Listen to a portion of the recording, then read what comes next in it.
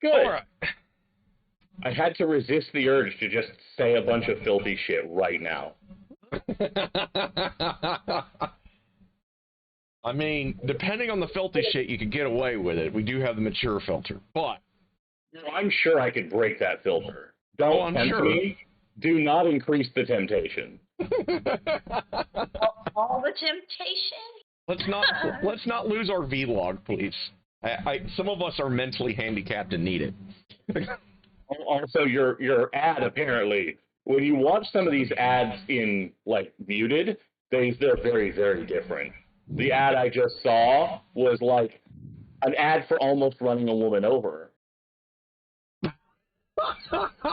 supposed to be a DUI ad, but it looked like an ad for trying to run people over. Oh my god, that is awesome. Are you done with not giving into your road rage? I mean, it's just that he didn't do it. The only way they could make that ad better then would have had to have so-and-so attorney at law at the end of that then. Have you ever seen the Soul Paint ads? I don't think I have. No. They were old Sherwin-Williams ads, and they were like, what's the color of your soul paint? And they had a bunch of different ones. And the one that always amused the hell out of me was the blackface soul paint ad.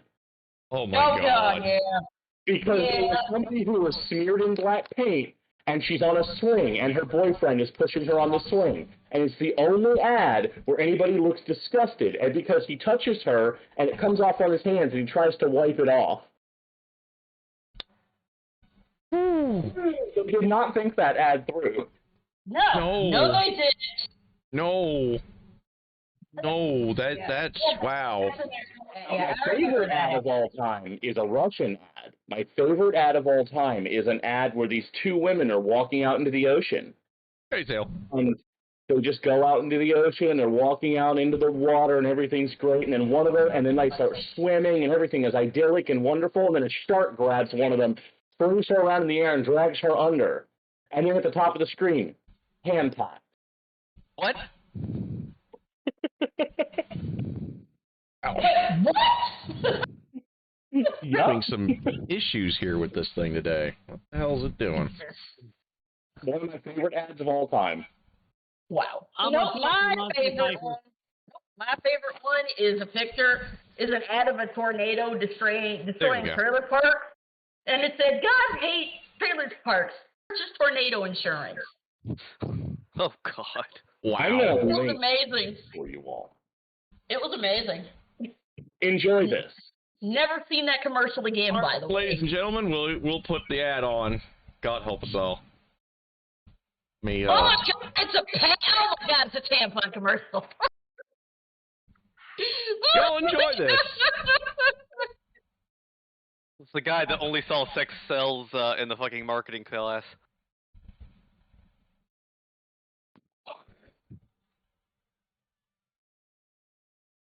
Damn! Damn! Holy shit! That is awesome! Isn't it though? They went the whole 9. Wow! I love that one so much. That was I'm not better even special sure that's effects real. than the last Marvel movie I watched. I don't know if that's real or if that's just something somebody like put together as a fake commercial. I don't care. I love it. Look, props to their effects department. That was better than fucking Black Widow special effects.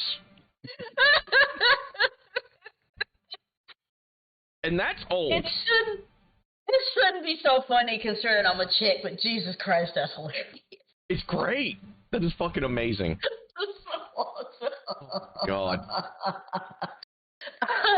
Okay, I'm gonna have to get the big dumb himbo mindset after watching that, and that's gonna be hard, but we'll go with it.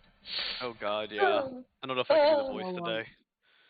So, guys, I started playing DDO because the Curse of Strahd expansion was free, and I got to the part where we got the Sun Sword, and the DM narrator, I had my headphones and mic on, said, the Sun Sword, it's missing from its pedestal, where did it go? And I just automatically yelled out, Hoodle fucking took it, he ain't getting it back. And got kicked from his party because they thought he was crazy. Yeah. By the way, Jay, you if you go into your extras, the homunculus is in there for you. I already saw it. I got it. Good. Excellent. So you're enjoying the website better than the app so far? Yes, I can actually do things.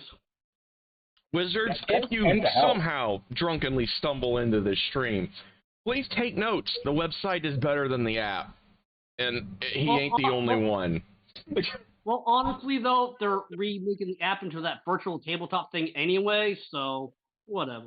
So, it's gonna suck. There's a lot about that I don't like, and a few things that I do, and I'm going to be an active participant in their feedback. That's good. Honestly, I would too, but I don't know the rules. I'm going to have to sit down and fully read it at some point.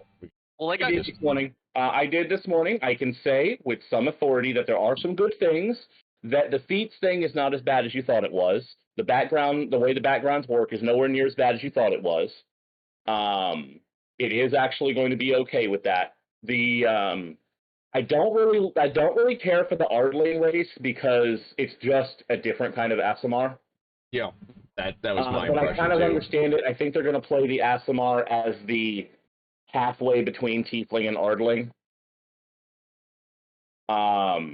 They didn't get rid of short rests. When you read through it the first time, you thought they had. They didn't. They just didn't re-explain it in these rules. These rules do not replace everything. They only override things if you're using the playtest, and everything else stays the same other than what's in these rules. Okay. So you do still have short rests. That's still fine. They just didn't re-explain how a short rest works. And honestly, to me, the whole backgrounds add a little bit of a feat thing made sense to me, because if your background is soldier as a feat, why wouldn't you get more hit points? Well, that's the thing. The background also determines your attribute bonuses now. So you're not strong because you're an orc. You're strong because your background says you were a warrior and you added strength onto your background. Oh, no. Oh, no. Our character's background and story actually affects our character? What will we do? No, that's exactly why I kind of like it. It gives you every background is designed to be created by the player with a certain set of rules for what you're allowed to take, and that's that. That makes a lot better sense.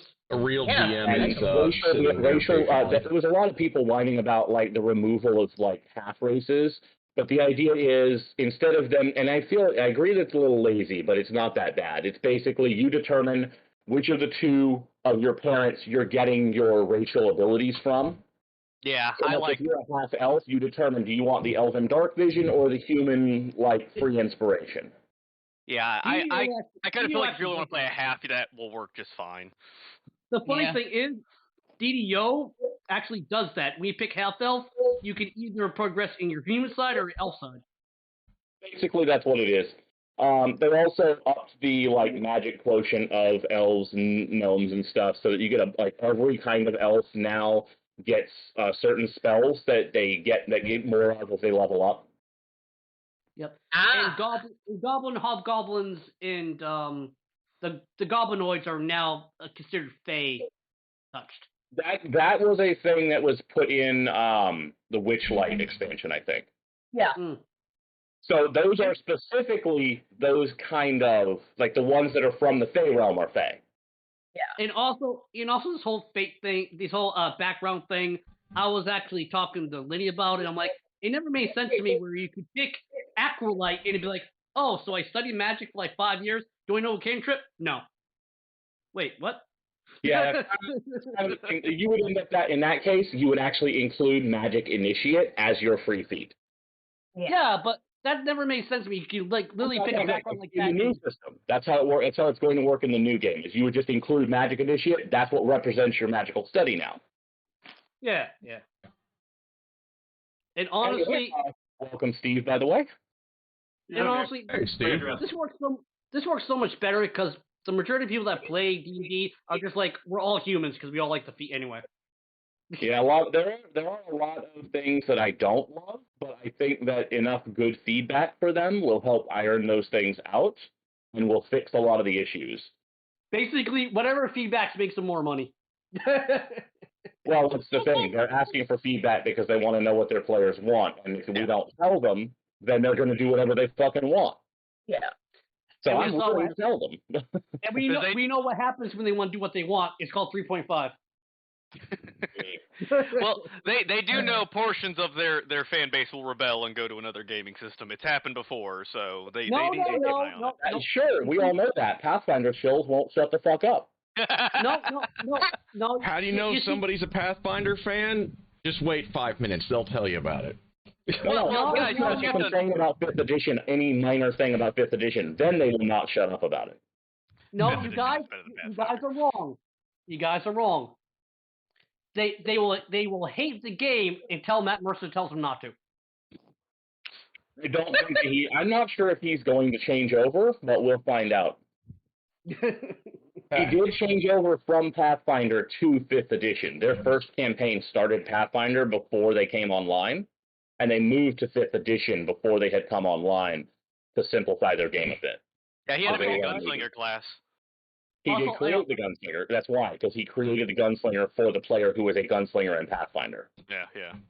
Also, by the way, until this exact moment, I thought Pathfinder was D&D. That's because it was made by a bunch of people who saw the 3.5 wasn't complicated enough. Yeah, basically, shit. When I saw Pathfinder, I'm like, oh, it's another Dungeons & Dragons realm, whatever. I also wouldn't mind if some Pathfinder adventures got converted over to 5th edition. I think a lot of them are actually particularly solid. Well, the thing about Pathfinder is that the people working on Pathfinder are perfectly competent. They just have a philosophy on gaming I hate. Mm-hmm. I don't want the game to be more bloated and complicated. I want the game to have interesting options, sure, but I don't think that having 57 classes makes it better automatically when most of those classes are not interesting. Yeah, you're not wrong on that. Hell, right now I think regular D&D has too many goddamn races.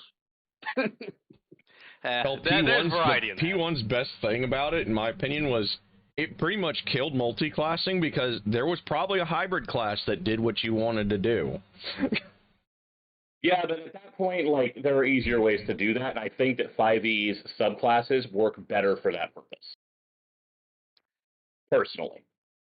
I'm more of a solid class kind of guy. Even regular D&D, I never liked multi-classing. It just depends what I'm trying to make. So, to pick up where we left off. Let me stop right there. I need to be able to link in. I don't have the command anymore. Got it. Please let me put my character in. Yeah, he needs to load his character in. You feel the exclamation point, character, and then copy-paste your character's name in. Screw that, just do what I do. Import it to the bot. Buttons, how it works. That was import. Exclamation point import with the share link, and then you can do character. I'm sorry, I thought we'd already gotten you imported. You're right. You do have to import first, but then you do exclamation point character to set it as your active character. Just this? Is that right? Sure, boy. I'm in a party full of lizards.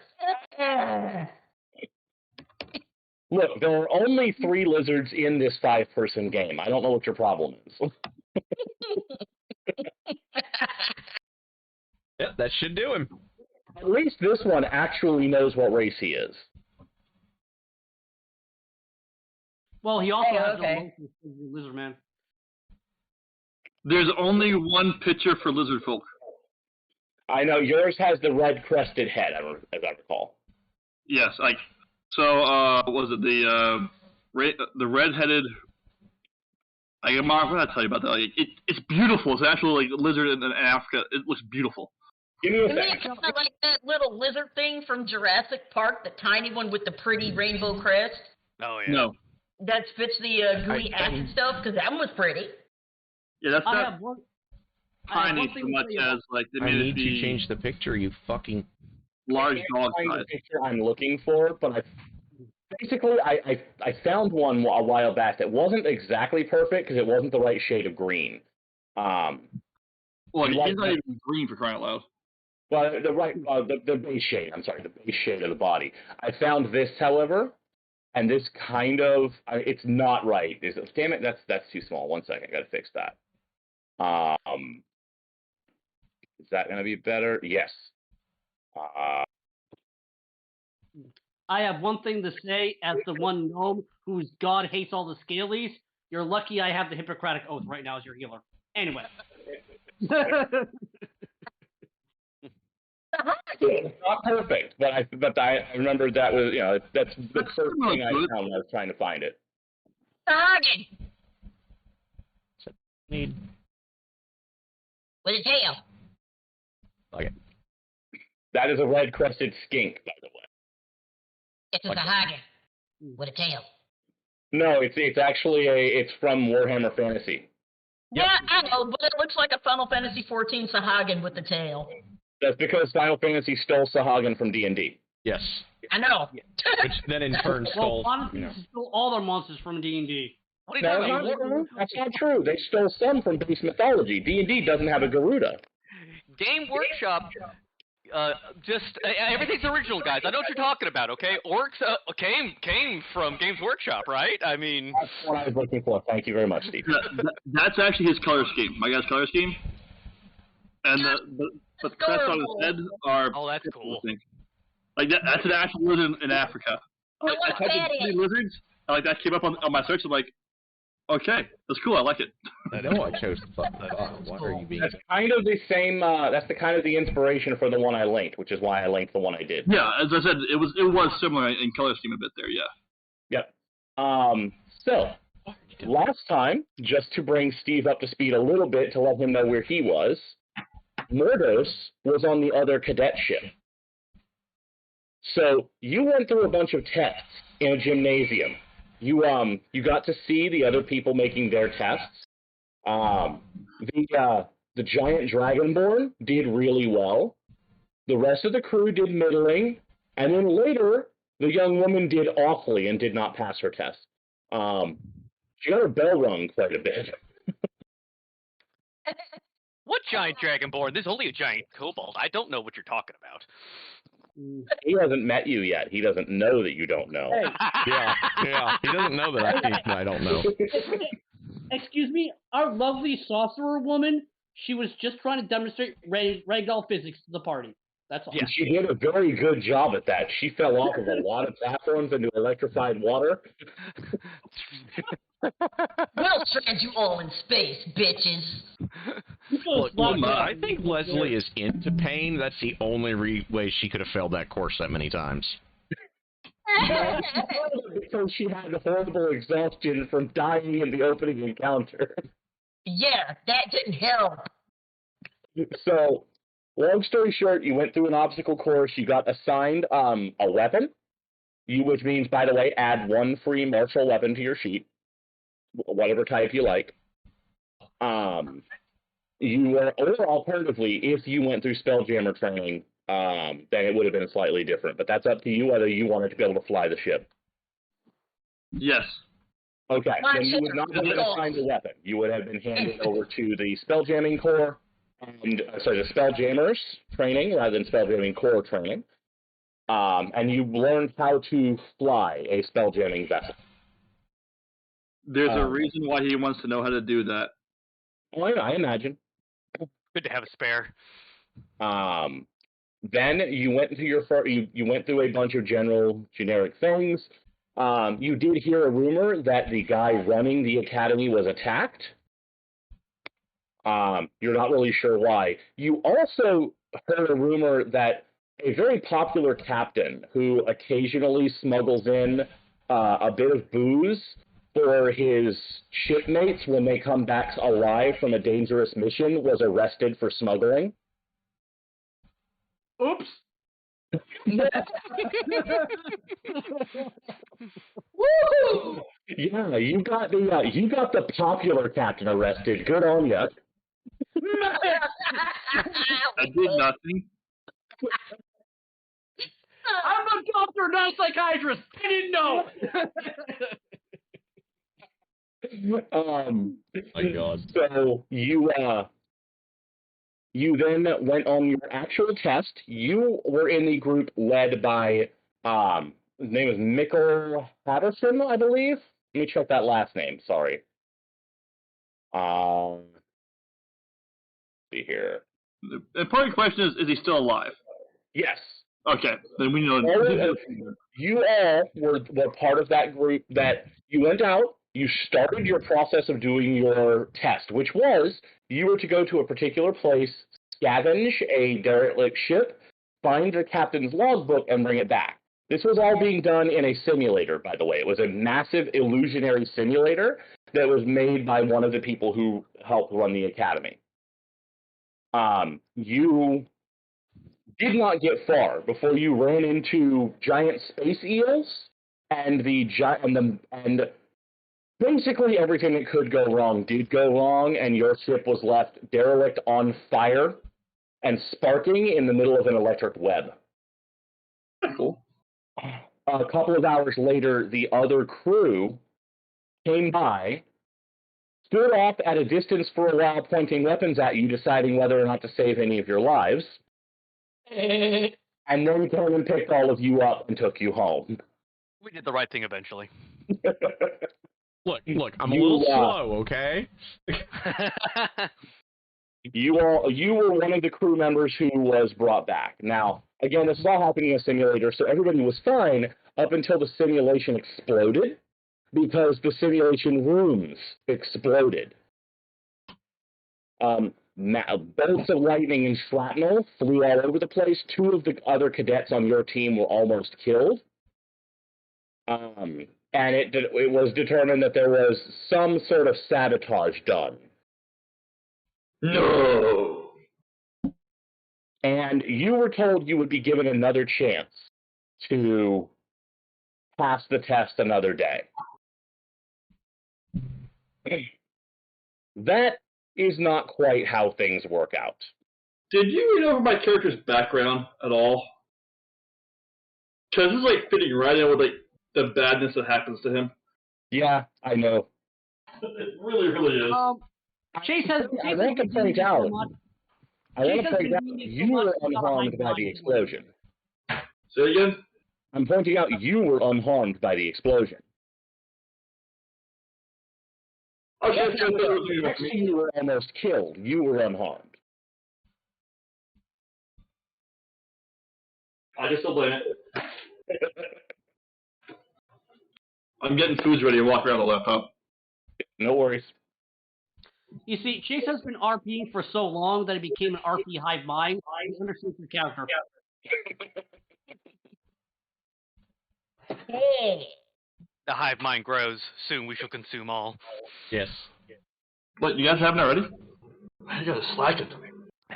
No, there's no hive mind. Not yet, because you haven't consumed me yet, because you're all fucking hearing craziness. I broke the hive mind with my 8 intelligence. Soon you will digest 10 years worth of Warhammer 40k lore and know all. Oh, dear God, save me. Do not make me into that guy from the meme at the baseball game. I will do it. Do you want to We know will more? give you a whole entire 10 years worth of BattleTech lore, and you will start digesting that. And soon. Then we'll move on to Silmarillion. I can tell what happened. Would all be sitting there looking at Chase going, do you want to know more? I'd like to know more. Just remember. You're not wrong. Never trust Liao when they're behind you or in front of you. Just don't trust them. There's only one proper way to deal with a Liao. It involves an auto pistol. Or autocannon. No. You don't let them get in there, City Max. I want them easier to kill when they're in the mech. You just wait for their boss to betray them for no reason. No, the Cataphract is a fine mech. They're shitty pilots. Wow. I'm pretty sure that's live the Steiner. great leader. This is not North Korea at all, we promise. They don't have schools. Oh God, yeah. They never teach most of them how to read. Bad mech warriors with great mechs. We're describing Steiner now, though. No. Steiner teaches you how to read every language except the one you actually need. Steiner will absolutely give you a fine education. That education will have nothing to do with anything actually practical, but you're going to get a great education involving everything except how to be a mech warrior. Plus, or strategic thinking, or tactical thinking, or logistics, or... No wonder why they were terrified. Who in the military needs a military education? You don't need to learn how to shoot guns. You need to learn poetry. That way you can be a warrior poet. Isn't that what really matters? That you can sing over the radio as they're killing you? Okay.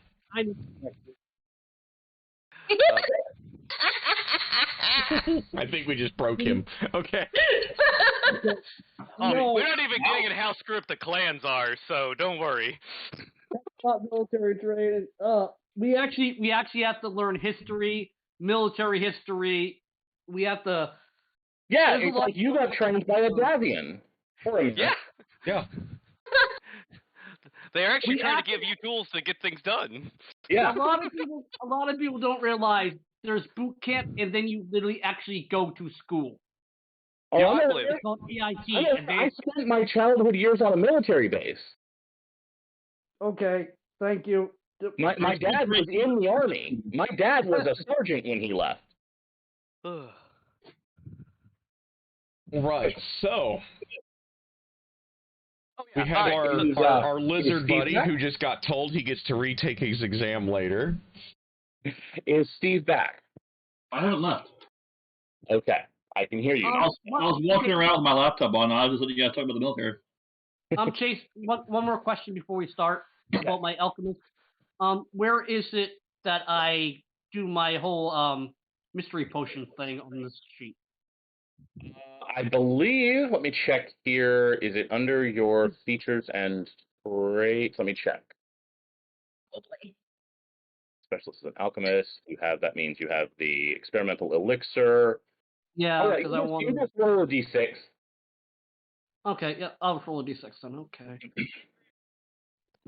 Because you do it whenever you finish a long rest. Yeah, I just wanted to make sure I knew where it was in case it was a special button or something. Which actually reminds me, all of you get a long rest right now because you did get to sleep overnight. Yay! Yeah. Hey guys, the die rolled immediately without pausing for a minute. Anyway.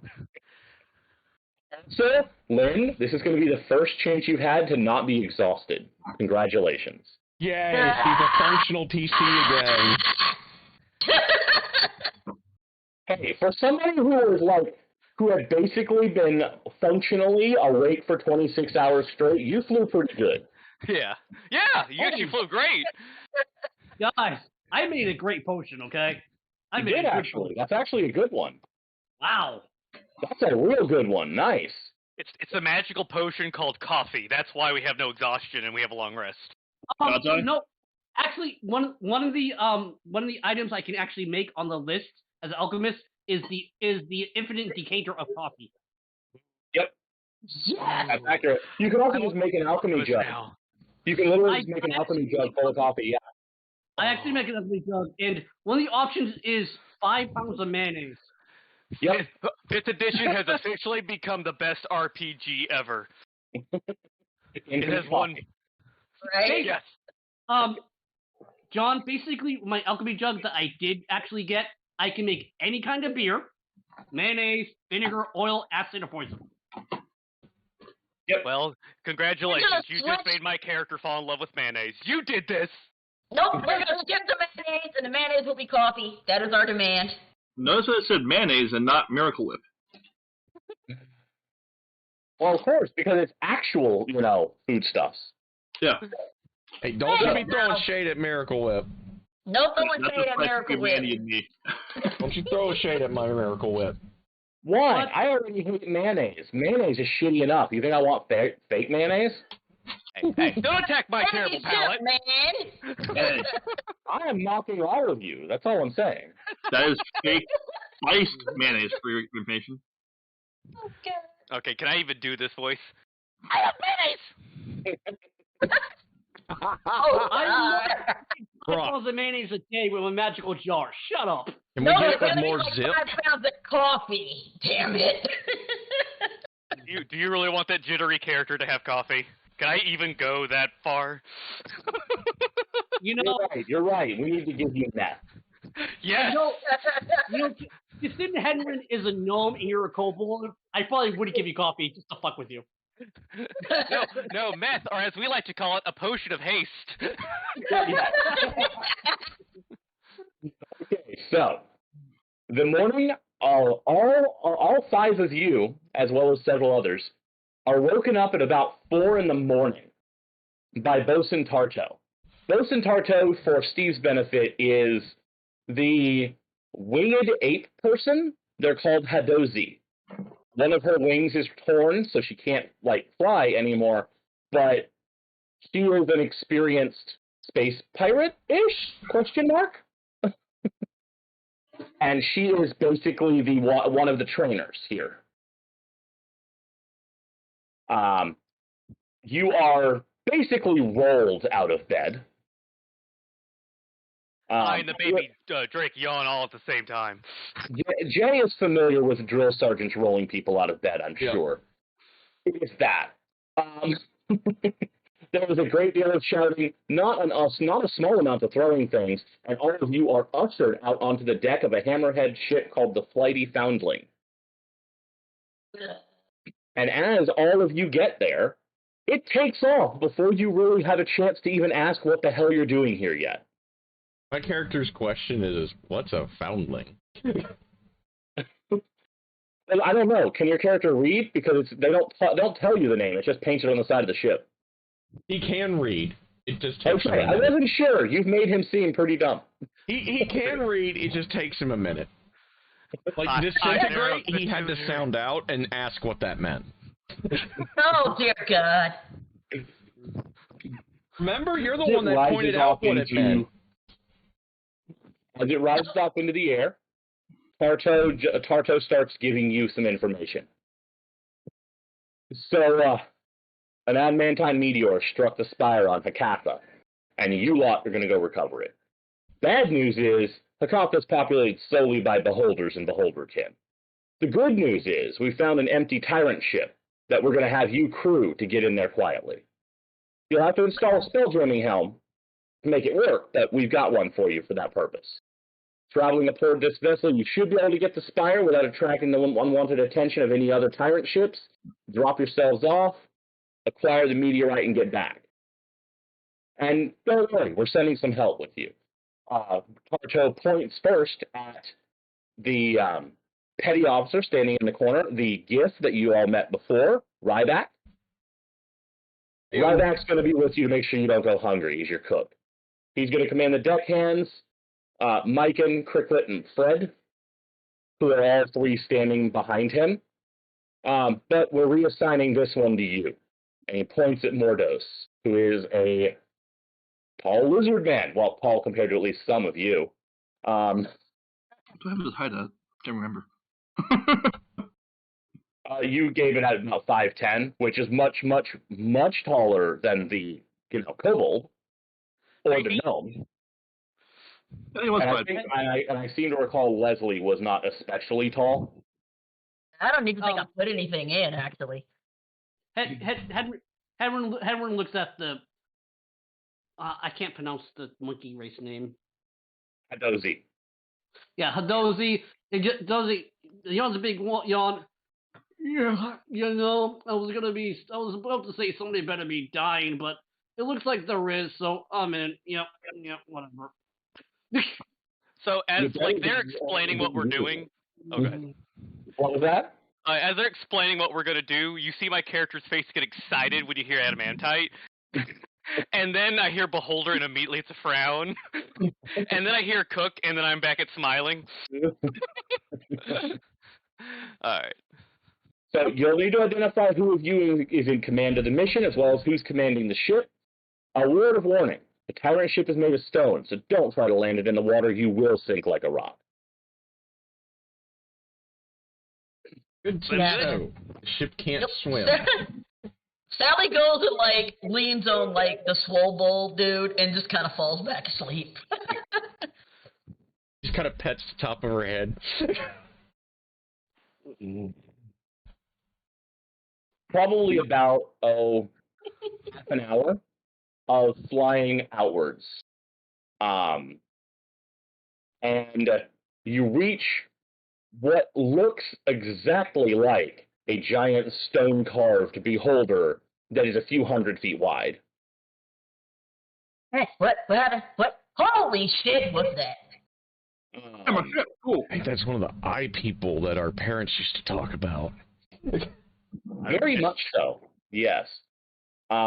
Just for a reference piece, they do actually have an image, though this is not. I don't think this is exactly what this one should quite look like, but this is a close enough approximation.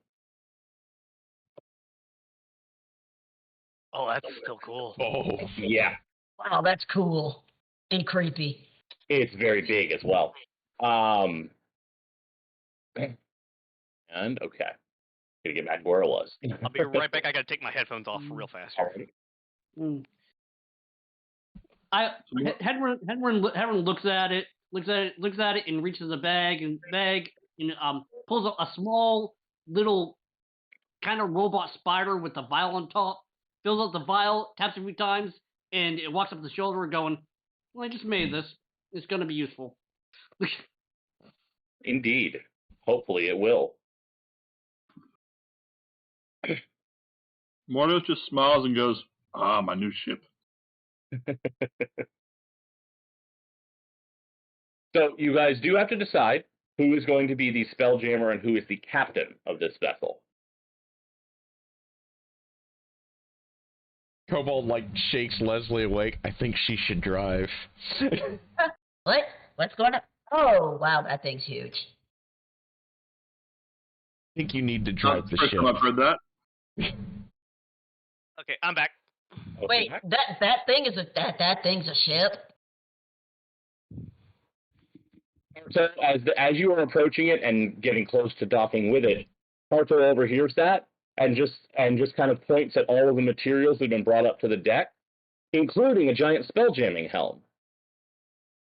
Just kind of points at it and says, "Yeah, you're putting that on there. Go." A bunch of the crew start to offload everything into the cargo deck of this ship. Now, character's trying to figure out where the sails are at. I'm going to give you a deck plan because I have that. That is the deck plan of this ship. Okay. Oh, I'm sorry. I think I may have actually given you the one without the notes on it. Give me a second. No, let's get this on there. Yeah, there's notes. Deck, Notes. Aviation deck. Mod, beholder It was a quarters, different version. spelljamming helm. That's okay. Yeah. It's actually this version is the one that you actually need. I'm sorry. Size done. That's in there. It is. Nope, not that one. I want image as with notes there. And then upload this second one, because this one actually has a few hand-scrawled notes that might be useful for you. So that's the actual map you are handed of the ship while you are boarding it.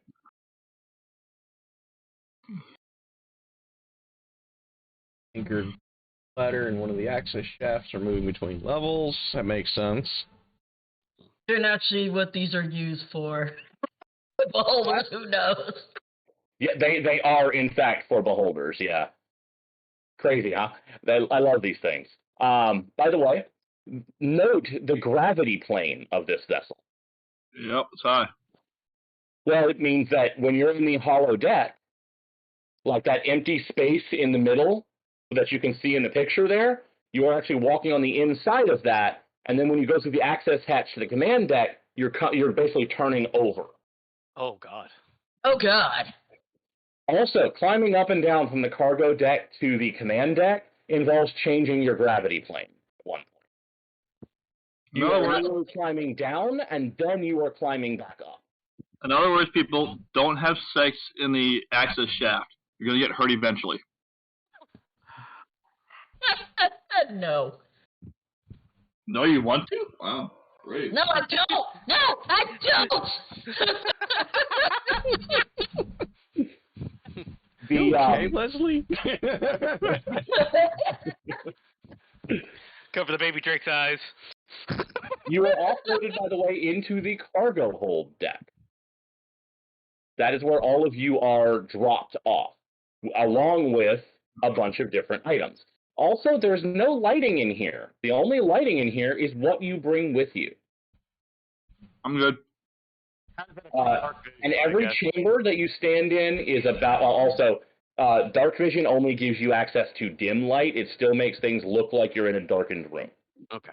Yeah. You do have a disadvantage on any perception check in dim light. Let's get some lights in here. Also, the chambers are about 20 feet high. Every wall is completely smooth and utterly featureless. Before I do any lights, do I notice anything at all? In what are you looking for? Anything unusual besides, like, anything, really? You can give me a perception check if you'd like. What? You can give me a perception check if you'd like, with disadvantage. Why disadvantage? As you said before they bring the lights. Yeah. Yeah, that means you would have disadvantage on the inside of the place where there's no light. You have dark vision that makes it disadvantage instead of failing your roll automatically for being blind. Devil's sight. Devil's sight. Does that make it see normally, or does that give you dark vision? That's in pure darkness. All darkness, even magical darkness, you can see through. Yeah. Right. I'm asking if it gives you dark vision or if it makes you see completely normally. That's what I was asking. Completely normally by the looks of it. You can see normally in darkness, both magical Okay, and non-magical. normally is fine. That's different. I'm letting people know that there is, in fact, a penalty to dark vision. That's why I was reinforcing that. But yes, you would be able to ignore that up to about 120 feet. Go ahead and give me your roll. It's more of I want to make sure there's nothing that's like, oh, wow, that might, cause a problem if we have lead light here or something like that. Most likely not, but, All right, give me that roll. Perception, there it is. Oh, that sucked. Yeah, Dragons out today. Completely smooth, featureless corridors. I will tell you that it's unnaturally smooth. This is not chiseled. This is perfectly smooth, featureless walls with zero handholds of any kind. I know how they probably carved this. You are not wrong about how they. Now that you said that, I just realized. Whew. Yeah. So my character's gonna start pulling out the extra torches. Do they drop off extra torches with us with the supplies? 1 sec. I will give you the equipment list that they have dropped off with all of you. Someone should write these down. I get on my notes. I'll let Aaron do it. Everybody has been given one climber's kit and a hammer. That's for each person. Okay, Climber's kit. Yeah, and hammer. Okay. And then the rest of the equipment are 100 pitons. Okay. Which are those spikes you use for climbing with. Okay. 100-foot lengths of rope. 5 100-foot lengths of rope? Correct. 2 mess kits.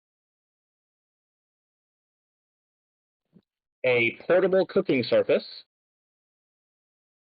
Ooh, it's a magic hot plate. Basically, yes. 2 barrels of water. You said 2 bottles of water?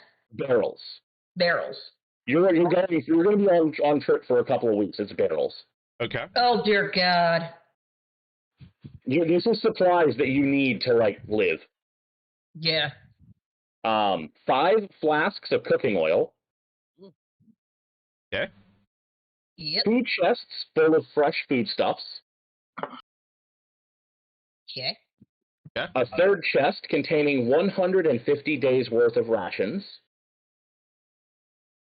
Oh, my. Oh, my. Oh, my. 5 lanterns with the continual flame spell cast upon them. Ooh. Nice. That does not create actual fire, it does not burn, but it does create light like a torch, and it's permanent. Nice. There is 1/2 of a cord of pre-cut firewood. Okay. Yep. 10 potions of healing, Ooh. each one in a metal flask. Gotcha. Ryback does tell you, don't pocket these. These are in case of emergencies. Right. And then a sending stone that goes directly to Bosun Tarto. Tarto has the other end of the sending stone. Okay. The sending stone will allow you to, once per day, speak into it as if the sending spell and get a response. Gotcha. And that is what is brought onto the ship with you. Okay. Along with Petty Officer Ryback, who is going to be the galley cook, as well as basically your advisor on this mission. This is the person who is more experienced than all of you, who is here to make sure you don't all die. He's dead. Sally is inwardly thinking, we haven't, what's going on here? Aren't we like still cadets? Don't worry, he's only 2 days from retirement, okay? The guy will be fine. So, who all doesn't have dark vision? I mean, I know, like we're all not super great with dark vision, but I'm just like, who directly does need a lantern, I guess, is what we need. That would be the human! I actually don't have dark vision, but my helmet on my shoulder does. So I mean, we're all going to have a lantern because only one of us has devil's sight. Okay. You guys know that? I can create my own light. Ryback is going to keep one of the lanterns. So you guys know, Mortis has now let you guys know he has devil's sight. Your players might know, the characters don't know. That's fine. I know. That's fine. Well, I'm just saying, all of us are going to have a use for this thing, as far as we know. Yep. Ryback is keeping one of them. Yep. Because he and the other 3 are starting to unpack supplies, basically, and set up the cargo deck. Ryback is going to be setting up a galley in one of the cargo holds. That's fine. Ryback also instructs all of you the spelljamming helm that you brought, which is, for Steve's benefit, a spelljamming helm is a giant chair that a mage that some spellcaster sits into to drive a spelljamming vessel. He instructs all of you to get the spelljamming helm to the command deck. Which might take a little work, because it's big and it's heavy and you have to get it up the access shafts. Oh, dear God, and it's all smooth, isn't it? Yep. Mortis comes up the big guy and say, you carry it. Can I use acrobatics to climb, or do I have to use athletics? It would be athletics. You can certainly make an attempt if you would like. Go ahead.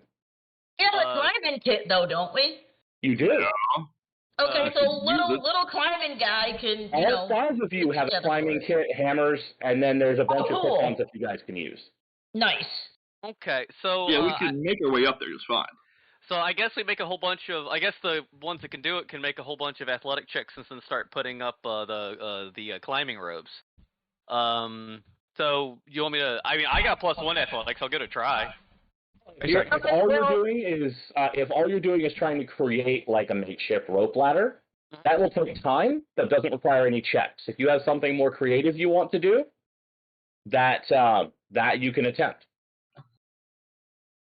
It could, magic rope later. Like, these climbing kits are specifically they're designed to be easy to use, and while this is a smooth and featureless kind of thing, it's not a craggy rock upon which you will die. It's not like a cliff face. And it only goes up so far, so you do only have to, if you want to create like a rope ladder kind of thing, that's totally something you can do that's not that difficult with the amount of pitons that you have. You won't be able to do it in all 3 access shafts. You'd probably only be able to get 1 or 2 of the access shafts lined this way, but you could totally do that. Let's get at least the first one done. Yeah, that sounds like a good idea. Yeah, we can at least get the one up to the, that'll take us up to the command deck. Yeah. And okay, also, which one of you is going to be the captain and which one of you is going to be the spelljammer? I don't know how to spelljammer. Well, since Sally is gonna bite the bullet and go for piloting the Ucky Stone ship because homeboy was on the busted damn boat and that wasn't my fault. That didn't end well, so yeah. I guess I'll be captain. I'm the captain. Okay. Captain's job is basically to give orders and make sure that they're followed properly. Spelljammer flies the ship. Crewmates just do whatever else needs doing. So how many deaths are we going to have before we even get there? That depends. First, whoever's in charge, that would be the captain. Go ahead and roll me 2d4 plus 2, please. Got it.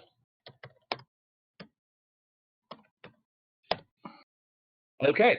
It's about 6 hours' work to get the Spelljamming Helm to the command deck. Oh, wow. That's how long it takes to secure everything, going slowly, taking your time, making sure everything is secure and safe. Getting your Swobold to hump the thing directly up the ladder without, like, damaging it, etc. So how do you survive with wings? Wings would actually help. So, but you manage to get the Spelljamming Helm to the roof. I'm sorry, to the command deck. Yes, there is that weird moment about halfway up where the gravity completely flips in half, and the Spelljamming Helm just sort of floats in midair and has to be lifted the other way now. So, in order to make sure that no one falls during that time, Mortis will actually be using Mage Hand to go up as far as he can each time until he goes up and it comes back down.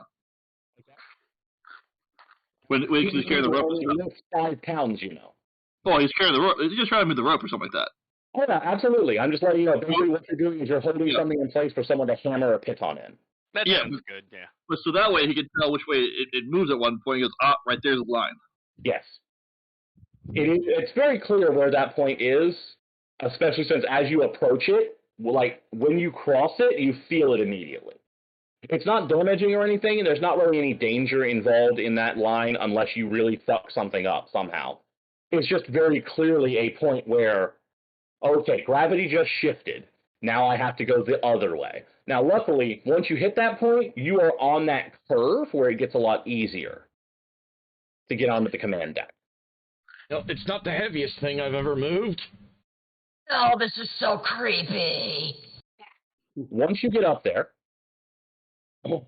as this gets up to the command deck and everybody is following him, I'm going to ask each one of you very quickly to roll me an initiative check. Okay. Oh, God. Yep, the curse begins! Yeah, I know what you mean. No, Mortis is on the ball. I'm too busy pulling on this helm, apparently. Well, you're the captain of a ship. You know, there's certain things you gotta be able to do. Well, we all know who's really lifting right now. You're nat 20. Oh, dear Lord! Fuck you and your nat 20. Okay. So, ironically enough, Mortis goes before anything happens, which is both a good thing and a bad thing. Mortis, you're actually going to have a chance to react before something bad happens. Effectively, as this crosses the command deck, like crosses into the command deck, and just as he hefts that Spelljamming Helm up onto a rock face, the ship starts to move. And in fact begins to move very rapidly as a wall comes at you. As a what? A wall comes at you. The ship is starting to move, and it is not preserving your momentum with it. Oh. God.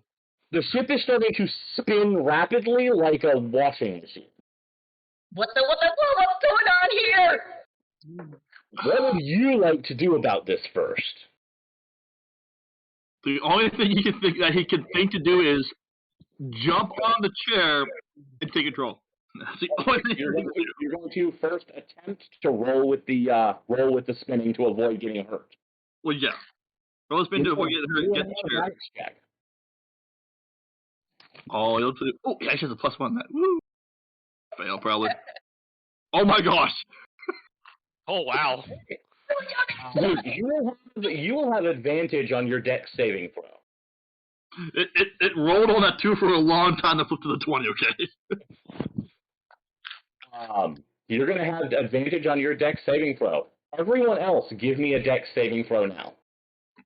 All right, dex saving throw. Dex saving throw. This is not a good sign for today. Yep. This is not a good sign for today. TPK. TPK. TPK. I know what y'all talking about. Holy shit. We're all doomed. Okay, so everyone except Mordos takes 3 bludgeoning damage and is knocked prone against the wall. Mordos takes 1 and is not prone. Henry spins around and gets knocked to the wall, staring at the lizard man, and just saying, "This is why we hate lizards." Ow! Ow! So just show you up, yeah. No. At this point, you wanted Mordos to attempt to take control of the helm. The helm is not installed yet. Ah, shit. I thought you said once it was. I thought it was being on the run. Once the moment it was brought up here, when people entered the command deck, is when this went off. This appears to be a trap left behind by whoever left the ship abandoned. The ship is so not OSHA compliant. No, it's not. I will point out that now that you are out there, you, Mordos, can easily see that there are arcane control panels embedded into the walls. Thank heaven he has arcane knowledge. Does he not try to... Not yet, you're not. You get to do that on your turn. Oh! Now, we're going to move to the other turns. Fernrin gets to go first. Okay, so I noticed the levers. Can I make a check since I'm arcanist? You only move 25 feet, is that right? What was that? As a gnome, do you move 25? Yeah, you do move 25 as a gnome. I also have mage hand. Let me check on something. Give me 1 sec. You guys are all right? Looking at the map, you'd probably be able to get to it. You're gonna try to study the controls. No, is there any way I could actually know the basic control as an artificer, or is that out of my league? You are not, in fact, trained in beholder stuff. If you want to know how the controls work, you need to make an Arcana check to find out if you can study it and figure it out. Otherwise, you can just hit buttons randomly and hope it works. I'm going to study it because, as a military man, I know hitting buttons never works. Go ahead and make an Arcana check then. Wait a minute. No, that was wrong. The equipment just never worked. Wait, not to be a party pooper, didn't you say they were all knocked prone? Yeah. Yes, you can stand up on your turn. So it doesn't take your move action? It takes half of your movement. Gotcha. So you were all pretty close to the command deck. You were working pretty closely, so I kind of figured he could probably get there in 10 to 15 feet pretty easy. No, I was just making sure that, because I thought standing up from being knocked prone, I honestly thought it took away your move action. Takes half of your movement for the turn. Okay, gotcha. I thought it was moved to 0 till next turn, unless you... Wow. Hey guys, guess what? Just push the buttons. Well, you've already used your action on it for a moment. You can try that next turn if you want to. This is a very complicated thing, and you're going to be honest, you're not really sure how beholder buttons work in the first place. So They work with ice stalks. They work with ice stalks. That will bring us to all 3 of the other 3. So what, is there any particular language these runes are in that one of us might recognize? I have deep speech for all that matters. They're not really runes. They're just a control panel. Oh, okay. It's an actual control panel, presumably the kind that someone who knew how to use it could use. No problem. Okay, so I want to take... I will let you know, you are free to attempt to brace or roll with the trap. If you do so, you get advantage on your save to resist the damage. If there's any kind of magic you want to use, you can do that. You can also attempt to do things with the trap or whatever else you would like to do. My character will roll with it for now. That is an acrobatics check. All right, I'll roll it. I could do something that'd be very bad. Oh, come on! Another 2? No, that rolls real fast, man. I blame Alpha Strike for this.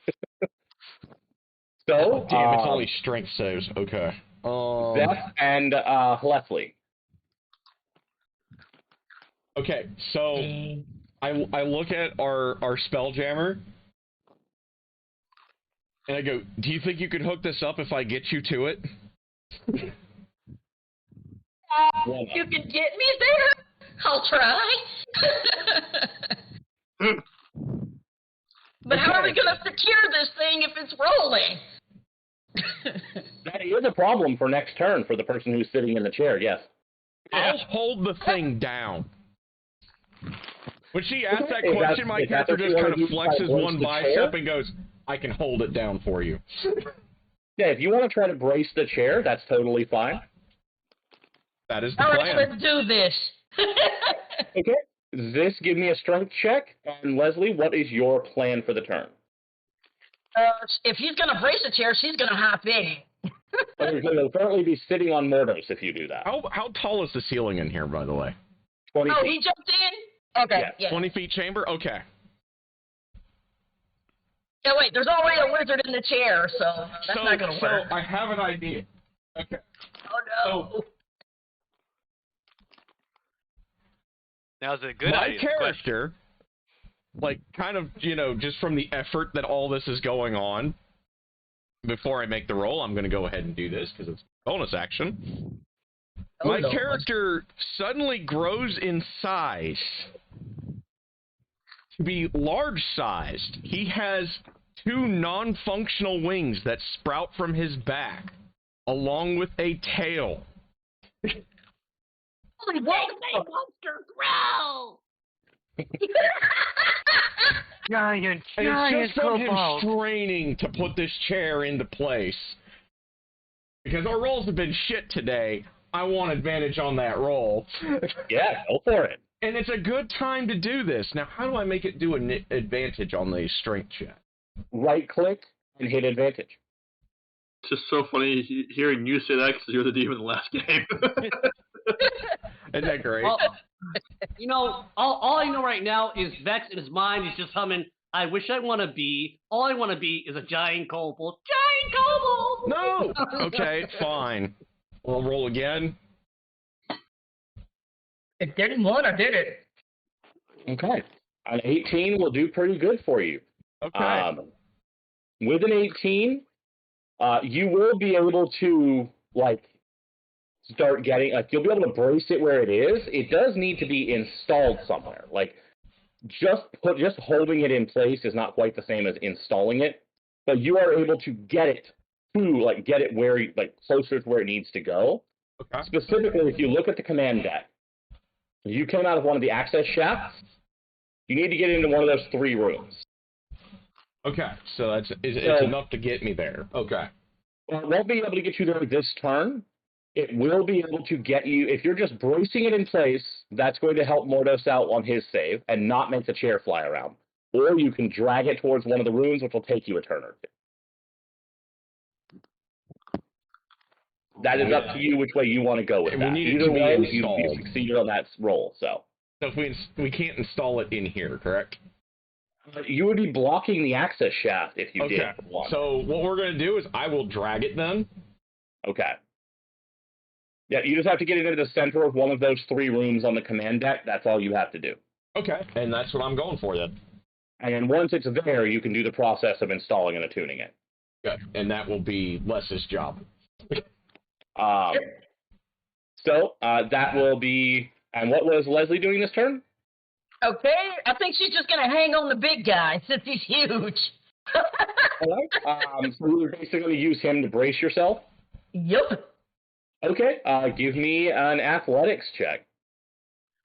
Oh, this is actually make an acrobatics check because you're probably kind of rolling with him and kind of using him as your brace. So yeah.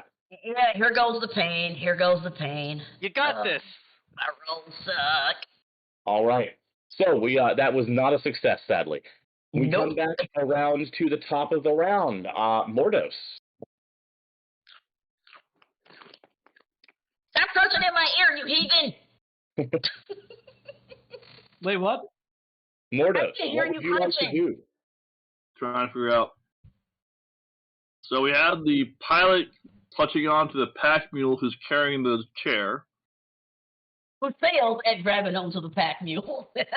You're on him. It's not going to help you any. That's all. You're not anchored. You're holding him. You're just not anchored onto him. Basically. Should have went for a grapple, damn it. This guy just opened up shit. Well, remember, Mortis was actually trained to Spelljammer, so he actually knows how to install the chair. That was not you, dick. He and Leslie could easily install the chair. It might take some time to do it, but you could easily do it. It's no problem. The issue is getting everything to stop. Yes. Yep. That is, in fact, the problem. Yes. So let's study first. All right, you're gonna try to figure out the thing along with Herman. Yeah. Okay, go for it. An Arcana check. I swear these dice are not loaded. Okay, that actually will do it. You are able to determine exactly how to shut the trap off. You can either do it yourself on your next turn, or if you instruct Herman how to do it, it will make a much easier roll for him to try it. Well, considering I'm the self-declared captain, I'm going to tell him how to do it. Alrighty. So now, everybody make me, since I think the only one of you that's braced at all is this right now, and he's actually bracing the chair, which means you're giving a successful, a saving throw advantage to Mordos. Everybody make me a dexterity saving throw. Finally. Mordos has advantage. Oh, God. That lady. Come on, Zess. Make that a make.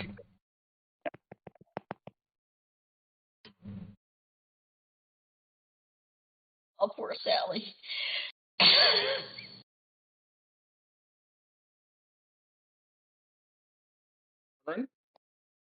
It's rolling. Okay. I think that I succeeded. You did, in fact.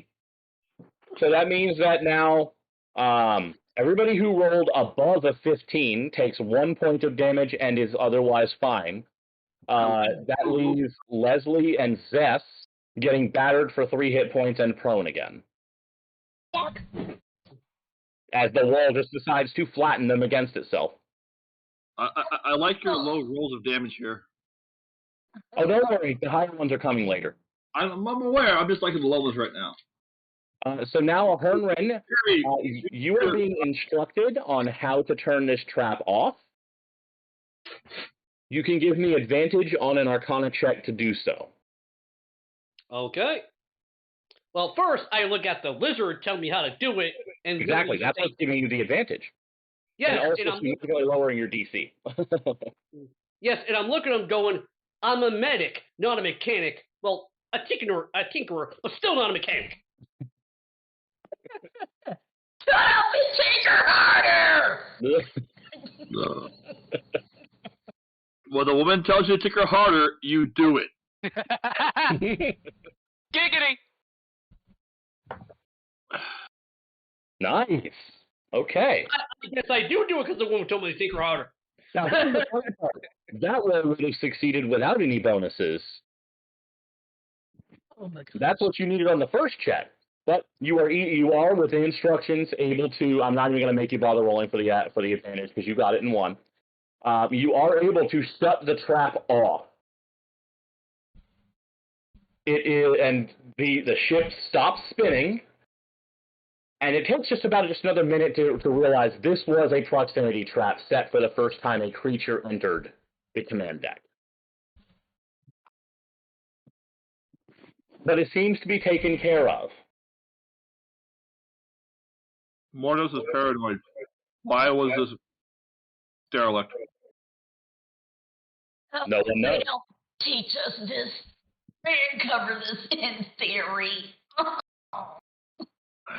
For the record, just to let you know how the NPCs dealt with this.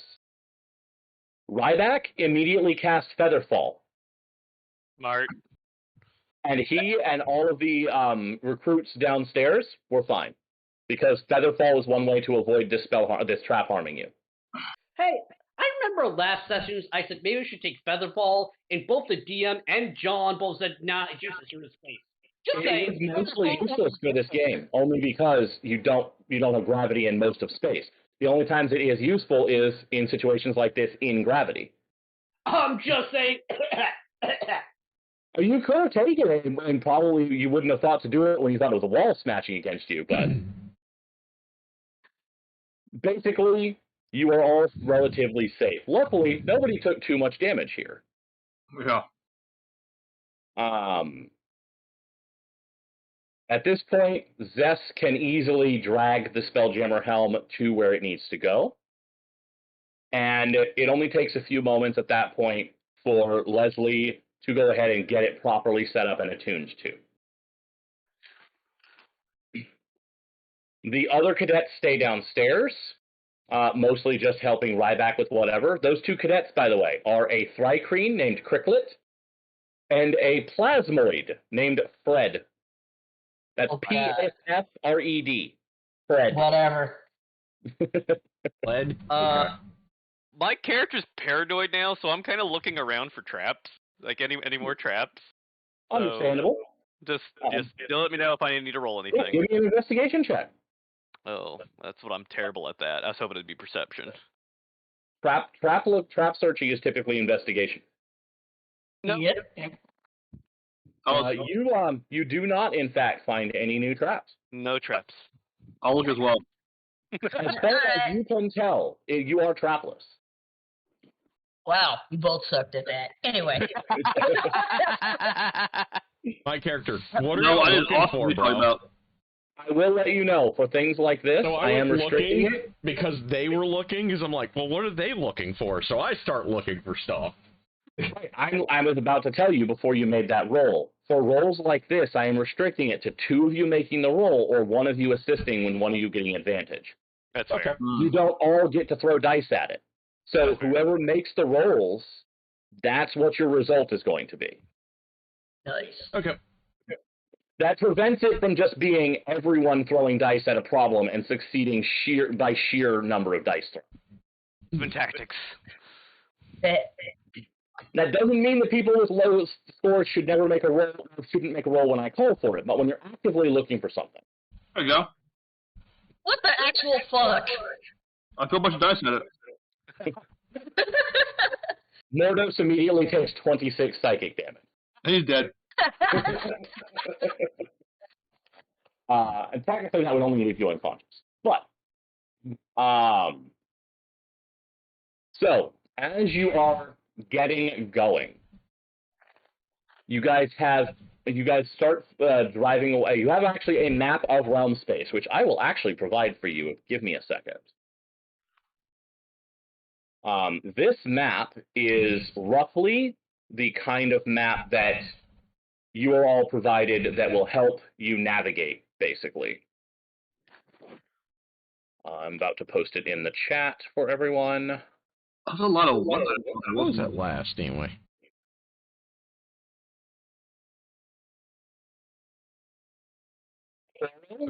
Is the main Forgotten Realms setting world. You are headed to Hakatha. Hakatha? Hakatha. The one on the edge there.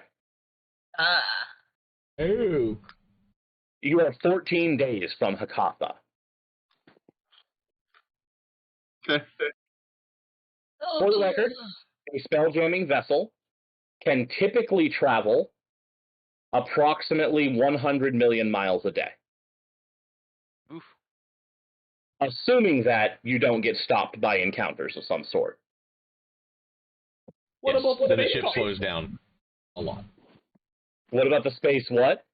The space cops. You don't want to meet the Imperial Elven Navy. Wait, there is a space cop? They're the Elven Imperial Navy. They literally committed genocide against all the goblinoids in space. Oh, boy. Oh my god. Successfully, I might add. Yeah, no. So, The Eldar are assholes. Yes, got it. After a while, my character shrinks back down to normal size after next minute. Hey, you got to be beefy for a while. Yeah. Nope. Smelly is just like how the actual. Never mind. I don't know. I just really had to pick up the thing. I really don't want to sit on this chair, but. I mean, at least the last guy isn't having to be hosed out, right? Well, the helm you're on is actually provided by the Academy, so it's the helm you're used to using.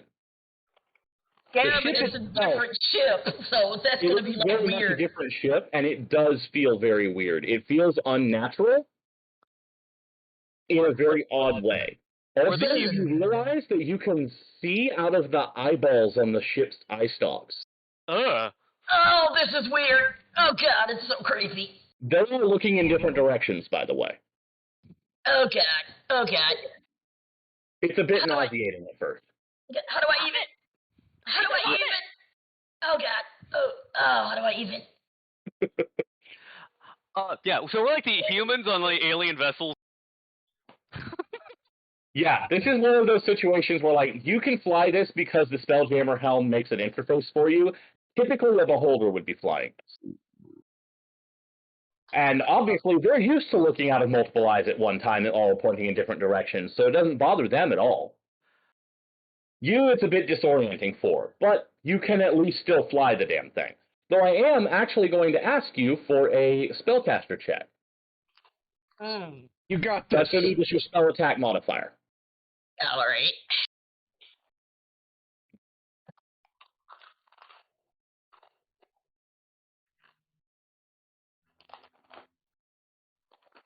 Okay. I will say with that modifier, with a 15 on that roll, it's going to take you probably about, let's say, about 30 minutes for you to really get used to doing this before it starts to become a little more natural. It never feels good, but the nausea wears off and you get used to it after a while. So at the very least, Leslie seems to be genuinely unnatural at flying, even if it's a weird, fucked-up alien orb vessel. Cool.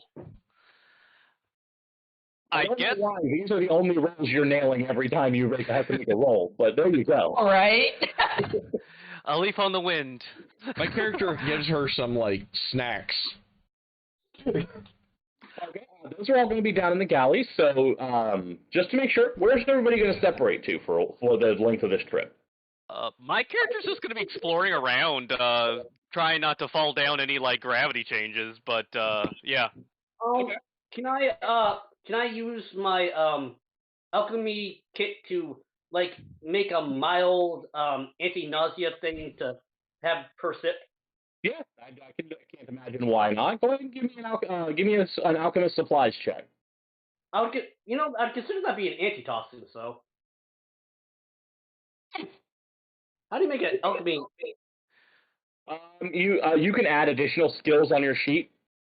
You make hit a the additional skills button, and you just add a custom skill for it. And it'll be using your intelligence and your proficiency modifier because you're proficient in them. No. Okay. I'll just roll the intelligence proficiency then. Right now, because this is the grossest thing I've ever done. Oh God. I'll go ahead and add it on for you just so you have it in the future. Okay. Thank you. No problem. I gotta figure out how to customize this still. Oh my eyes! It feels so oogie. It doesn't really matter because I may slop. Oh Christ on a basket! I'm not drinking that. Bro, it smells foul. When the guy who eats cold food thinks it smells bad. Is that supposed to have hair in it? That little orange thing, that would be nice. Yeah. Okay. All right. I added that to your sheet for the future, by the way. Thank you. So it's probably a few hours into the trip. You guys have done some wandering about, looked around the ship. Vix gotten a fairly good feel for the layout of the ship. It took you weren't able to get up into the meditation deck. So I had to close the door. Mm-hmm. Because that requires you to go up the access shaft from the command deck. And it's hard to get up there without more climbing, and the roof is 20 feet above you. Fair enough. So it's hard to get up there. Not impossible, but real hard. Probably not worth your time. Okay.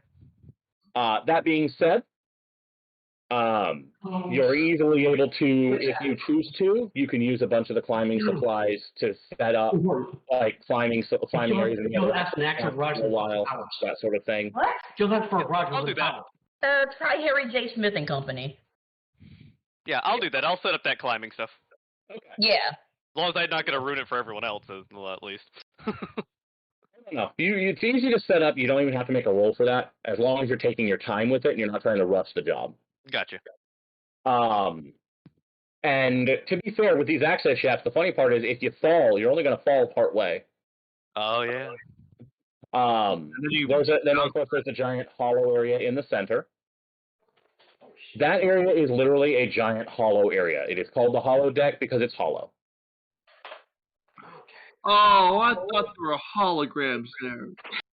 No, actually, that's elsewhere. There are in Spelljammer, but that's elsewhere. Scarred from Quark being on Kara's body at the holodeck, so let's not go there. Alrighty.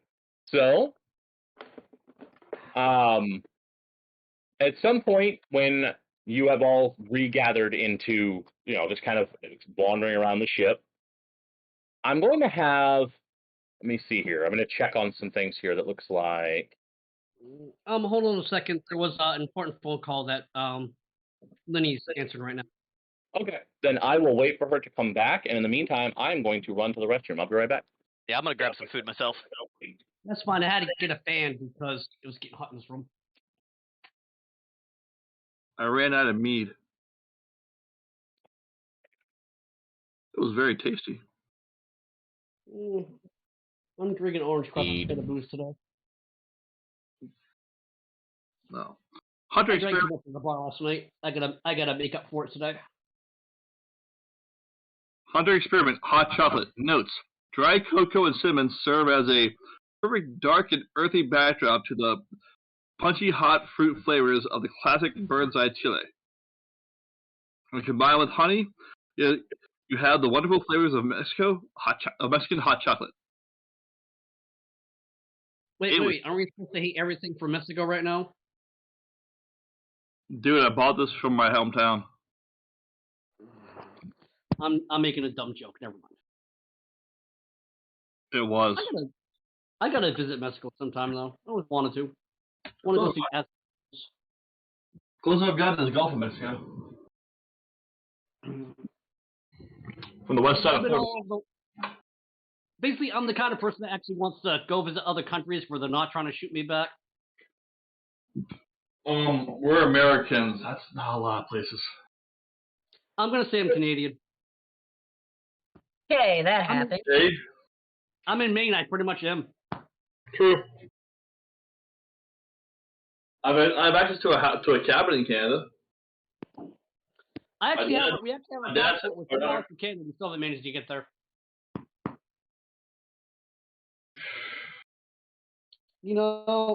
I could have went to Canada when I was a teenager, but when I turned 18, George W. dumbass closed the border.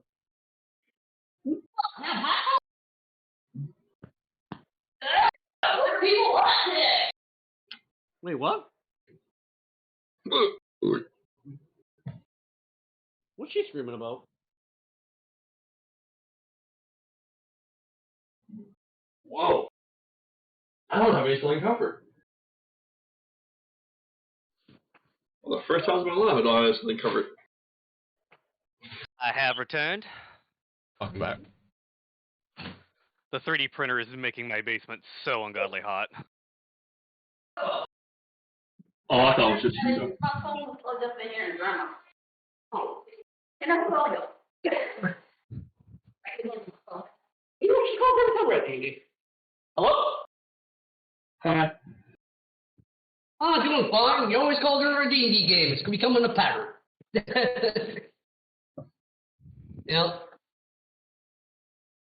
Oh, she's right here. What she?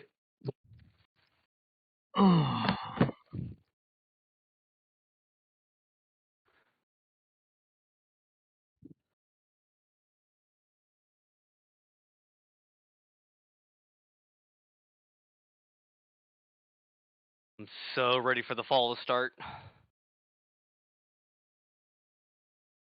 The fall of what to start? I want I want the cool weather to come in. Dude, you're from the south. You don't get that. We get snow like for a week for in February. That's about it. Yeah. We had like 5 false springs this year. It was crazy. I saw a bumblebee in February. I'm in Pennsylvania. Oh wow. Like, I got out of my car. I'm like, you're in the wrong time, man.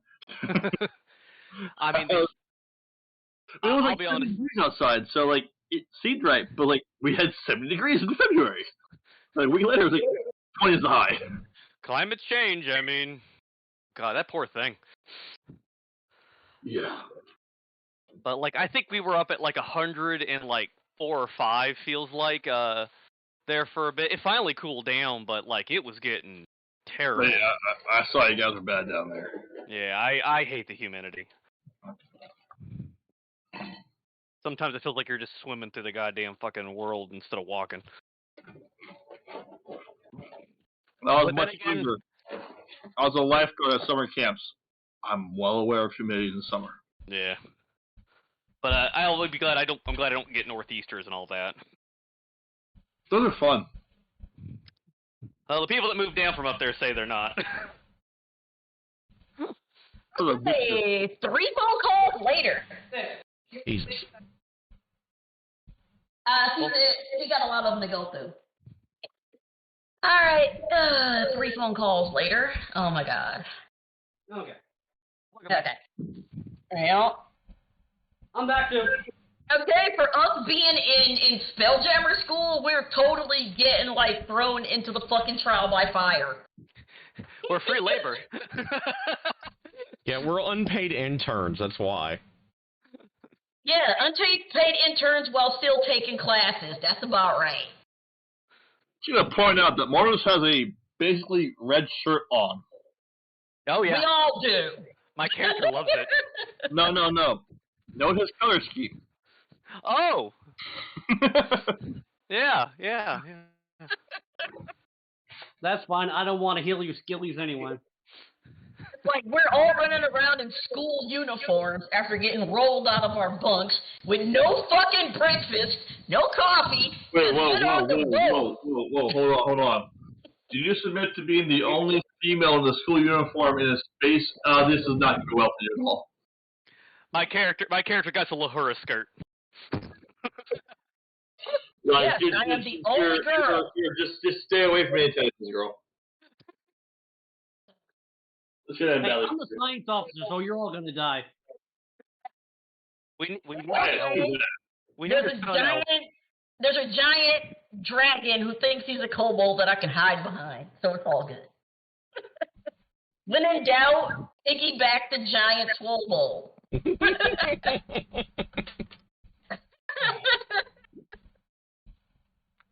He's officially my mount.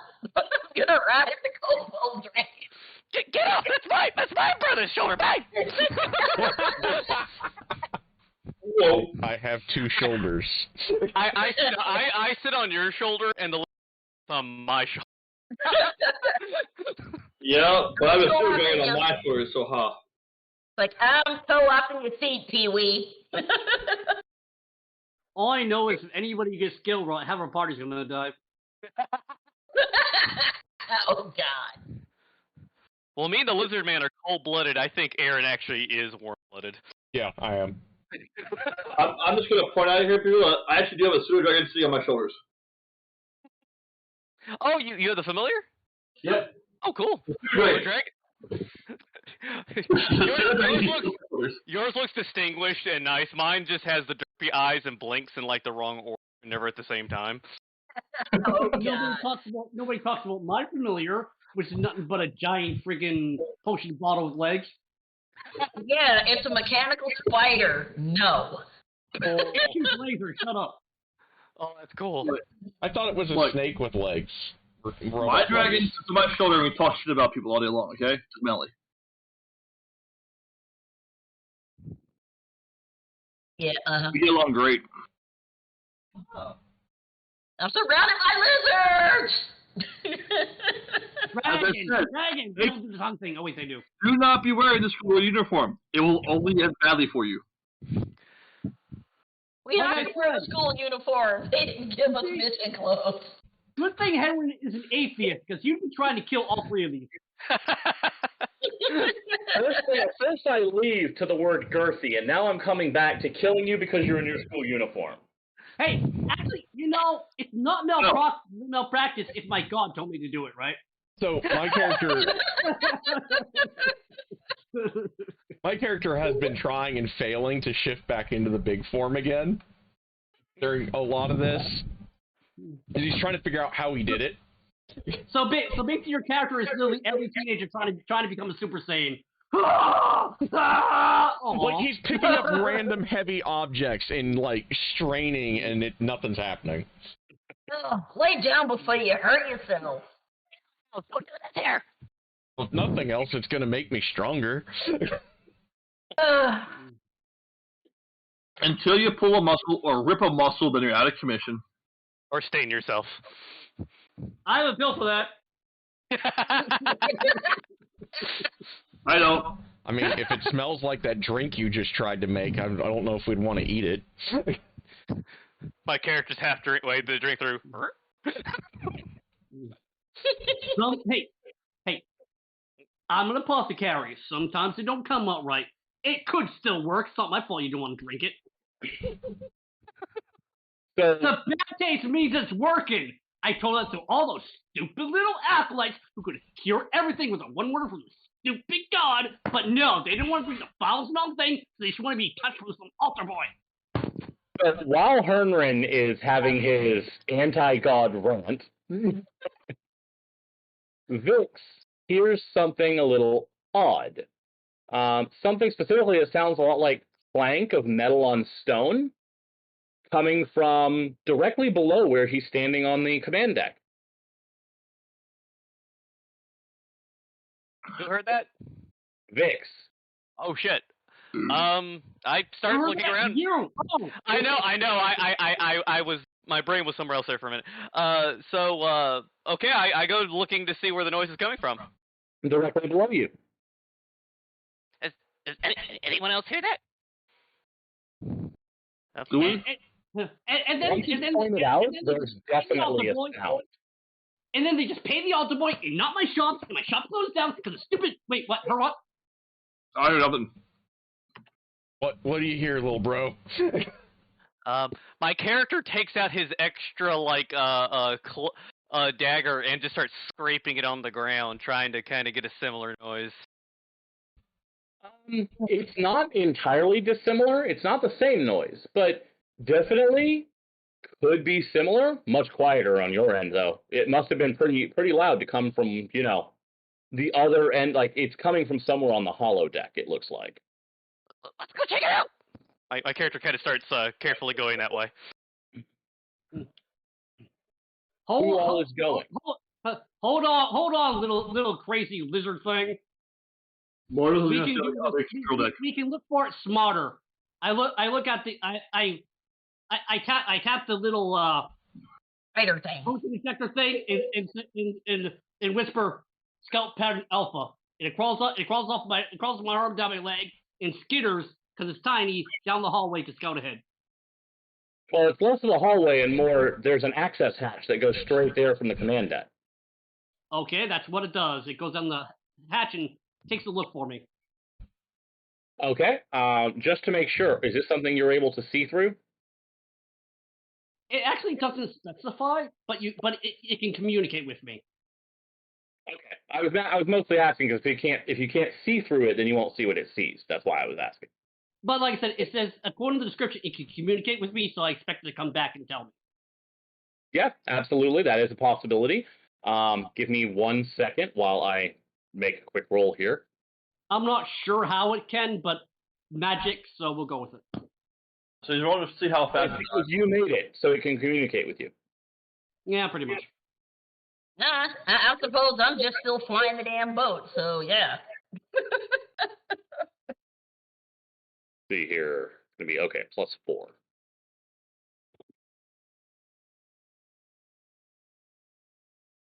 It's got +2 to stealth and +3 to dexterity, by the way, the human colors. Its AC is 13. Okay. And it has 7 hit points. All right. Okay, this thing actually looks really cool. Is this what it looks like? Yes. Nice. That is his little mechanical spider thing. That is actually kind of cool. Nice. That's what it did look like. It does not return. You do, however, hear what sounds like a crackle of lightning from that direction. That doesn't sound good. Yeah, let's not go that way.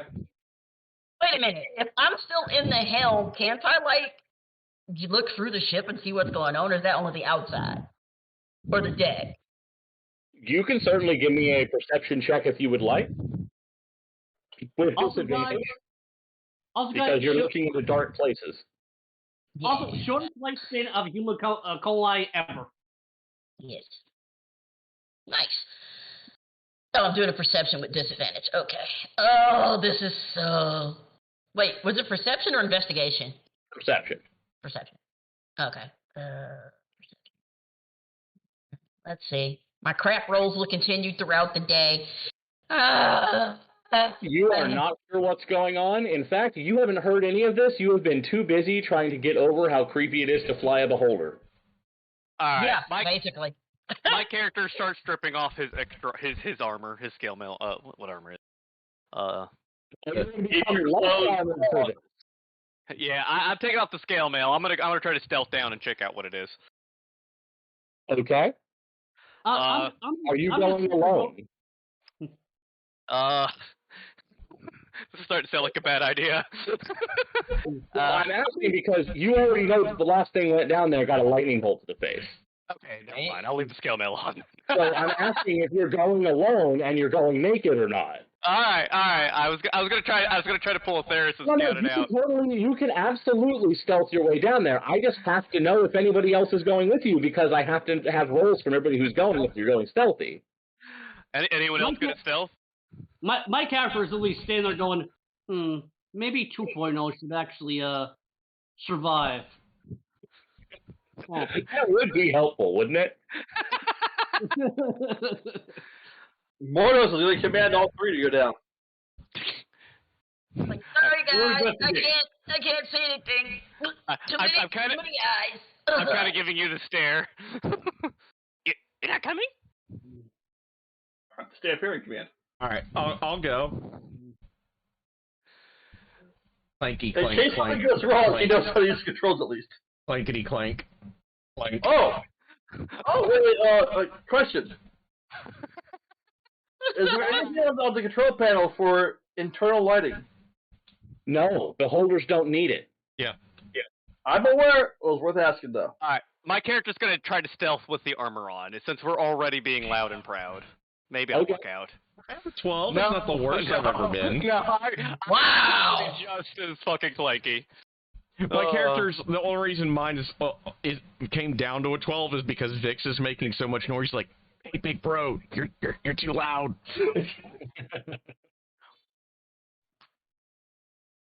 So, as the three of you, since Mordos is leaving you all to die, as the three of you cross stuck in a through chair. that deck.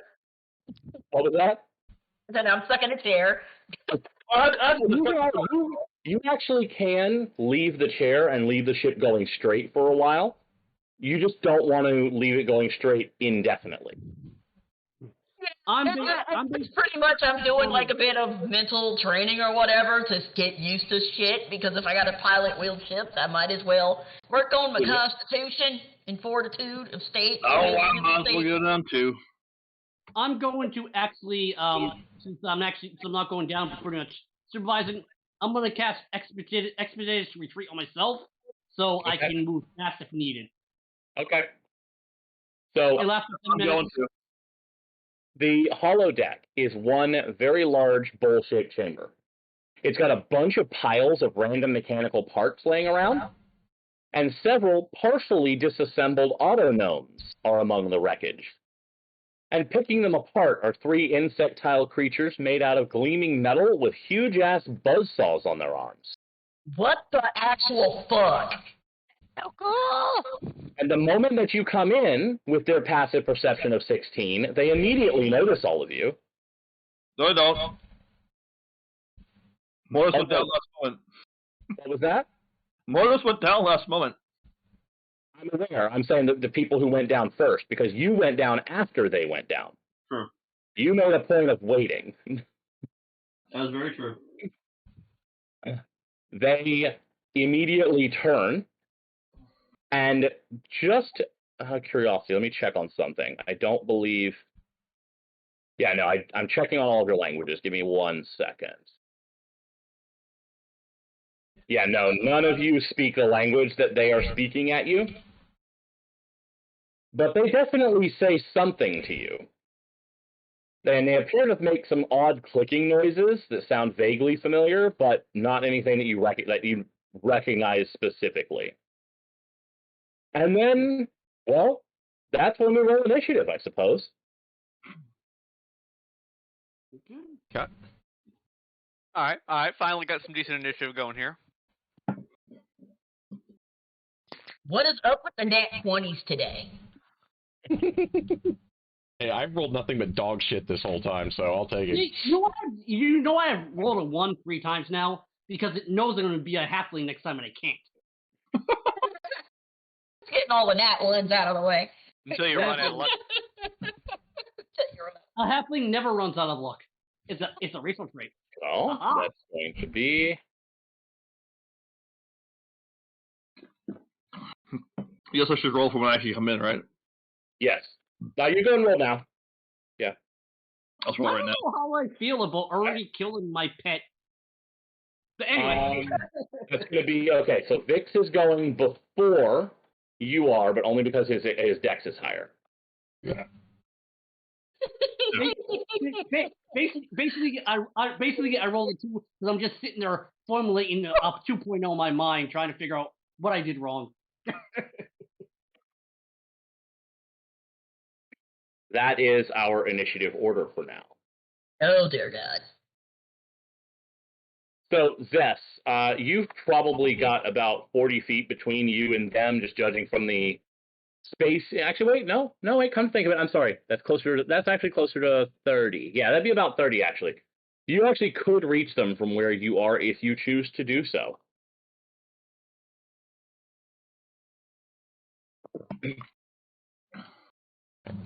I'm going to do so, and I have a By glaive. the way, I should let you know, there is a 4th one of these that is only half built on the ground next to them. They're building themselves, which my character's not smart enough to know this. So, we're going to go in with that glaive. I'm going to, give them a nice good 10-foot reach of poke. Anytime Going you with get the out of grip. there, Yeah, a chainsaw.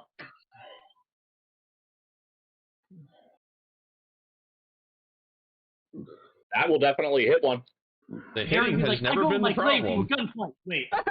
Hey, there we go.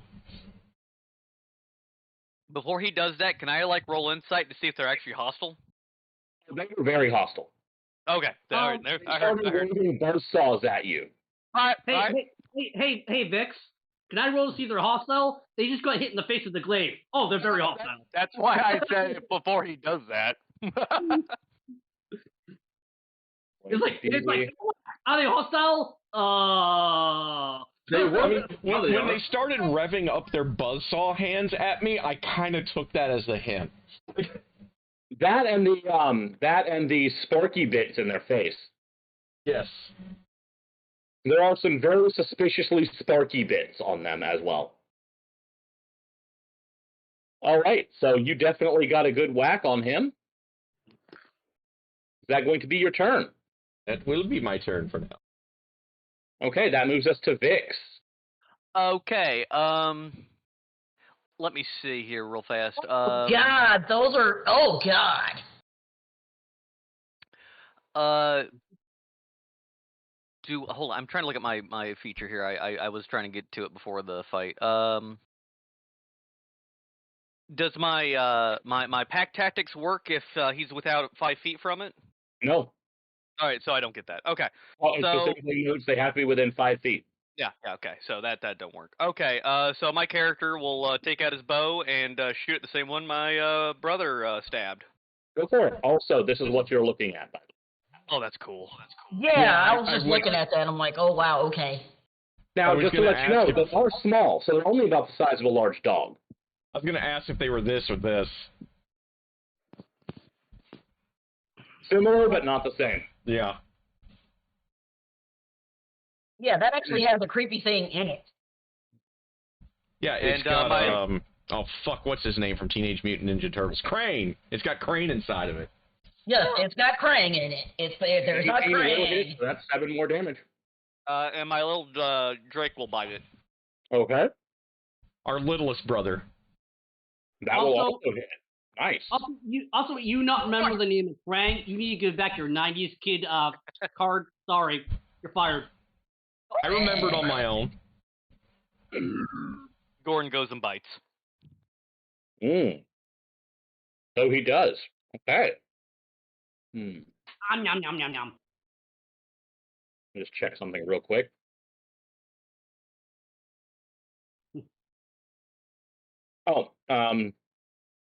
See, and then just want to make sure if he only gets the 1 swing. Is it just 1 swing? It is. Okay. He's just a little baby right now. However, it can use a reaction if you would like it to infuse an extra D6 damage into the attack. On that for now. I'm pretty content with his damage. Okay. Also, what is his draconic essence? Lightning. Got it. Okay. Why would you not lightning zap the machine? Wait, no, that might charge it. Never mind. It'll either work really well or really not well. Right. Alrighty. So that, I believe, brings us to Mordos. What would you like to do? You are hidden. See, Mordos could be a complete and total jackass and not do anything in combat right now. Yeah, if he wants to just let everyone else die until he has to deal with the problem completely alone with no help, that would be a great idea. Oh no, Survive and we mutiny. It's that he has to ingratiate himself to the new crew. So he feels that's the reason why he went down extra. He's like, wait, I should probably go help them. So he could stay there and do nothing, or he could blast it from the distance. So the one that's been damaged so far, or appears somewhat damaged. Mm-hmm.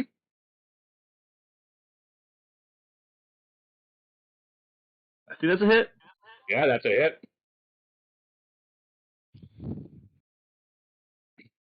Nice.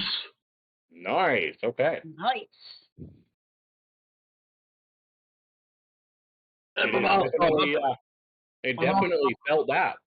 And thus the Eldritch Blast spam begins. Hey, Eldritch Blast is a great spell. It is. So, do you have any bonus actions you intend to take?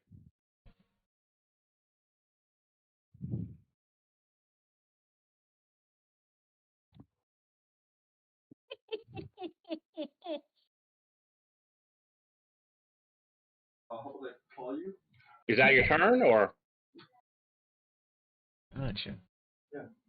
His bonus action is talk to his wife.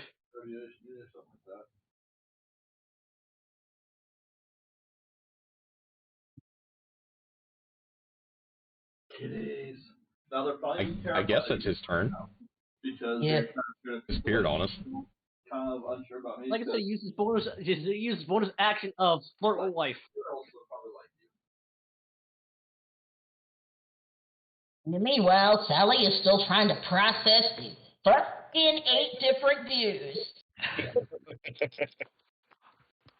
Guys, I don't know how the app works. So, like, the hill, like, how does it exactly work? Like, does it give you displays? Is it, like, psychic whatever? You're basically the ship. I'm going to be honest, like, the game never does a great job explaining exactly how it works. The way I envision it working is mostly as an interface between, like a direct interface between you charging your magic to flow into the ship, and you like have access to most of the ship.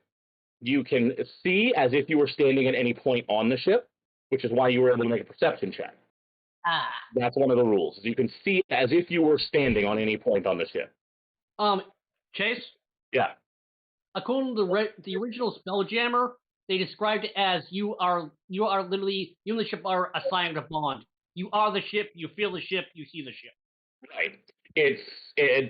That doesn't necessarily explain the exact mechanics that she's looking for, I don't think. Yeah, it is very much the actual description they used to have. Just for yeah, no, I remember, absolutely. That's how I largely described it last time. Yeah. So it's mostly more of a, like, you are able to see out of all of these eyes if you want to. You're not required to. You can shut off selectively whatever pieces of perception you don't need. But you can functionally perceive through the ship. No, she's not going to shut it down. She's like, you know what? If I got to be the egghead stuck in this chair, I'm going to fucking own it. Theoretically, depending on the ship you're on, you can have extra functions as well. I really don't think, since she's not a mind flayer, she has security clearance to do any of the cool stuff. A beholder, not a mind flayer. Beholder. Stay connected long enough, you'll get disintegrate with your eyes. Not right. Nope, I just have like this thing where there's like flattened air, like it's an open scry mirror, and it just siphons through all the data.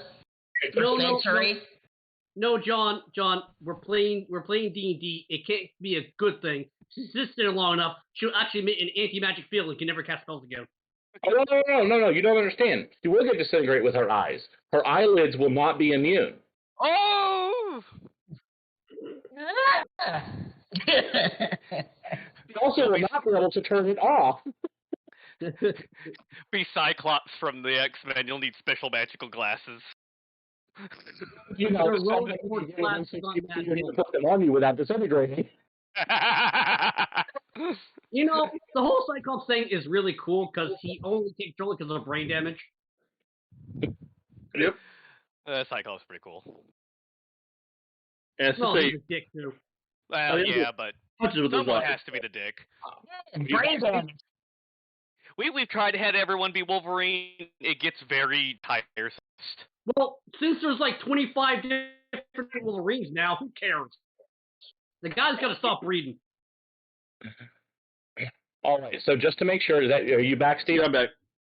Okay, just making sure whether you had anything else you needed to do on your turn? No, my familiar basically is just my magic resistance. He just chills on my shoulder. Okay.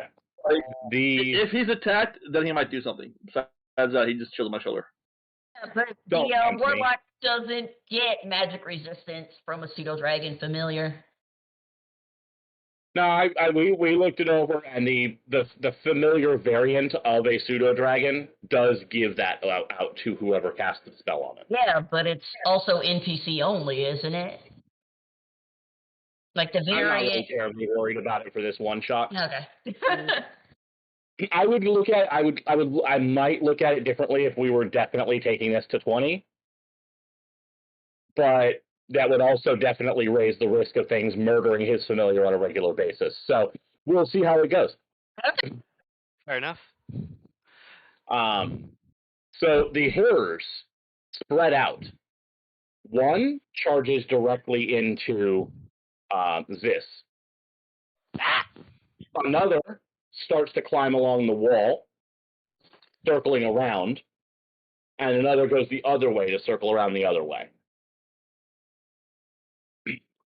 And the one that is in melee with this is going to do its attacks. It leans in with, like, what you now realize is a kind of mouth, and just tries to take a chunk out of him first.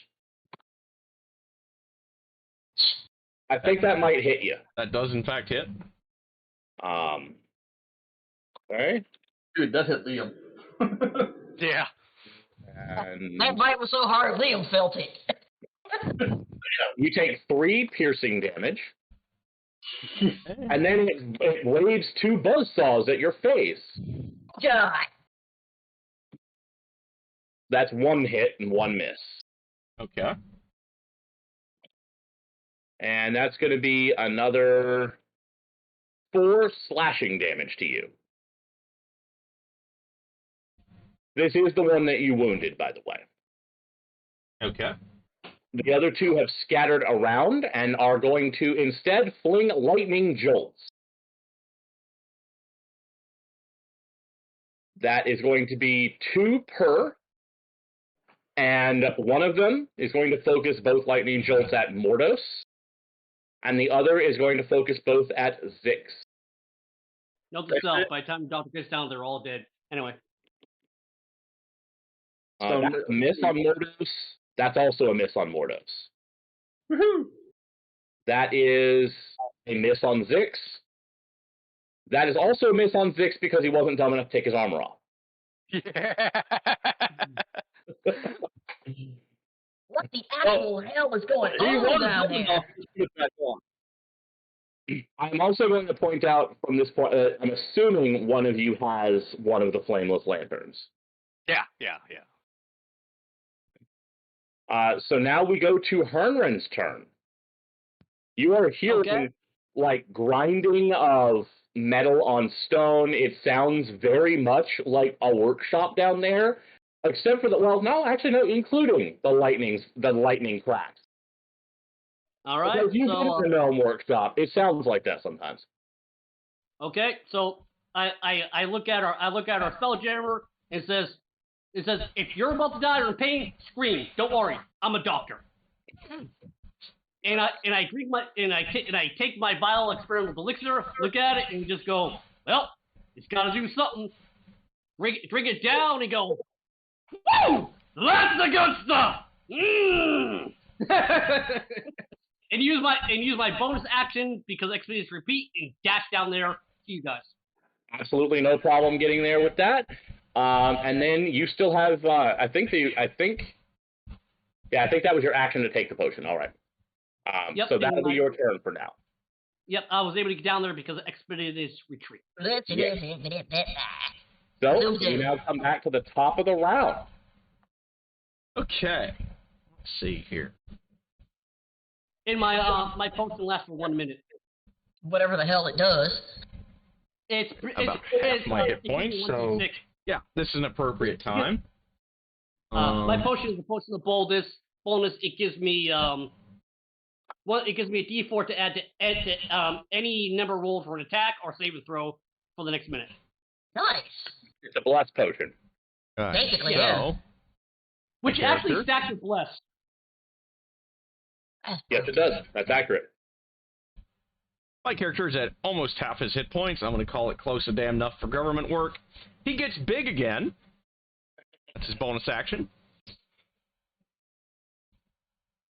And also, we're going to swing with the glaive. And if I hit the critter, I'll do something else. That's a hit. I do believe that should hit. And also, I am going to then use my fire rune. So I invoke the rune, and it summons fiery shackles upon the target. In this case, it looks like, it's being held by dragon claws. And the target is going to have to take 2d6 fire damage and strength save, or be restrained for a minute. I will copy pasta into chat for everybody. Are you also using your d6 damage for Giant Smite? I am as well. Go ahead and roll that damage then. Okay, let me feed everyone their copy pasta. And because my character has gone full swobald, I get to do an extra 1d6 damage. That's an extra 6. Now roll for the base damage with the glaive that you haven't rolled yet. Yeah, I was waiting for that the entire time. Now that I have gone. What's the damage? The glaive hasn't done damage yet. If you're trying to Good thing I used all those extra dice. Okay. So that is a total of 19 damage. Hey, Aaron. Yes. If your giant doesn't last more than 4 hours, call a Henry. It did not bring it over into Discord on a D10 for some reason. He is not restrained. Ooh. But alrighty. Okay. Because I can do that. I will point out that John can choose to do the reaction to zap on anybody's attack. Yeah, all right, we'll try it. I'll zap it. Zappity zap. What 1d6 lightning damage? Yep. Let's see if it heals. It doesn't heal. It is immune to lightning damage, so it was never going to do you any good, but I don't want you to forget to use your abilities. I know. I was on purposely holding off because I was afraid. You're up next, so you would have wasted the reaction otherwise. Okay. So I wanted to remind you to use your ability, even though I know it won't do any good, because these are immune to lightning damage. And now you know that, as the lightning just crackles across it and does nothing. All right, is one in my face, or can I still do range attacks? You can absolutely still do ranged attacks. Okay, so I'll keep attacking the hurt one, or the most hurt-looking one. That'll be the one that just tried to both saw your brother. I don't think I hit it. No, that is not a hit. So, Gorn will attack now. Attack Gorn! Gorn apparently is following my strategy on completely missed. Apparently, yeah. Oh, jeez. Alrighty, so that brings us to Mordos then.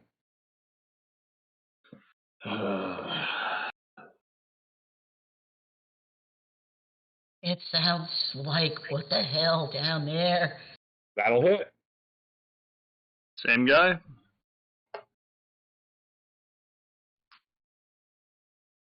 Okay. So look at That one bursts apart. I go, that's how you hit things. When you manage to hit the Eldritch Blast into the center of its face, it bursts apart into a number of tiny pieces. Now that I show you how to do it, No. It's probably going to pull itself back together as some kind of creepy little nanite thing because reasons. Do you have any bonus actions? I don't think so. Okay. Then the other two. One of them, one of the two that is circled around a bit, is going to. Oh yes. I do in fact have a bonus action, but I will not be using it. You said you do have a bonus action? I didn't think my character had any, but my character does have a bonus action, but he will not be using it. Okay. It's a very specific situation type thing. All right. Mordos and Hermrin will get to take attacks of opportunity if they choose to, as one of them scuttles around, past, and through the access hatch. I guess I'll shoot my crossbow. A disadvantage if you're doing it in melee. Am I in melee? It's running right past you, and that's why you get an opportunity attack. It leaves your threatened range of melee range. That's why you get the opportunity attack. I really don't have any other weapon but my... Is it in my threatening range with my 10-foot reach? No, they deliberately avoided you. The one tied you up, and the other two avoided you. Okay. I'm just gonna try to make, because even if I have disadvantage, if I do nothing, it's just a waste. It never hurts to try. Oh. You know what? Let's go with this. Stab it. Surely to God you have a dagger. Stab it. Oh, missed. That is, in fact, a miss.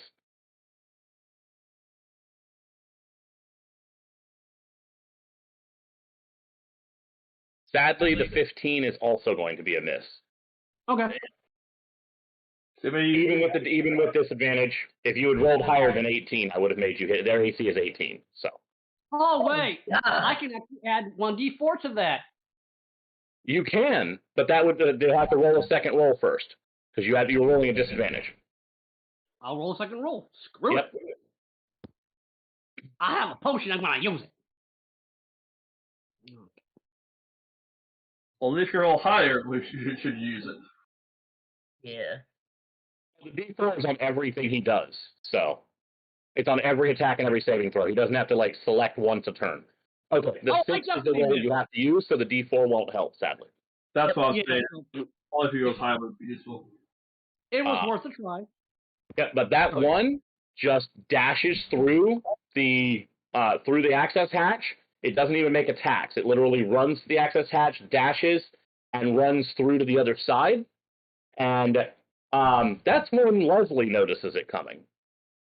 Oh, what the fuck? So if Leslie would do me the favor of rolling into initiative. Oh, dear God. Remember, scream! Yep, this is my life. I will add you to the bottom of initiative. Yep, this is my life. The perpetually dead. All I can do is fly a ship, apparently. That's it. I'm useless for everything else. This is why I picked retreat, so I can dash around as much as possible. The other one, having seen Mordos and Zex do the most damage, is going to throw a lightning jolt at each one and clamber upwards a ways on the wall to get himself out of melee range. I'm glad I'm large size. Blast each of you. As long as it doesn't hit me, I'm fine with that. Mordos. Woohoo! And this is Zess. Nope. Nope. Okay. All right. That will bring us to Hernan. Okay. I'm surveying the field to see who's damaged enough to actually need a heal. I don't think anybody's going to hit yet. Okay. Well, big guy was, but me. Like minimum damage. I don't get any extra. So I'm we have one that's dead. Mm-hmm. And we got two that are trying to scurry. And one's actually back up, right? There are two. There's one that is that was half built on the ground. There's one that has been destroyed. One has gone through the access hatch and is now on the command deck, about to start menacing Leslie. And then the other one is moving up the wall of the hollow deck and is like staying out of reach of melee weapons and just throwing lightning at you. Okay, I'm gonna firebolt the one that's throwing lightning 120 feet.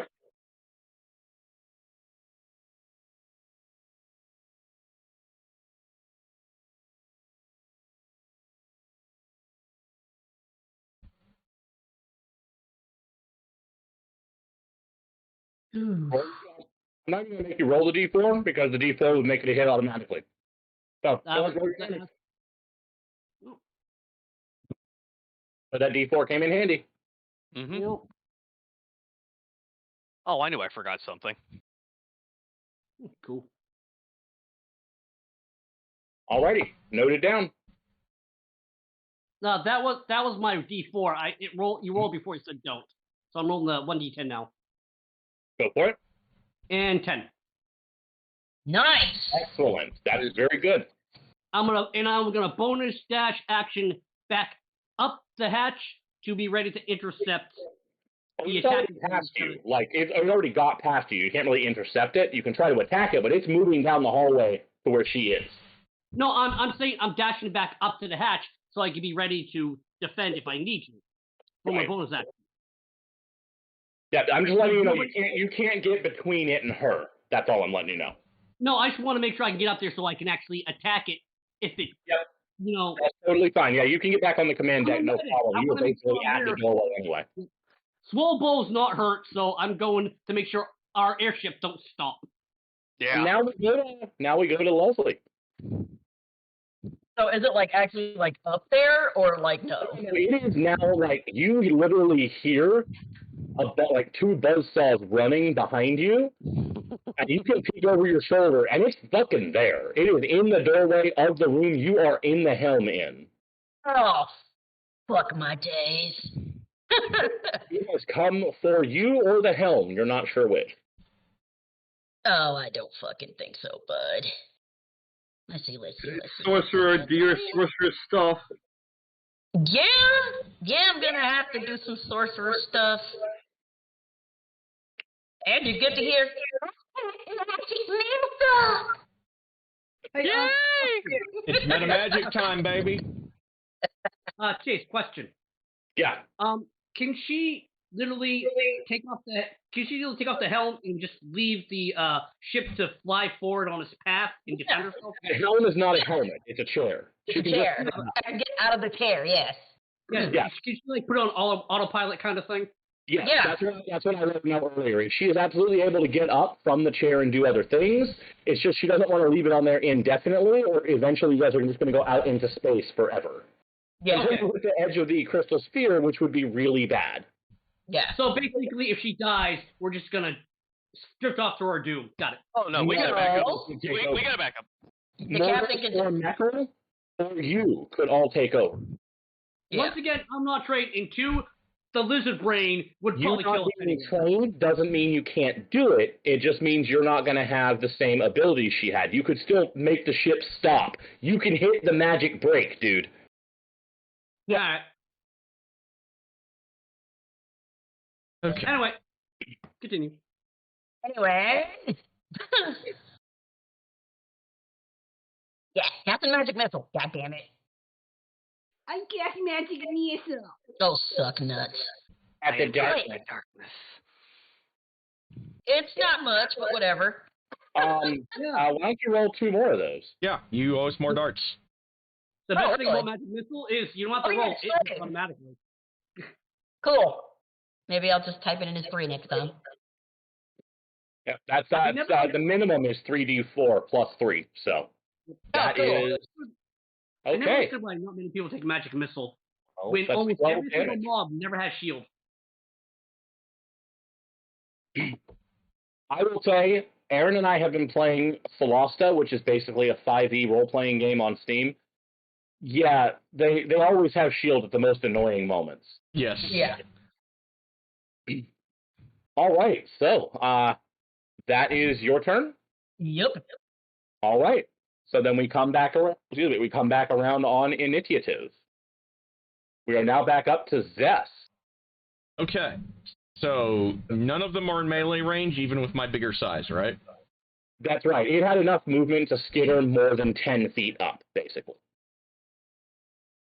I really wish large creatures gained reach. I really do. So dumb. Even with reach, that's why I'm like, it went up. Okay. Out of reach of even a large creature because it saw you get big. All right. I guess I had to throw a javelin at him. Go for it. When do dragon bitch, bloods take their You're not getting away from me.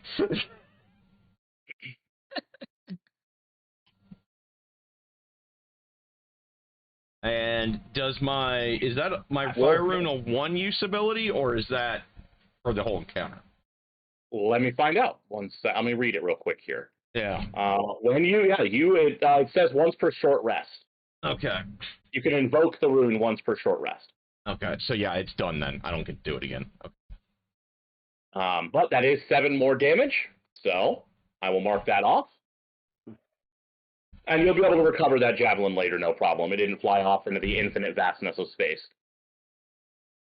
Okay, and I'm going to start making my way towards the access shaft. Okay. You'll be able to reach it this turn because you moved forward and away last time. Yeah. You'll be able to get back to it, and then next turn you can go in and go in there if you want to, yes. Okay. So that moves us to Vix. We still got a spider in here with us, right? Mm-hmm. All right, your brother just threw a javelin at. I command Goran to go follow the one that dashed back and go help them back and attack it until it's dead. Okay. And I'll shoot the one that's here with us right now. What is Goran's speed? 30 feet. Okay, he can move and dash and get up to it, but he cannot attack it this turn. That's fine. He'll do that. Okay, And, he'll be able to attack it next turn. Okay, so I'm attacking with the bow. Go for it. Oh, I was almost a 17. Sadly, that will not hit. Alright, I tried. Okay, so that's your action, your bonus action. So we come to Mordos. Yep.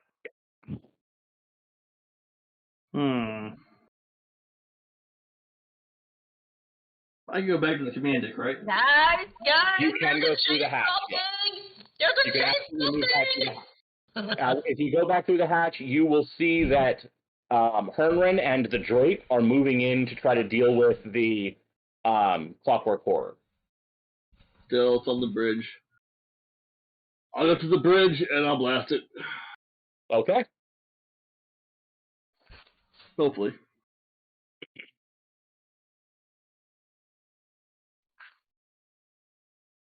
Nope. That will not hit. All right. Do you have any bonus actions?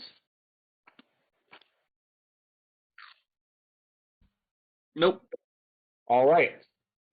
Then now we will move over to them. The one that is moving in to the room is going to accept an attack of opportunity from Hermrin and from Gorn. Yes. Can I? Let me, 16 will not hit, sadly. Alright.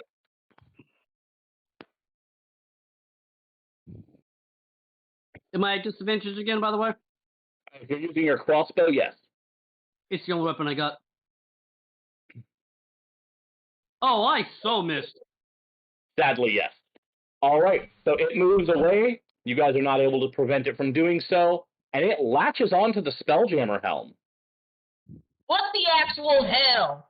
It attaches itself to the helm, spiders around it, and suddenly, Lynn, your attunement breaks. You are no longer attuned to the Spelljammer helm.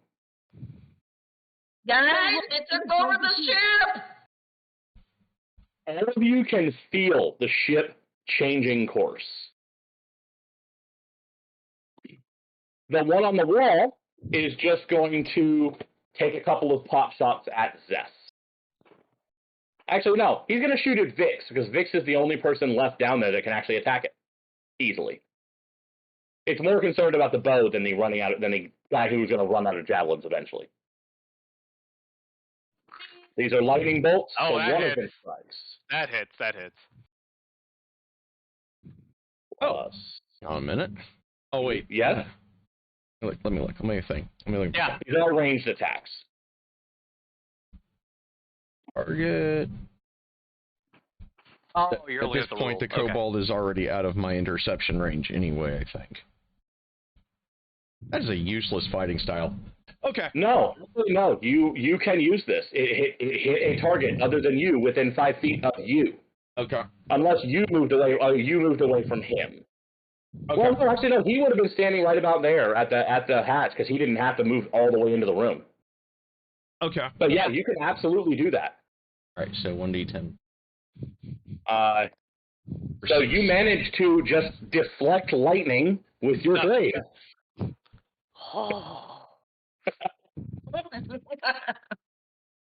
You do, in fact, manage to completely prevent your friend from taking damage. So bold. Nice. It just sort of skitters and starts to crawl farther up towards the lip of the hollow deck. Guys, they're taking over the ship! Kill them with fire! Ernring's turn. My turn? Yep. I'm gonna take out the alchemy potion I tried to make that nobody drank and throw it at him, saying, maybe you can drink it, and use it as a raise sickness.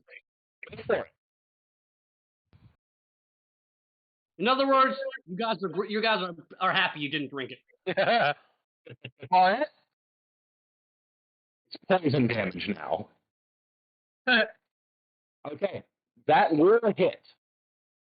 However, you realize as it scatters across it, it doesn't seem to be particularly affected. It is immune to poison damage. Son of a bitch. Because it's a machine. Yeah, I looked at the spell description. It doesn't say difference between machine and whatnot. No, this creature has immunity to poison damage. It's noted in this creature's immunities that it is immune to lightning and poison damage. This is why everybody hates poison. Those, for the record, are the only two things that it is immune to or resistant to in terms of damage. And that's also what all of you are best at doing. Except me. The only reason I even took the green dragon was because of it was fitting the backstory in my head. No, the thing is, there's plenty of things that poison and lightning are both great against. This creature just happens to be the one that's immune to both. We know our next favorite enemy now. Right. Alrighty, so that will move us to... I got no reason to dash, so I'm gonna forgo the bonus action. That'll move us to Sally's turn. If I didn't kill my pet, it would have shot for 1d4. Yeah, they saw it when it came in, and immediately one of them attacked it with its lightning bolts, and it rolled enough damage to kill it in one. That's Luckily, fine. you can retrieve the core and rebuild it later. Like I said, I'll just make 2.0. Yep, you don't have to buy anything new. You can use the same core again. It's fine. Cool. Okay. So, what is your plan, Lenny? Her plan is to get the fucking ship back. Level 2 magic missile. Okay, you're going to try to magic missile it again. Yep, level 2. Alrighty. So I believe if you hit the cast button on your sheet for the level 2 version, it will cast it and roll the damage for you. Nope, it didn't. I did hit the cast button. It didn't do anything. Oh, interesting. Okay. Yeah, very interesting. If you click cast, it means that it puts the... Yeah, it just marks it off on the slide, yeah. Sometimes they have it further up the list on the second level list, so. Yeah. It's just being weird. Okay, it's cool. Just 4d4 plus 4 then. Yep, so 16. Okay, nice. That's nice damage. Give me my bow back. Also, I would like to note that your ship doctor really hopes none of you saw the potion he tried to get you guys to drink. Literally started hissing on contact when he hit the creature. I think we all were staring at the same monster. Saw that. Alrighty, so that moves us up to Zess, unless you have anything you want to do with sorcery points with a bonus action. I'm good. Oh, shit, that's right. I have sorcery points now. What the fuck? I don't know how to use those. You can use sorcery points to get spell slots back, or you can consume spell slots for sorcery points. Subtle spell and twin spell aren't going to help you in this circumstance because you only have the one creature and you're not trying to hide your spell casting. So. Right. So, nah, nothing right now. Okay. Then that will move us back up to Zess. Okay. Is that what I really took? So I'm going to go and help out our pilot. Okay. Oh, I totally did. Edit. So you can crawl through. It has basically a turn and a half movement on you, so you would have to crawl through and then you get closer, but you're not quite into your 10-foot range just yet. Let me actually check the size again. 1 second. It's going to be from where you are. Let's see, actually coming through the hatch. No, actually coming through the hatch, you would be able to get within your 10-foot range. Okay. Is he still giant, though? Because his movement speed might increase. It doesn't increase his movement speed, no. It does, however, mean that he kind of has to shove you guys aside. Okay. I'm used to this anyway, even though he's a bit bigger now. Well, right. Gorn and Herman, but yeah. Mm-hmm. Herman gets pushed back, goes, got Nick! Now, you can get within the 10 feet, but to get into the room would require squeezing. Yep. Okay. He pushes back Henry, and Henry says, hey, size doesn't matter, you stupid lizard. Getting the glaive on. Go for it. That's a hit. Shit for damage, of course. Plus your d6. Okay, so 9. Got it. It is definitely noticing that. Good. Oh, I'm going to blow my freaking action surge. Fuck this thing. Go for it. We're going again. Yeah. Not that it matters. I shouldn't have wasted the resource. Whatever. It's You never only have a a chance of waste. missing, man. It's never a waste. Okay. It seems in Spelljammer, everybody gets my dice. Right. So that moves us to Vix. Okay. I continue to bow the one stuck all the way up. Yep. If I can Sniper finally doing hit that it. bit. That's a hit. Not bad, not bad. Indeed, indeed. And Goran is going to take a bite at the other one. That will hit it. Holy balls. All right. It's a D6, I think, +2. I'm trying to get this put on the computer, but it doesn't give me the right numbers, so I'm just. So that'd be I 4 need damage. to do my proficiency. Alrighty. It has definitely noticed that as Vic. well. Go Vic's a scrawny little cabin boy that everybody hates, but the ship wouldn't work without him. Wow.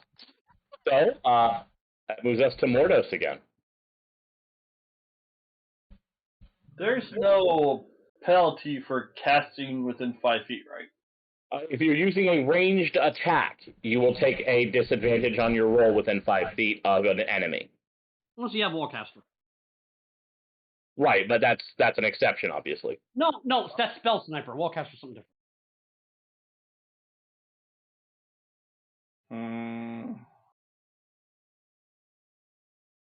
I'm running math on my head right now. Don't do that. It's a horrible thing to do. I could actually get 2 attacks going on, but I'm just gonna go with the one. Gonna try blasting again. Okay.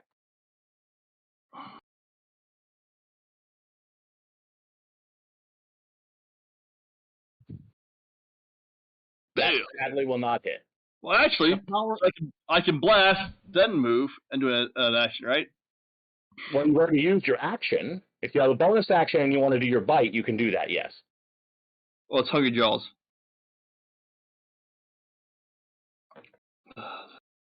Yeah, that attack is a bonus action, so yes. Yeah, so I'll go try that. Level 3, where all the mages are stormtroopers. We're always stormtroopers. Is that a hit? 17 will not hit. Damn. Do any of us still have inspiration from last time? Any of you that marked it off, yeah. I still have inspiration. Okay, I need to remember this. I got my. You have to declare before you make the roll whether you're going to use it. No problem. So that will move us to them. Okay. So the one that's like spidered onto the helm is going to bite Mordos right back, and then we'll just take one swing at each, at Mordos and at Leslie with its buzzsaws. So the bite first. That's not going to hit you. Oh, and with my action surge, I used my extra movement to get into the room further. Then that will also not hit you. Now this is coming for Leslie. Actually, no, wait. No, he cannot reach Leslie because I think Leslie moved back. Is that right? Yeah. Oh, hell yeah. Like, Yeah, so he won't be able to reach Leslie because it's staying on the helm. That will hit you, Mordos. Hellish Rebuke. Alrighty. Go with. Do you actually? You're planning on doing that? You do have that option. Yes. Like that's what I missed. Yeah. Go ahead. Roll your attack. Roll your damage on that. That's the reason why what I'm going to. If he did get the bite, hopefully it would actually hit him. Okay, 7 damage to it, and 3 damage to you. So, can I do my intercession? Or interception? Where you're standing, I would say probably yes. Okay, let's, It's also a spell, by the way, not a class feature, so there you go. Oh, I have to make its dex save. 1 second. Sorry, I forgot to do that. Okay. You know what's funny? I just realized the Drake is the same size as my character. It's small. I'm So also small. it cannot be on my shoulder. That's a save, yeah. Wrong dice, but that'd been great. No, I'm not used to DMing. That's a failed save. No, that's a made save. Just 14. Okay, got it. Just 14, yeah. So I mitigated 12 damage to. Okay, that means you take 0 damage, Steve. Yay! So all of a sudden the glaive just kind of goes in and just. All right. Wait. That's not cool, bro. I have to be damaged to use Hellish Rebuke, though. No, you have to be hit. Yeah. You have to be hit, not damaged. Just hit. The glaive goes down and you just hear in a booming voice. Well, it says no. Wait, he's right. No, technically, you were damaged, but the damage was lowered. Okay. Yeah. Okay. Effectively, you were damaged. I'm treating it as if it was still a successful hit that would have dealt damage. It just got reduced to 0. Okay. So it actually was once I'm damaged, it can't just be. Yeah, I'm not going to worry terribly about that. I'm not going to make the. I'm not going to make interception worse. Interception is pretty useful, and I kind of like it. So. Yeah. All right. So that brings us to the lightning from the one attacking Vix. All right, let's do it. The all alone little kobold. You shall go no further. Oh, that hits. That hits. Okay. Total Just so you know, 9 lightning damage to you. Just so you know. All right, I'm below half. I'm at 12 hit points now. Hey, just so you know, since I'm a gnome, I'm gonna think twice about hitting you ass. All right. So that I hear moves horrible cobalt electrocuting screams. Sorry for interrupting. No worries. That moves us to Hernren. He hears the kobold screams like, music to my. Oh wait, no, he's actually a crew member. Okay, so pretty much our pilot's pretty protected, so I'm gonna do the thing gnomes aren't supposed to do. Dash down once again to our little thing and use healer word from 60 feet. Go for it.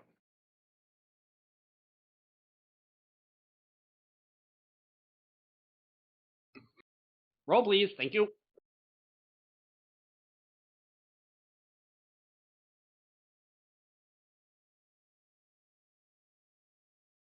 Four hit points back to the kobold. What? Just so you know, I may be atheist, but the gnome god just says only 1 point of healing for you. I'll take what I You get. just stop shitting on the gods. You might roll better. Right? Yeah. Well, I mean, they are kind of shitty gods. I mean, let's be honest. They all things go up to dice rolls. I mean, who does that? No, I can shit on the gods. That is Chimera, the goddess of luck and adventuring. Hey, excuse me? I can shit on the gods right now because Mikhail Lily called his god and he answered, so I'm good with gods.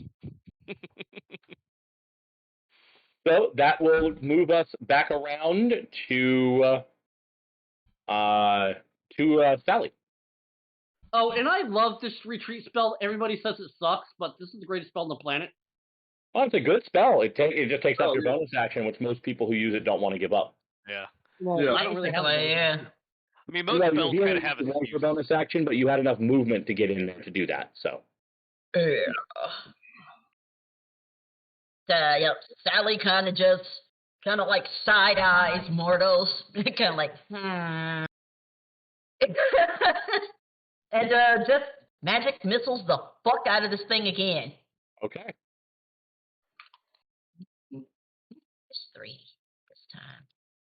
Whee! I know why. I figured out why D&D Beyond has you roll the missiles one at a time. It's because just in case you are attacking multiple targets. Yeah. Yeah. So you can split them up. So it'll be 8. Alrighty. It's going to be another 8 damage to it. Good. It is sparking, and as the missiles strike it, it is sparking and barely on its last legs as it has redirected the course of the ship. Hurry up and get this thing off of here. I gotta correct our course. God knows where we're headed. Back up to Well, to be fair, John, could it be worse than the Beholder planet? Yes! Mind Flayer planet? Obelisk planet. It's one of those, and it is between you and the Beholder planet. Don't worry, though. Don't worry. If we land on the alien planet, it's fine. I got this. 5-week rana wheat nutty bun.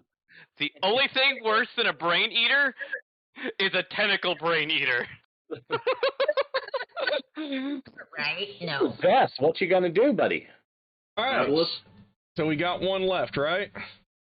You got the one still on the spelljamming helm in front of you, yes. All right. I'm going to try to cut that sumbitch into pieces. Go for Go it. hit the home. Like, get the hell out of her chair. And whiff.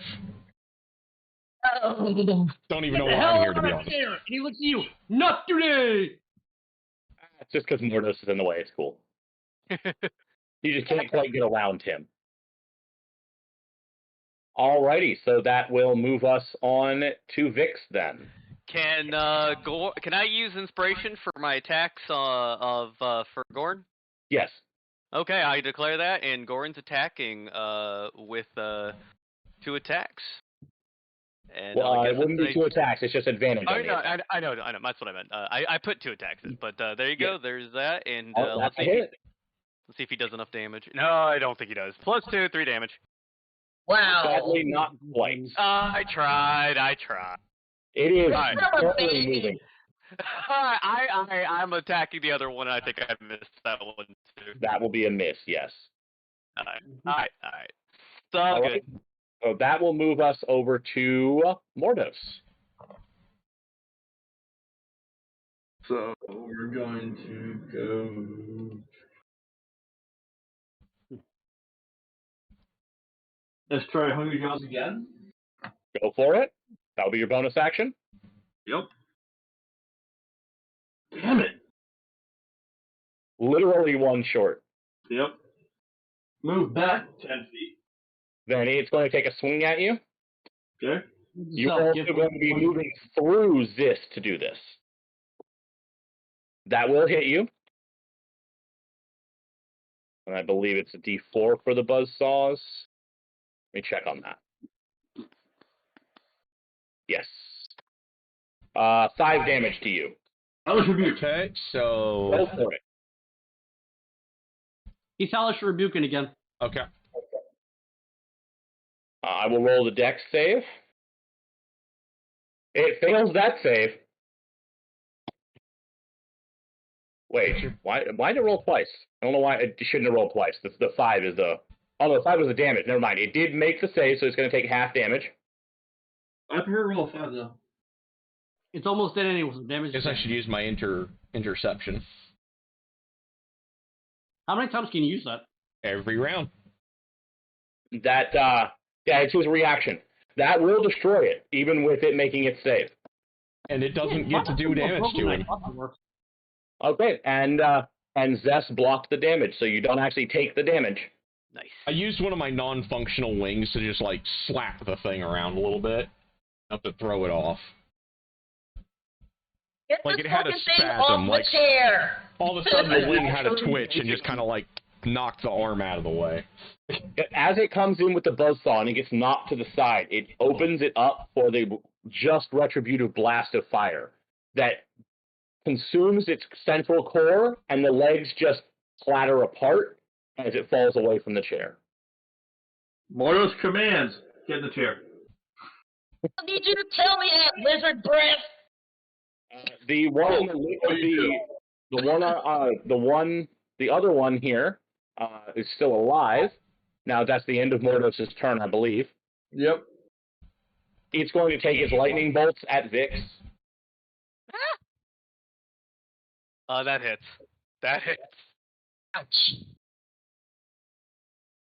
It's going to be 13 lightning damage to Vix. Oh, I'm not doing good at all. 3 hit points left.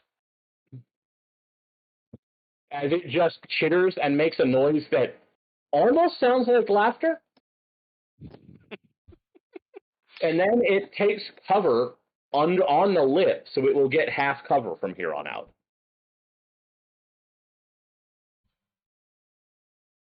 Unfortunately, I learned something that is bad apparently my med kits and first aid kits don't actually heal HP unless I have the feat.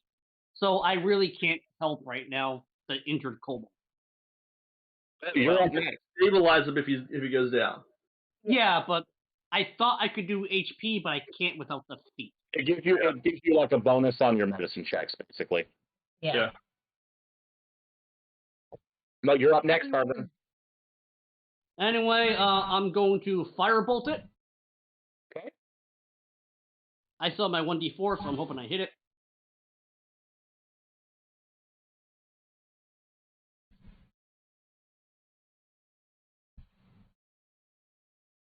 Nat 20. I hit it no matter where it is. Oh, yeah, you do. Is that crit? That is a crit. It is. The app literally says 2d10. That's correct. You roll it.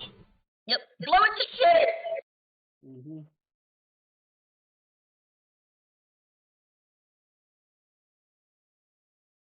Very nice. Yeah. I bonus action dash over to Vic so I can be ready to put him back up so we don't bleed to death.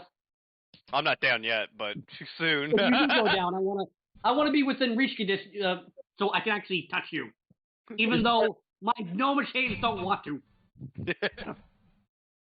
Alrighty. So, Sally. Yep.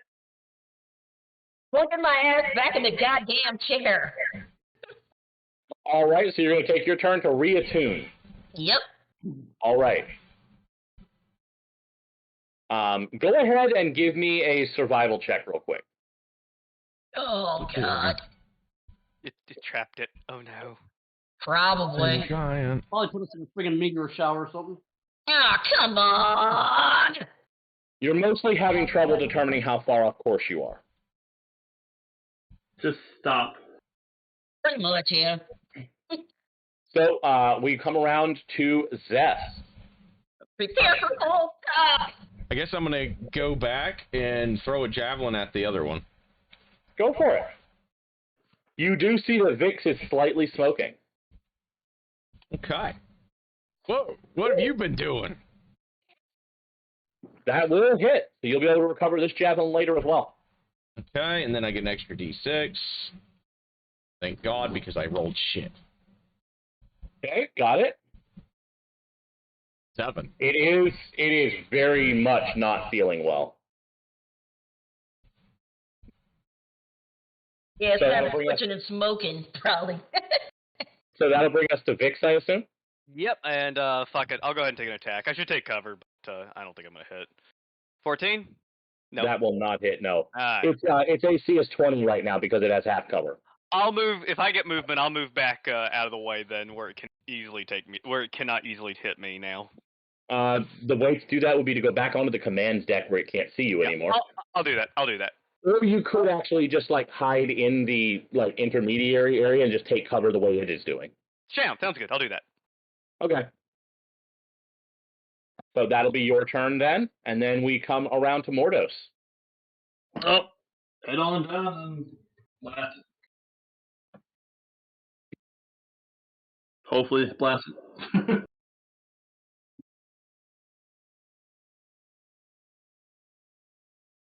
That's a no. That is sadly a no. Okay. As it peeks around, it basically takes a javelin to the face and becomes very upset with Zeth. And it's going to attempt to zap the fuck out of him instead. Yep. Hit the target. That will as well. This thing rolls so good. It's an angry little buzz-off crab. He's dropped the dumb 16 dragon. damage to Zeth. I am actually dying. Oh, shit. Oh. Zeth comes out, got this bro, flings that javelin, and then immediately just gets a counter bolt of lightning that drops into the floor and shrinks back to his normal size. No!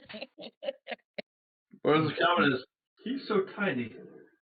And then it comes around to Hernrin again. All right, I noticed the Swoble die and shrink. Wait, what? He doesn't die, he just goes unconscious. Okay, do I need to stabilize him, or did he just fall unconscious? He is, in fact, going to be making death saves if you don't stabilize him in some way. Okay, I dash over and use my medicine kit to stabilize him. I'm proficient in medicine, by the way. Yep, go ahead and roll it with advantage. I believe that's how that works. I believe it is. You know, we're really just gonna have to read up on med kits because it's confusing the subject. On it. Yeah, so he goes from being like, ogre sized back down to 6'6". Yeah. Oh no, I'm sorry. You don't have to make a medicine check if you use the kit. You're good. Yeah, okay. So he's just stable. Yep. That will be your action. You have a bonus action? I got dash because but I don't really need to go anywhere with the two most vulnerable people where I'm at, so I think I'm gonna stay with my patient. Okay. Do you have anything special you want to try at, Sally? To get the ship back up, well, I gotta, wait, is it still moving, or did I manage to stop it? You can stop it with no problem. Yeah, I'm gonna stop this fucker so we don't go any further off course. Okay.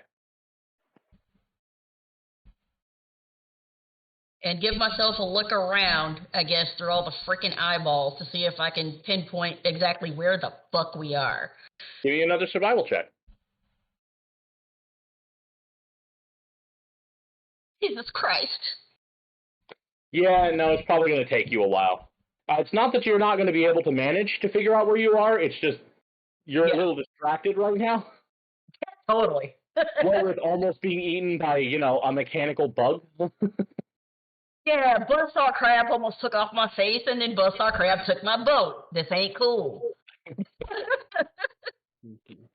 Now that we're at the bottom of the initiative order, the people under decks have started to figure out something is going on, and the petty officer Ryback has managed to climb his way to an entrance to the holodeck. It's taken him a while to get here, but you realize he's here pretty much when he sets off his musket and takes a shot at it himself. Because after all, these people are in fact here. They, Yeah. 1 second while I just grab a really quick number here and... Okay.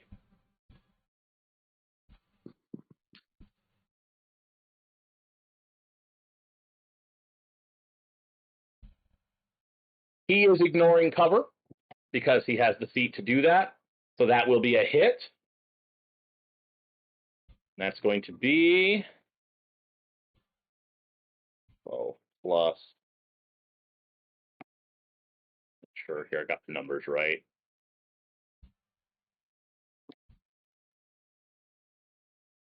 12 damage to it. Nice. Damn. I want a pistol now. That's a musket. That's a rifle. Oh, okay. Yeah, a rifle, yeah.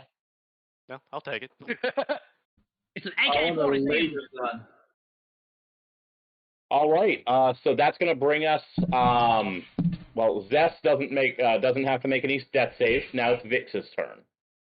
Okay, so how bad does this thing look? Like how close to falling apart does it look? It literally couldn't be closer. Is there any way I could get within 10 feet of it? Can you fly? No. Then I guess that would be no. All right, so I take an attack. Go for it. All right. Leave my brother alone! Holy shit! That's a hit even with opponent. Okay. Oh, come on. I rolled a 1. That doesn't matter. It was at 1 hit point. It was at 13. He did 12. It was at 1. You managed to catch it in the last claw it was clinging to the ship with, and it starts to spiral outward from its air envelope, sparking as it goes. Ryback just shouts out something to the effect of, "What the hell happened here? Are you people all right?" I'm rushing over to my brother, making sure he's all right. No one's dead. The doctor does do a decent job, has done a decent job keeping him alive. He's wounded, but he's okay. I'm calming down. I'm just being protective over my brother, right? So that's all. It's all Vex is doing. Okay, official action for all turns from here on. Protective of brother. Got it. Yes.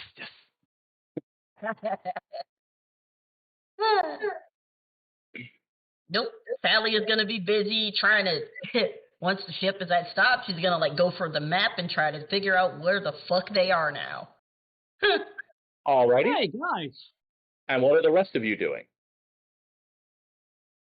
I'm actually looking up alchemist to see if I can like brew something to bring our dragon back up, but I can't. But apparently I can make alchemist fire and burn us all to death. I would say if you want to make a healing check with advantage and spend one of your charges from the healer's kit outside of combat, you could probably bring him awake. Okay. Thank you for that, because yeah. It seems a reasonable use. Ow. I'm definitely taking healer, so we don't have to question this again. Ow. Healer feat is really good. It basically makes you a replacement for having healing spell. I actually had no idea, so pretty much on all my characters after Kendall, I'm probably just going to take it, no matter what I am. You don't need to take it on everybody, especially if you have healers on tap, but it's a good thing to have in the party. Yes. Just give me a I second. won't say no to it. The page is refreshing because Yeah, no worries. went to the new page. But I can actually make alchemist fire every long rest, so we would have actually a fire missile weapon whenever we want it. Hey, you have a lot of good options as an alchemist. Okay, what did you want? No, that's just an alchemist kit. Anybody can do that. Just a medicine check with advantage because of your healing kit. Well, I'm proficient in medicine anyway, so. Well, right, but advantage means you roll twice and take the best roll. Ah. Medicine. I know the medicine. I know the medicine of the scalies, and I'm probably going to fail this roll because I said that. Medicine man. A scaly would actually just be a human dressed up as a dragonborn. Yep. True. And we As have I said, allow me to roll again. Oh, and I can still add one. Wait, no, that's only a save. Never mind. we have to roll again. You're rolling with advantage, so roll that again, yes. If Son you of a right-click bitch, I on the forgot I number- could do that. If you right-click on the number, there's a button to change it to advantage for the roll. Yeah. Okay, There we that go. is more than enough to get Zeth at least conscious with 1 hit point. Ow. Everybody's looking like, everyone's like, did you just punch him in the chest and he got back up? Shut up! It worked, didn't it? All right. I went from hugging my brother, now I'm hugging the gnome. Thank you! And Henry just goes, get it off, get it off, get it off, Going to get it use off! my second wind now. Not a bad idea.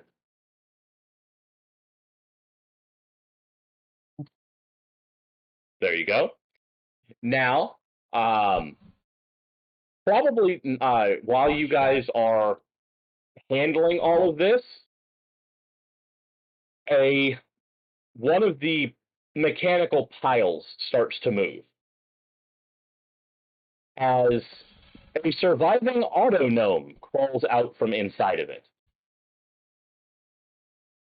It looks very damaged. It is not in good condition at all. Anybody have men? I think you have a new pet. I point to the auto gnome. Okay, can an artificial, aka me, can I try to fix it, or is that beyond Do my you have capability? Tinker's tools handy? I have all the tools. What kind of tools does he need? Tinker's tools. I have artisan tools. I have. I know you're proficient in them. Do you have them? Look at your inventory. I am. I'm pretty sure I have them. If not, I'm actually able to make them. You are, in fact, able to make them. In fact, it would be entirely reasonable for you to have said that was the tools that you made. this morning when you woke up, because I believe that you can do that. I actually didn't realize I could do that until like 10 minutes ago, because like I said, I was just reading kits and stuff. And I don't have them on me, apparently. But you made them this morning, shut up. Yeah. Literally, with these tools or artisan tools in hand, you can just make an artisan's tool set. So yeah, I have these tools and artisan tools, so. Yeah, so I would presume that you would have the set that you need. Yeah, that's totally fine. Okay. Now, if you make a different set of tools, those tools vanish. So with that, go ahead and grab me a DC 15 Arcana check. Takes about 10 minutes to find the right parts. You can do it, you can do it, do-do-do-do, you can do it. Doctor of bodies and horrible at machines. Oh, I'm a Dr. Jim, not an engineer. Yeah, unfortunately, you're not quite able to get it working just yet, but you can keep trying later if you would like to. I mess up and look around. I cannot heal perfection. That is no perfection.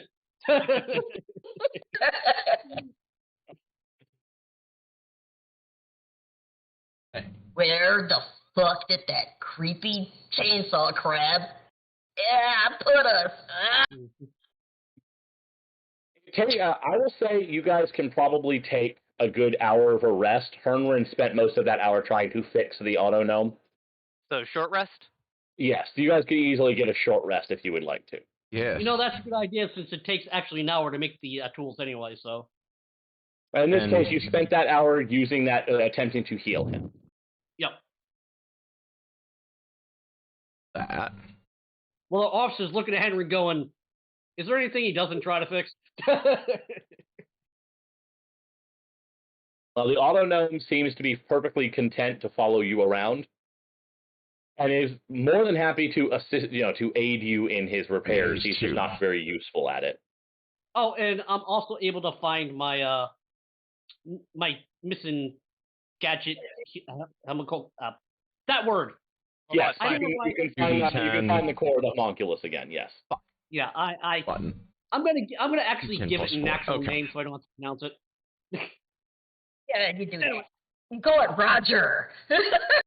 Alright, I have 20 hit points again out of 28. Also, Henry is very happy that he's being followed around by gnome perfection.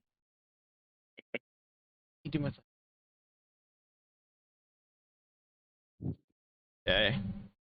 If I ever play a gnome again in Spelljammer, it's gonna be Henry that turned himself into that, by the way. Well, just so you know, auto gnomes, most of them aren't that sentient. Henry don't care. However, Henry's a gnome artificer. That's perfection. I will let you know, this one has a name on a little plaque on its chest. Whizpop. Say that again? This one has a little name on the plaque on its chest. And that name is Whizpop. There we go. I love gnome names. Anyway. Also, there is a small, like a small coffer sitting next to him when you're repairing him that is not locked. And it has in it a spell scroll of the spell Rope Trick. Yay! And 5 pearls. Just so you know,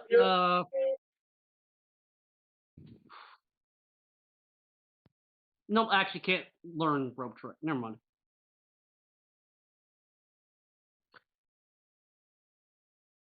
Well, as I'm trying to repair, I literally just point down to the chest and say, "Somebody get that."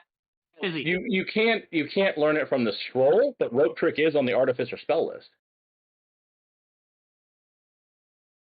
So I can use it. It does, in fact, mean you're the only person in this party who can cast the spell through that scroll. Yeah, but quick question off the cuff. Do alchemists actually have a spell book like wizards, or are we like sorcerers? Oh, you don't have the only people who have a spell book are wizards. Okay.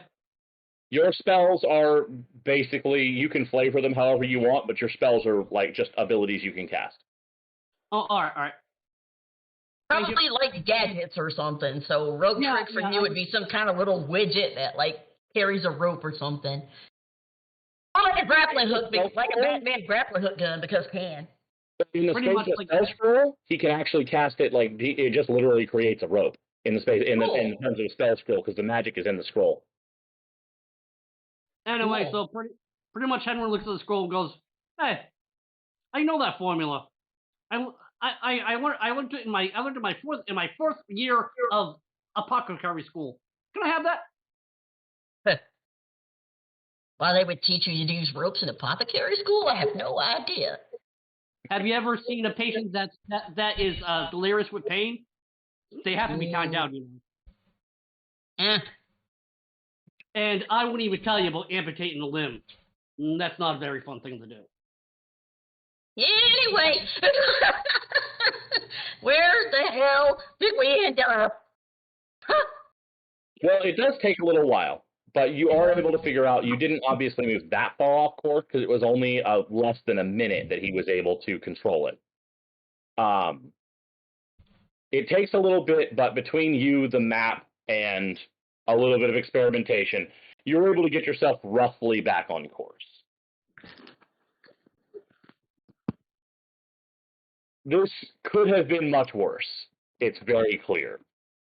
If one of them had, for example, if they had not been found before they had been able to make more of themselves, which is clearly what they were doing, to the artificer who at the very least can tell that these things were attempting to make more of themselves, and they could have made several more of themselves if they had had more time. That could have been very bad, obviously. I'm going to spend extra time making sure they're in extra pieces.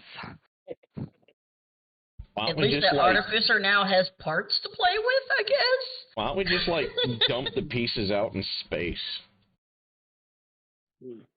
You absolutely can jettison pieces if you want to. I said it's pretty easy to get rid of stuff. I asked our artificer, I'm like, do you want any of this junk? I look around and say, you know, nothing's ever junk, but this stuff, I don't think I can make much use of it. Some of this machines or whatever is even beyond what I know. We should throw it out then. Do you think they have a name? Well, it does seem that it can self-replicate, so maybe we should destroy it. Throw it out. So, you guys managed to get back on course somewhat. You absolutely have no problems pitching the parts overboard. They will not difficult at all. Does anybody have anything specific they would like to be doing while you are on the remainder of your journey? My character's just going to double check around to make sure nothing else is hiding. I asked our officers permission to study the Spelljammer chair to see if I can actually put infusions on it to help steadify the journey.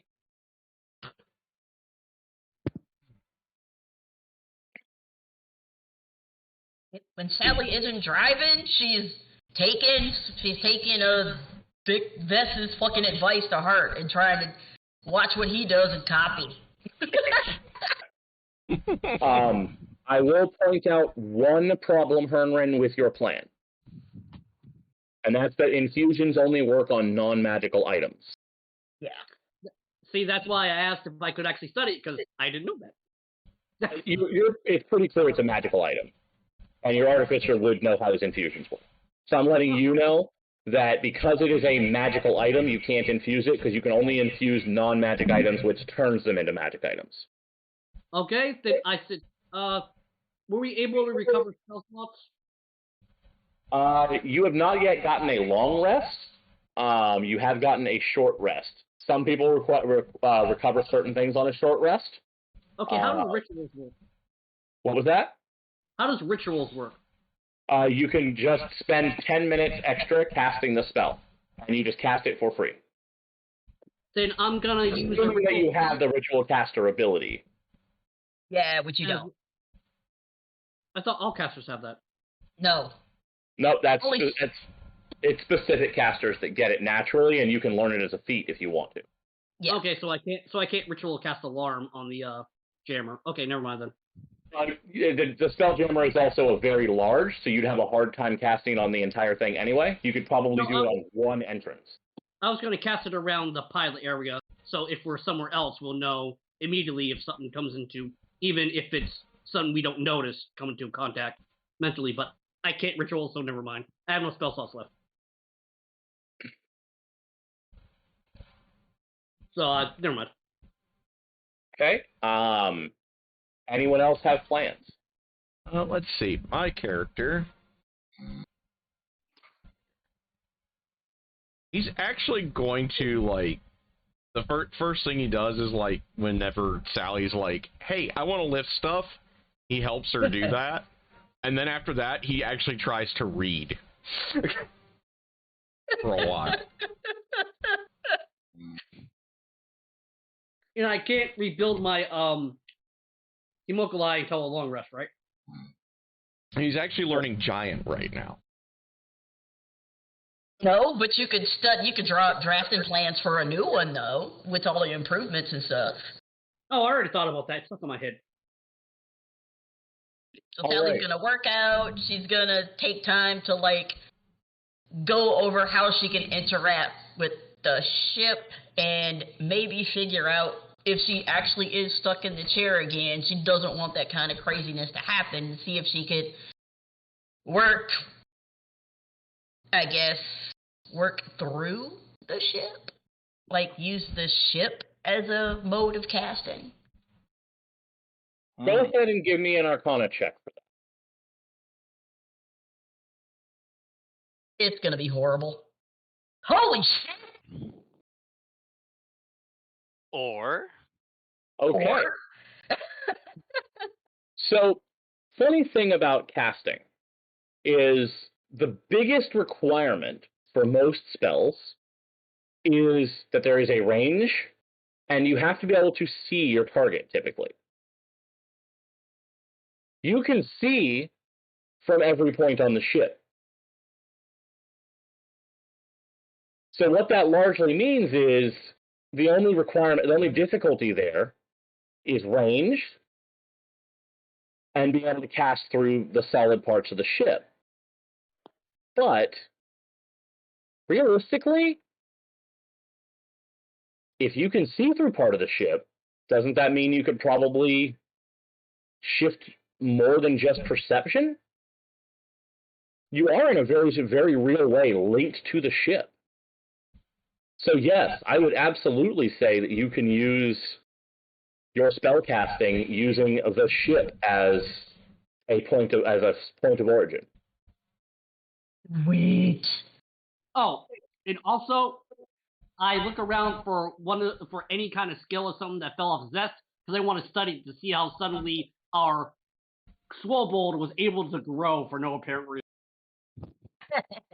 And gain finding a broken off scale is not difficult. Yeah, considering there's parts of me on the ship's floor somewhere. Yep.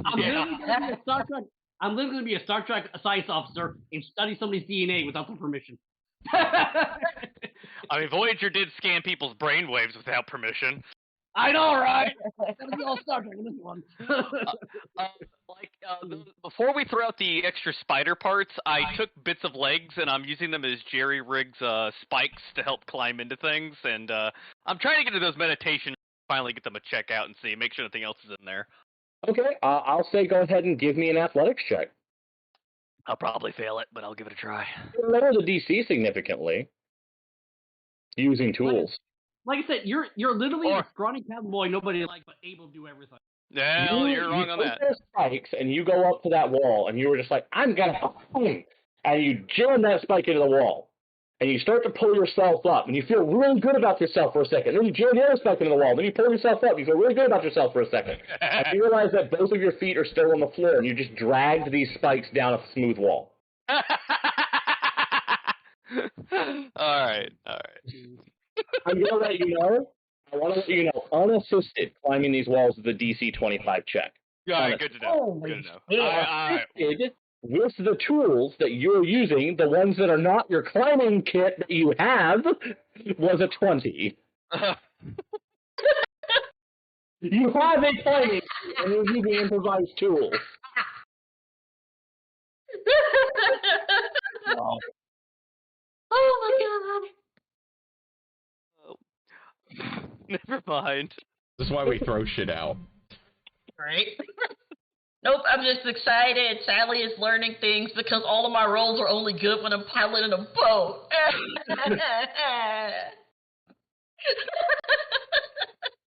To be fair, you got some real good damage rolls off there. Yeah. All right, so I'm going to let you all have a long rest, and I'm going to be right back. All right. We click the button. We click the button, chat. Time to roll a d6. Yay, it's all back. I'm gonna make some alchemist fire. I guess it would be, what would it be to try to figure out why I can grow? Would it be Arcana, I guess? Okay. I don't know, but I kind of figure since you can set the ship to go like regular speed or whatever, that means you don't have to sit in a chair and you can sleep. You're a military pilot. What is sleep? Really, put that bitch on autopilot and catch a nap in my little crusty ass bedroll on a hard rock floor. That's what. That sounds incredibly dangerous. Well, no, I read some stuff, and as long as the Spelljammer's near the helm, they have a connection for up to 24 hours before you have to sit back in the seat and readjust it. Not that precisely. The military pilot's not sleeping. No, they really don't. I believe it. I believe it.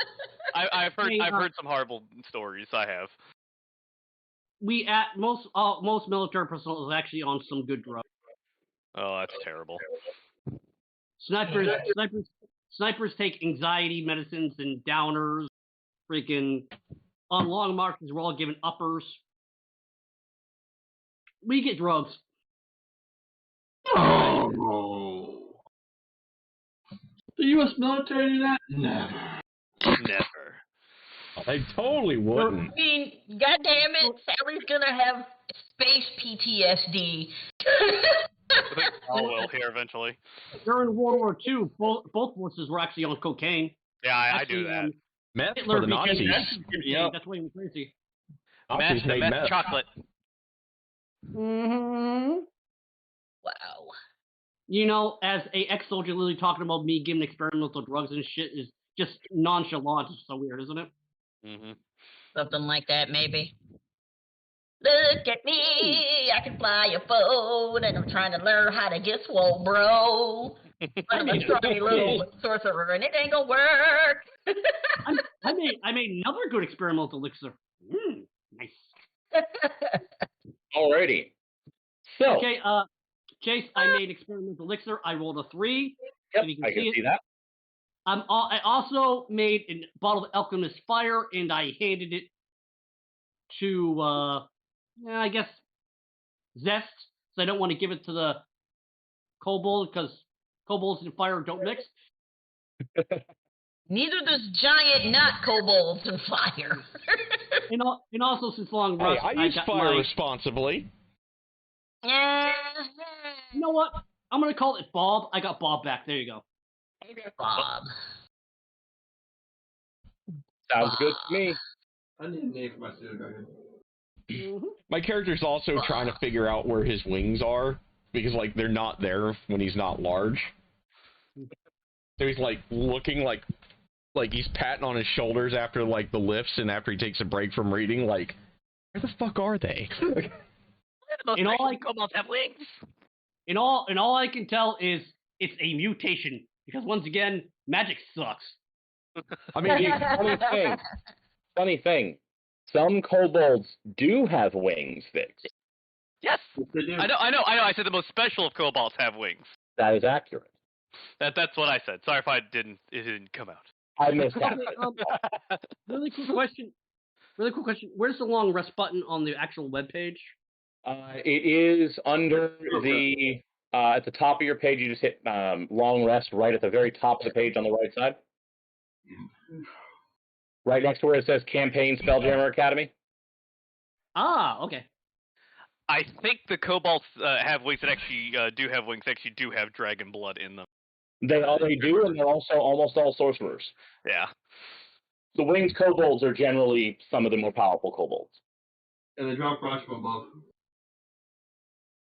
Okay. So, Hold on.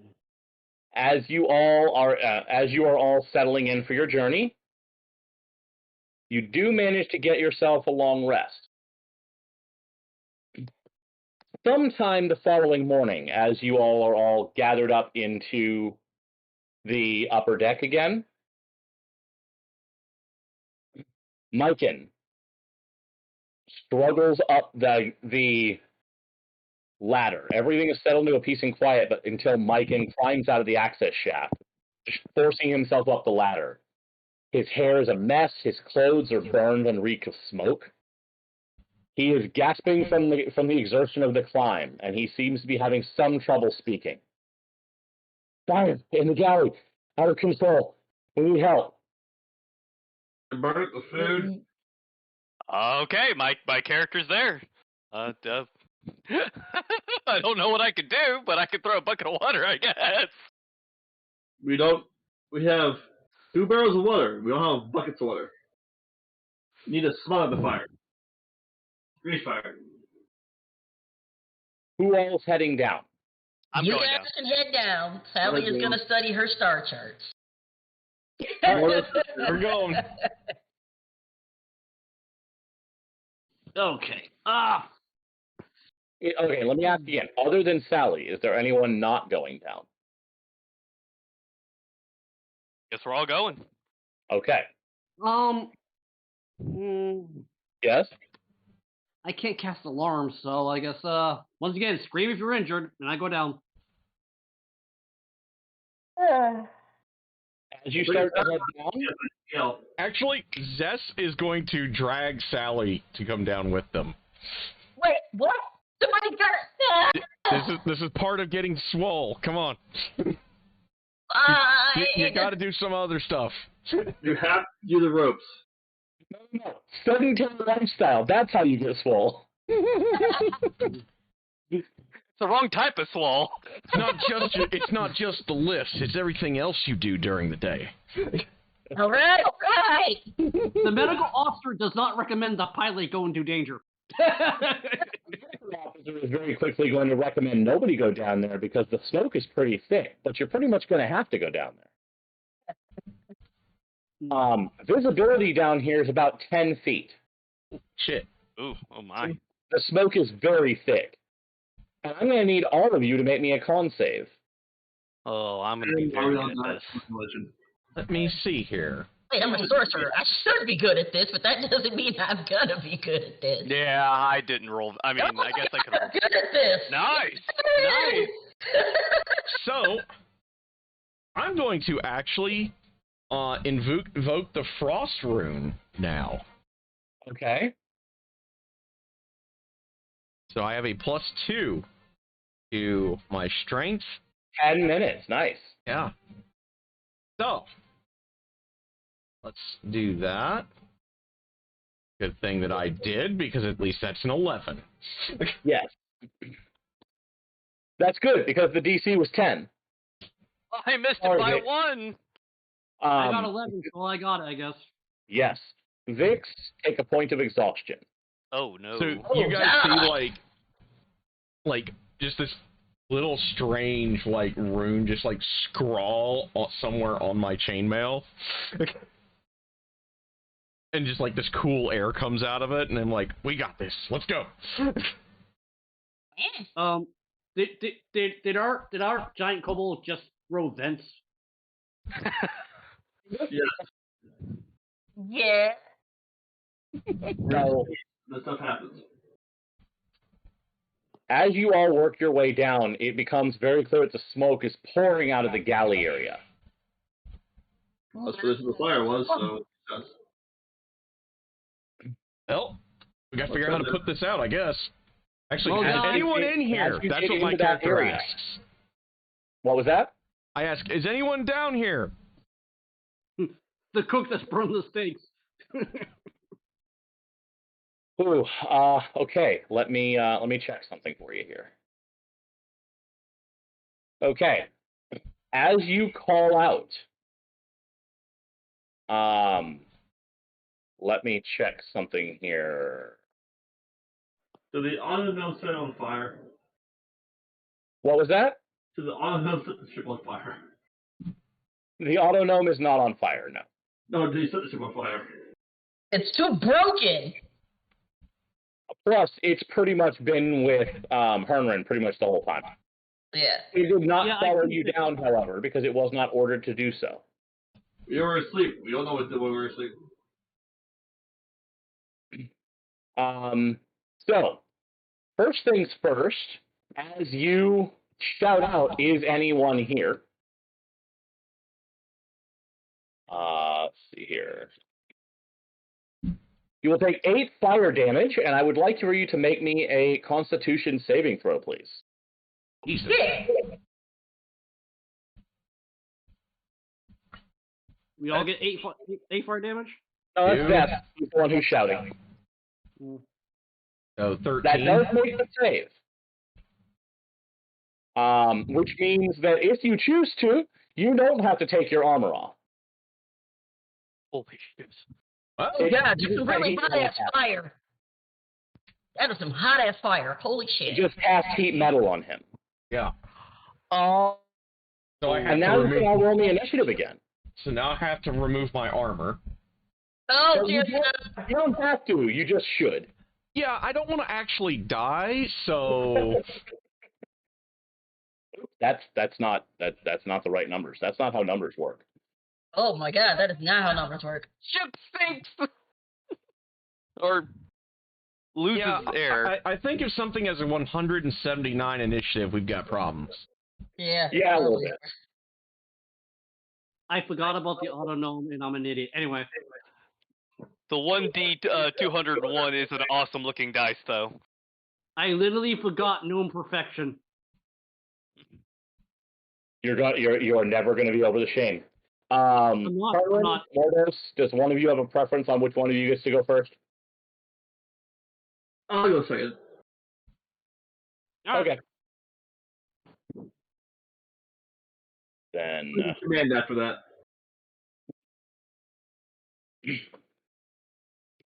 So, this room is everything in this room is heavily obscured by smoke. First things first, you're going to make me another con save. I roll mine at disadvantage? No, this is for Sally. She's going first. Oh, okay. Oh, dear God. Really? Okay.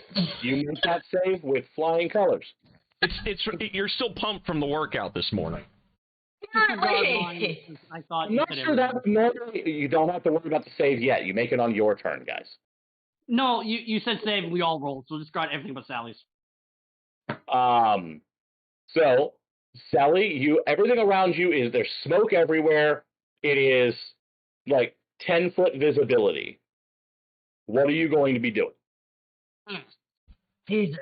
You do know you did just see your lizard man, so your Swobold friend start to glow with fire as someone cast a spell on him. Oh, no.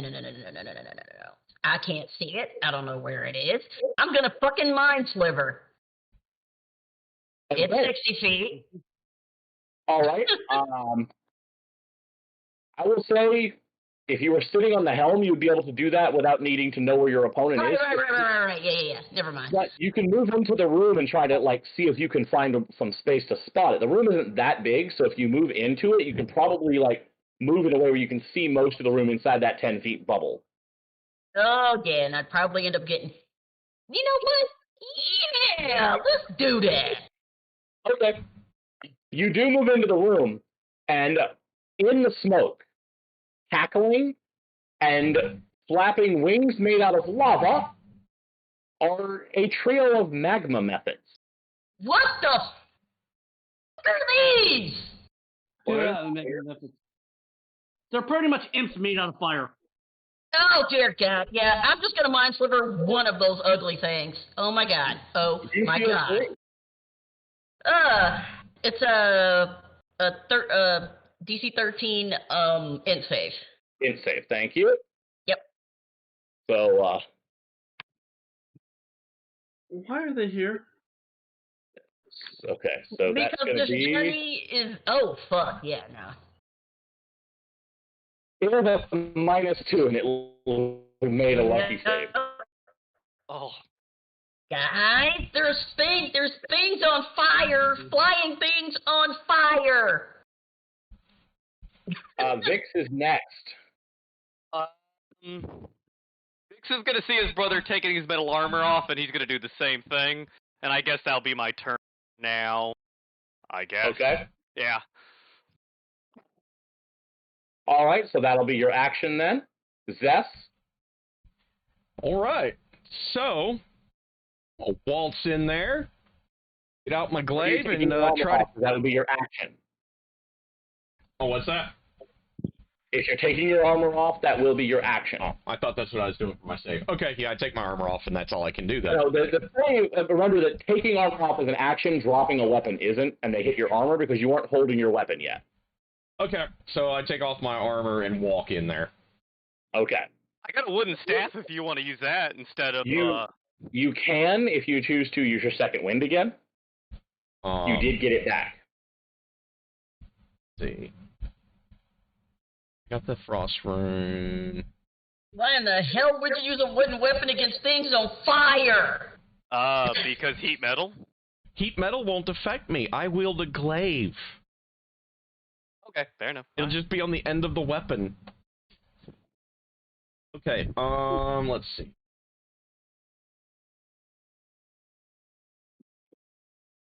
I'm going to hold off on my second win for now. Okay, Ernring's turn is next. All right. We're rolling a con save because of smoke inhalation, right? Yep. And I'll take your 17 from earlier is fine.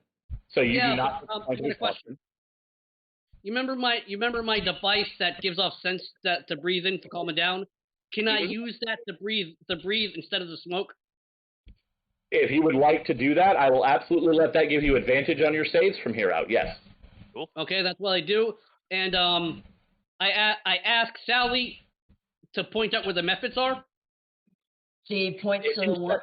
Just a little bit, you'll be able to see them. Yeah. Yeah. Okay. I reach into my bag and pull out a phosphorus flash grenade and roll it down to cast fairy fire on all the methods. Okay. Nice. That is handy. It's a dex save, right? Yep. Okay.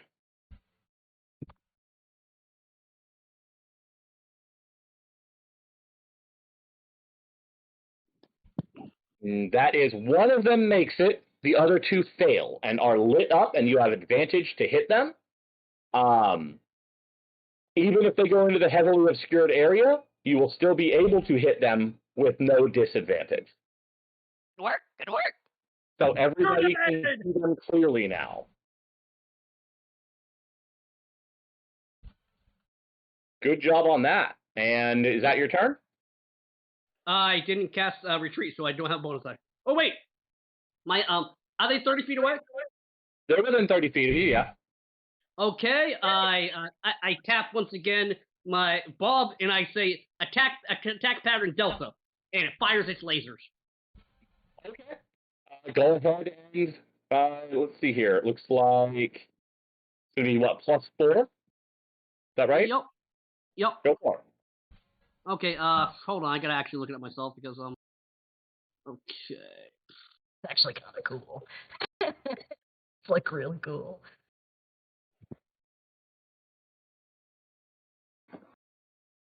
It actually gets a full turn after you, so you don't have to. Your bonus action is how you command it to take its turn, so it will take its turn immediately after you.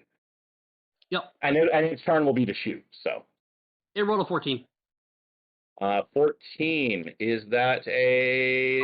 That is a hit. That is a hit. 19. All right.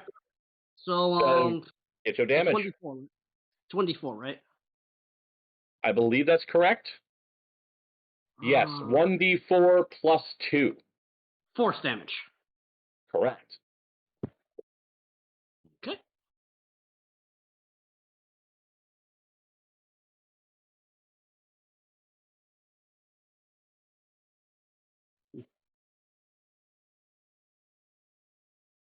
Okay. The little spider thing rubs its two metal legs together, and everyone just hears a. That's so cool. A blast of energy just sort of flips one of them on the wing as it screeches in pain. And then we move over to Mordos. Pop his head in.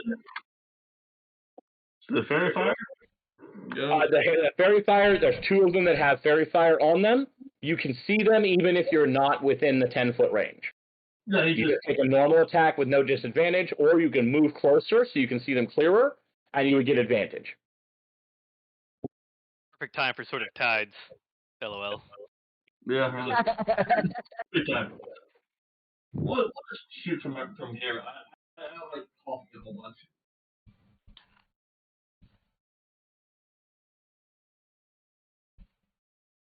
That should be a hit, right? That will hit. Alrighty. I will note that down. Alrighty. Any bonus actions? Nope. Alright, they will go now. Brace for impact. What was that? Brace for impact. I'm joking. Right. Yeah, each one of them, they're going to scatter. The one in front, which is the one that they got the laser blast and is not lit up, is going to let out a fire breath. Everybody give me a dex save, please. Oh, dear God. I'm not super familiar, so exhaustion's gonna go on my pretty much everything. Oh, No, thank you. only on your ability. Thank you. Right. Thank you, Dice Gods. Thank you. Oh, come on. Oh, I am cursed today. Working out with the swole bolt makes things great. 6 damage to Vix. Everybody else takes 3. As it just blasts fire over all of you. Dragon. And then cackles. Dragon. The second one that got blasted is actually coming in and around and is trying to circle around and does not realize that Zess has range, so it is going to leave Zess's 10-foot range without entering his 5-foot range, and is going to take an attack of opportunity. Hey, where are you going, bitch? Work it. Will hit.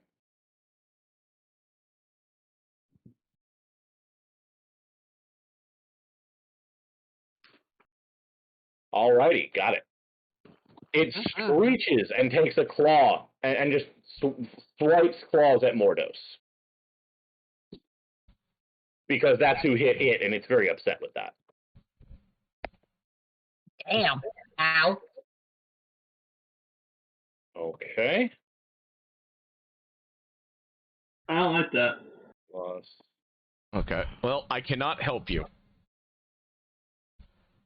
So I had used my reaction already.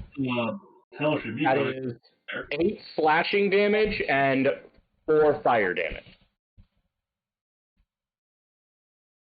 That is very much not fun.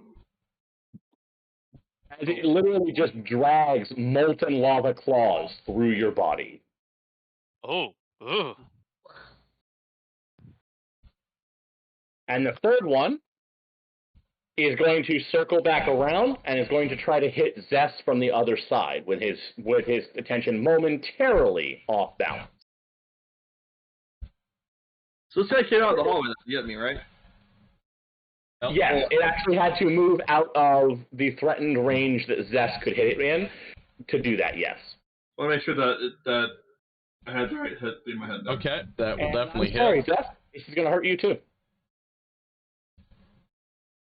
Oh, I got a problem. My only attack spell is fire. That's not true. It's your only attack cantrip. That is 5 slashing and 3 fire to use Zess. Okay. And that is their turn. Now we're going to come back to the top of the round. Sally, give me your con save. Con save. Oh my gosh.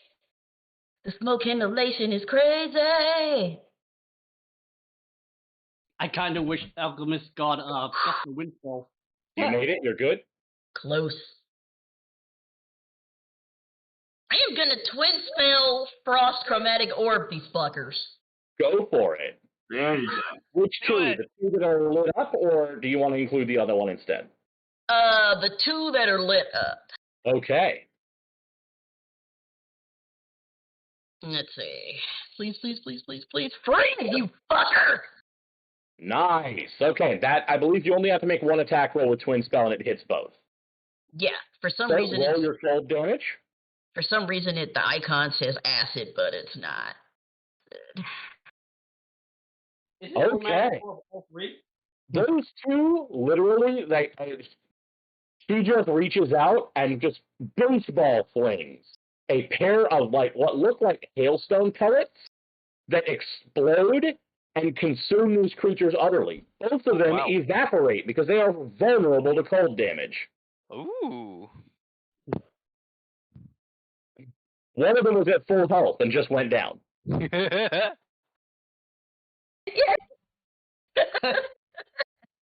as Sally just get off my plane, I guess. Yep. I'm tired of these fucking motherfucking monsters on my motherfucking boat. All right, so now we come up to Vix. All right. I attack the surviving one. Okay, with a bow. Okay. And I miss. You do. This is not one of the ones that had fairy fire, because she hit both the ones that had fairy fire. Okay. Shit. And I'll tell Gorin to attack, and I lost my fucking roll.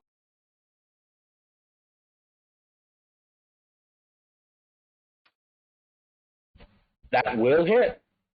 All right, and D6, and there you go, +2. All right, 3 damage. All righty. By the way, you should make me your con save. All right, doing right now, and it's a disadvantage, right? No. Or is it a ability check? Okay. Con saves are not ability checks. Well, I'll take it. That's good. You're good. So next, Zess, make me your con save. All right.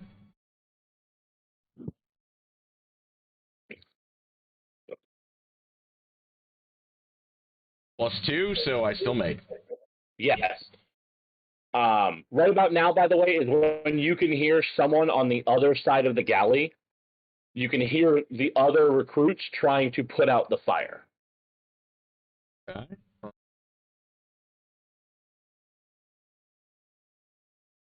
I'm going to go ahead and use my second wind with my bonus. Okay. Because I'm near dead anyway. If I don't, I will die. Holy shit. Yeah, you did get crit pretty hard. Yeah. I told you guys not to make fun of my rolls earlier. Hey, fun For of 12. nothing. Our rolls were cursed. Alright, so that puts me back up to 21. Mm-hmm. And the next thing I'm going to do is I'm going to try to chop that sumbitch down. Do it. Tree. Heal himself. I get second win. Fighters can, once per short rest, heal themselves for 1d10 plus their fighter level. Now I want to be a fighter. I want to be a fighter dwarf with fortitude. Anyway. Oh yeah. Eat shit, you stupid thing. I'm using my reaction to do the infused strike, so that's another D6 of lightning damage. Okay, roll that for me. And it's a 1. That's actually fine, because I didn't actually have to make you roll. It had 14 hit points left. Oh, okay. So that one is what takes it out. The extra little zap on the end of the glaive is what does the job. Yes. As you cut it in two, and it sort of melts away. None of these things leave bodies behind. As they literally melt away into smoke. And yes, he asks as it starts to fade away, do you even lift, bro? You still after it crit you for a massive amount of your hit points. Yeah, but I have to talk shit. He is a folk hero after all.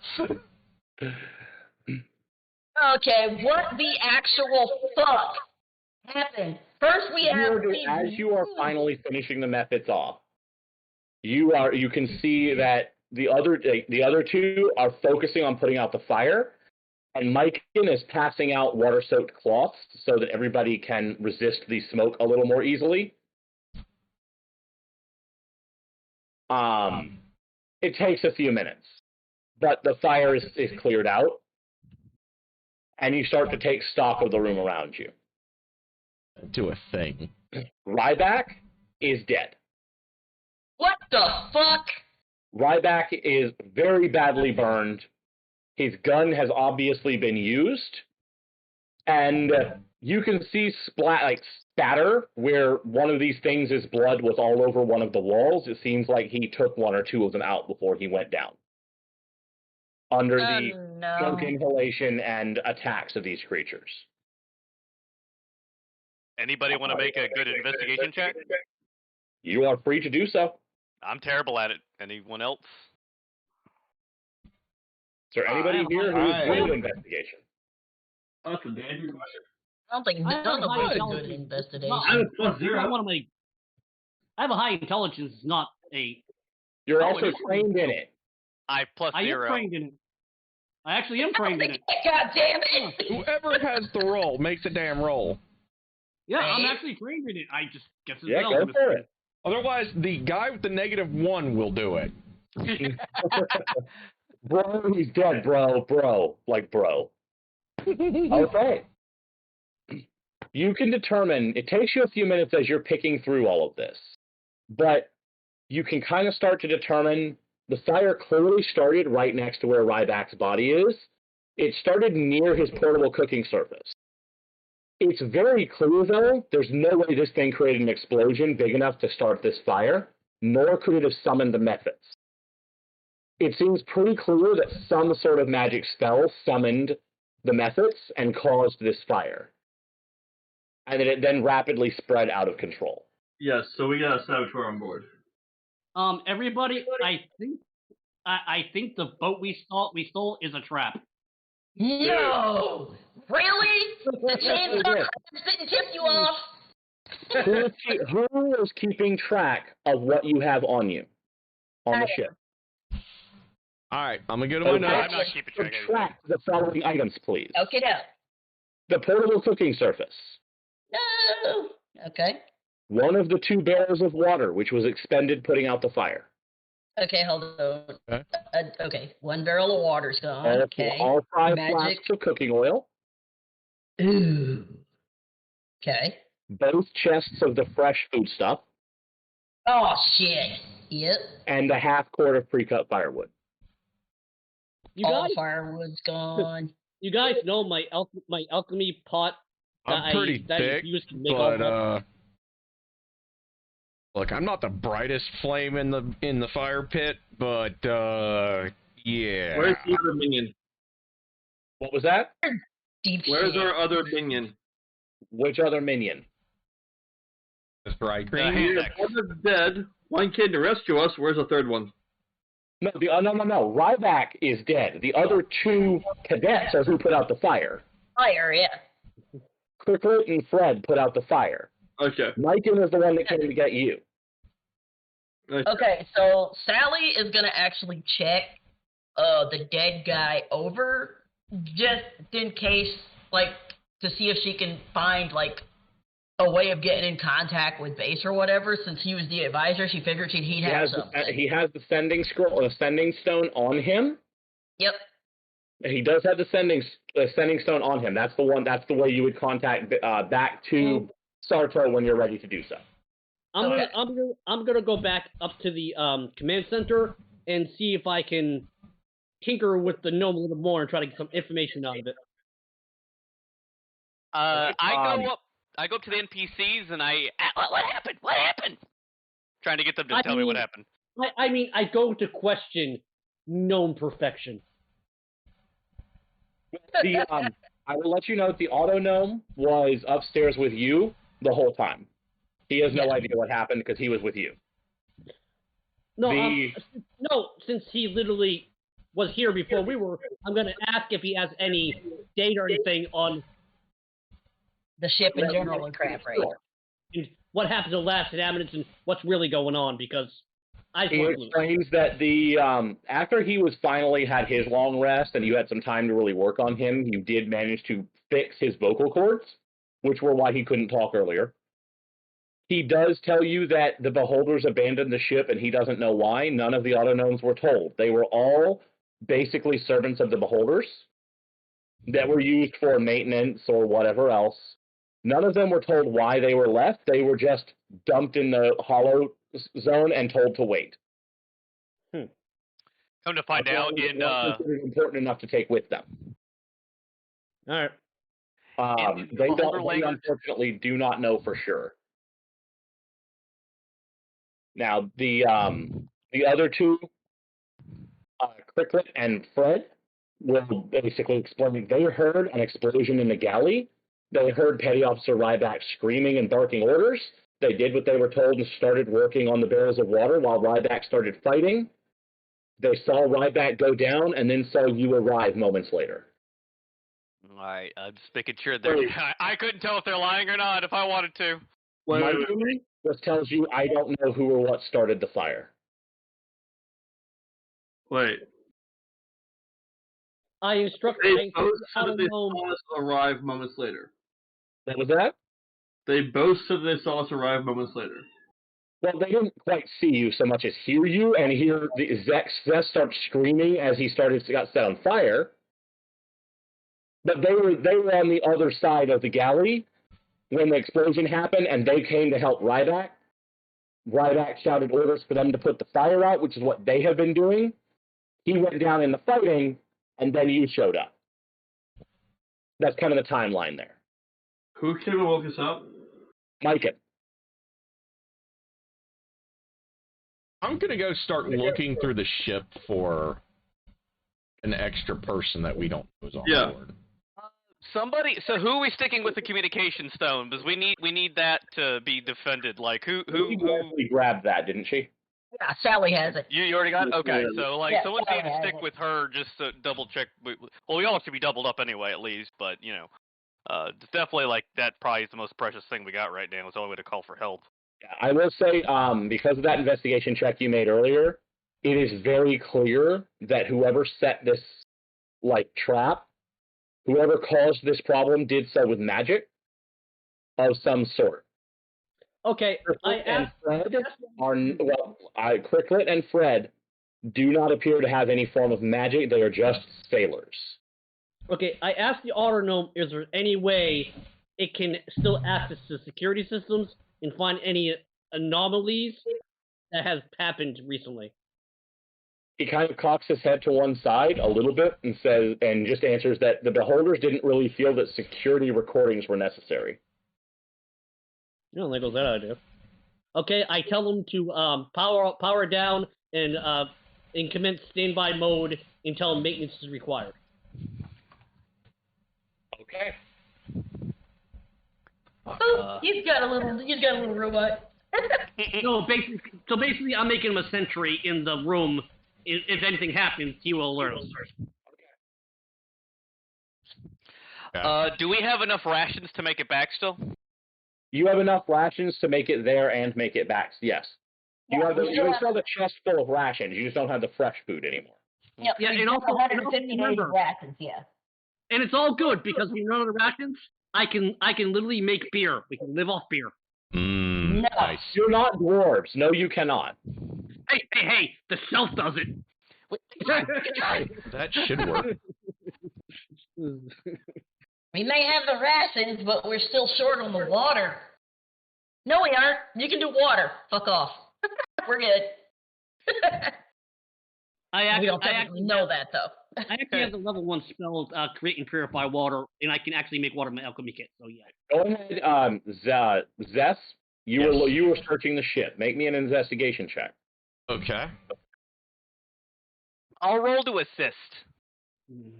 Probably a good idea. One of you could. Okay, then. Never mind. Okay. I'm doing the real thing. He's making the. I thought I had like it over a 10 or something to assist or something. I can't remember. No, that was a 4th and 3rd edition thing. Oh, okay. You Okay. were Well, giving an advantage on the roll, which you can do as long as you are proficient. If you're not proficient in it, then you can't really assist him, but you can make your own roll. all right. That was my roll then, since I'm not proficient. Okay. Also, Zest, how much HP do you have right now? I put my armor back on. All that, so 6. Oh, you said HP, not AC. Sorry. Oh, HP 21 now. Yeah, that should be good, right? Yeah. He has 3/4 of his hit points back. Let's see how horrible I do. Nope, no red dragons out today. Okay. But both of you do a fairly thorough search of the ship. You don't find anyone or anything that was unexpected at this point. Whatever happened here, as far as you can tell, somebody on the ship did it. Don't look at me. It was Professor Plum in the library with the candlestick. Who was the And a summon book. second one after all of that? Who was the second one? No, What the do you two mean? guys were Like, the of two guys were in the assistants that we have. The last person to show up was the person who came and got you was Myken. There was no one else that showed up after that. Okay. The other two were down there fighting the fire, they say, when you showed up, and while Ryback was fighting the Mephits before they killed him.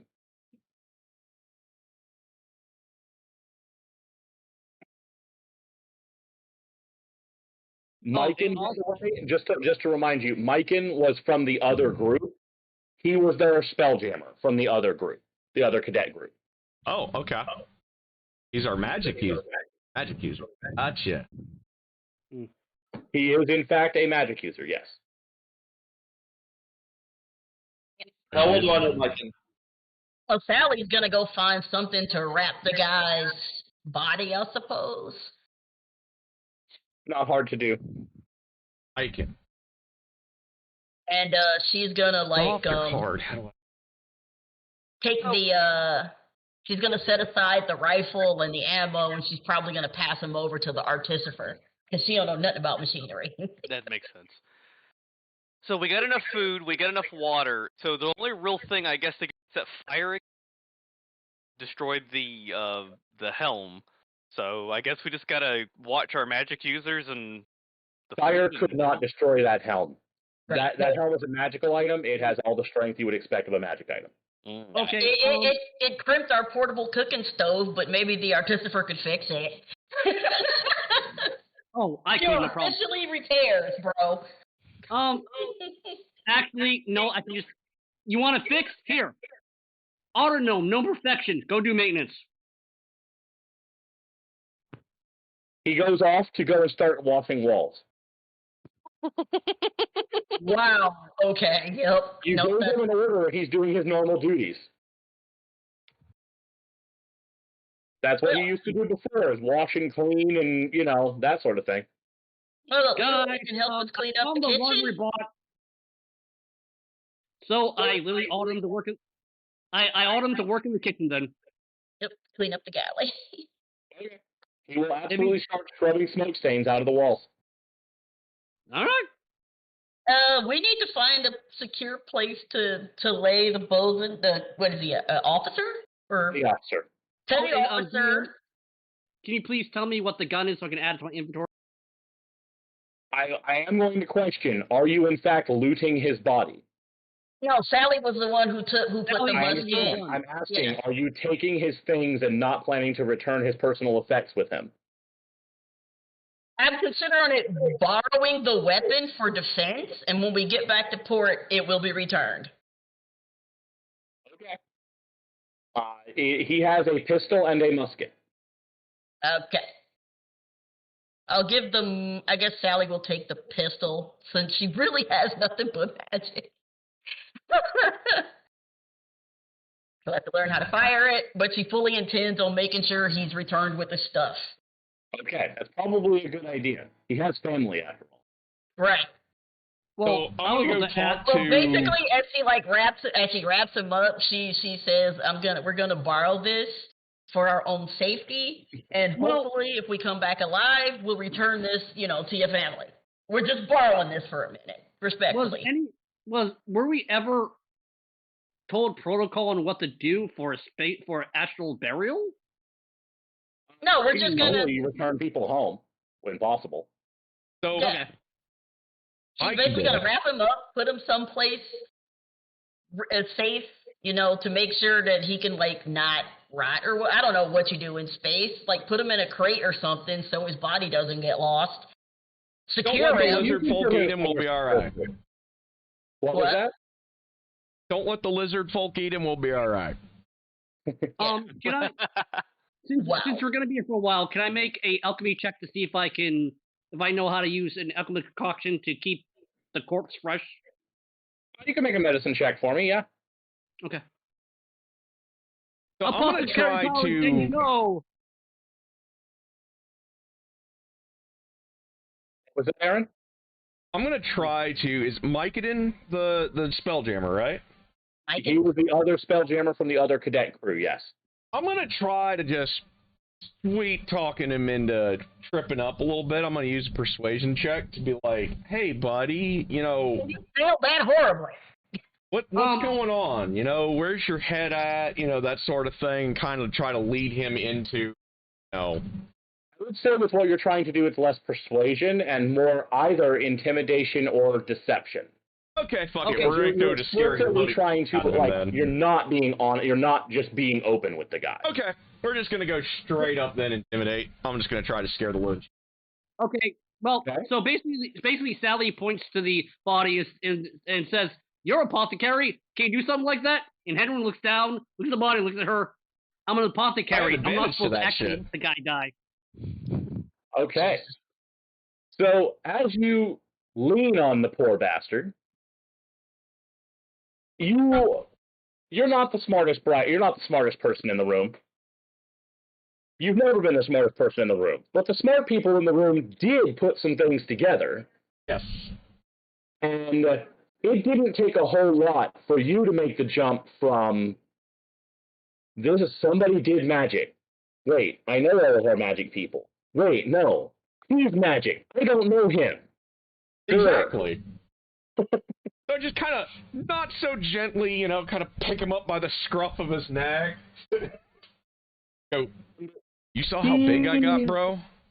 I could do that again. Almost like he was waiting for an opportunity to break. He almost immediately surrenders with that roll. And he is just babbling that it was not supposed to go like this.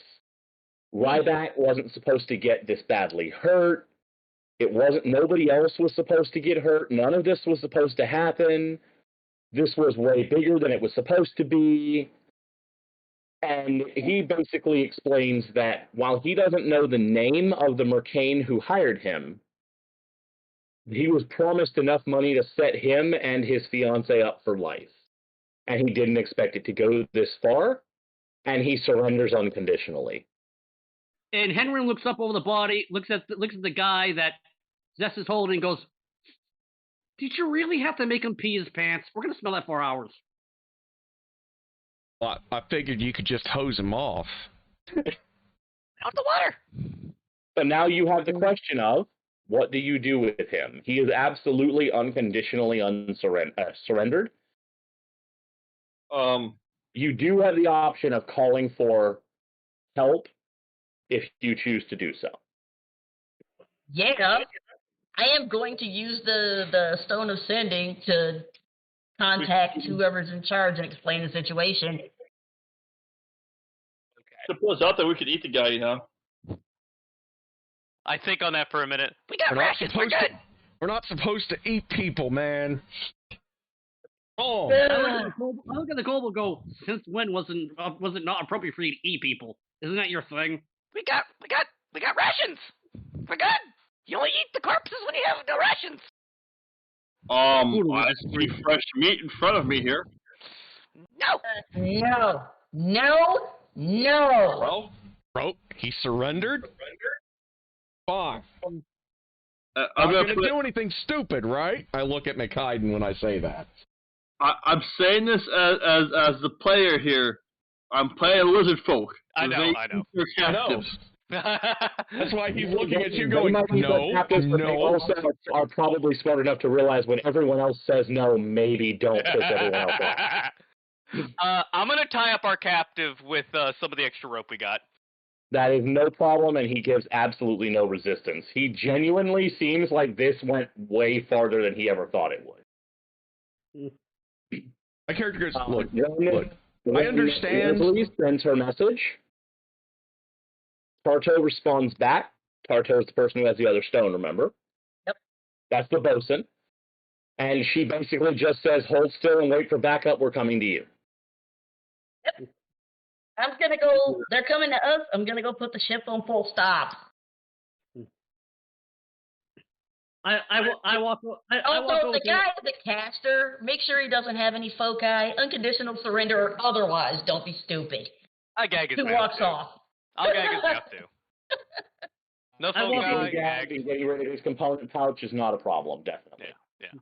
I walk over to our captive, hit him across the head, and go, you're lucky I don't want to find out if he can breathe in outer space. My character's kind of and everyone makes mistakes and hands the guy a snack. He can eat! He is my snack.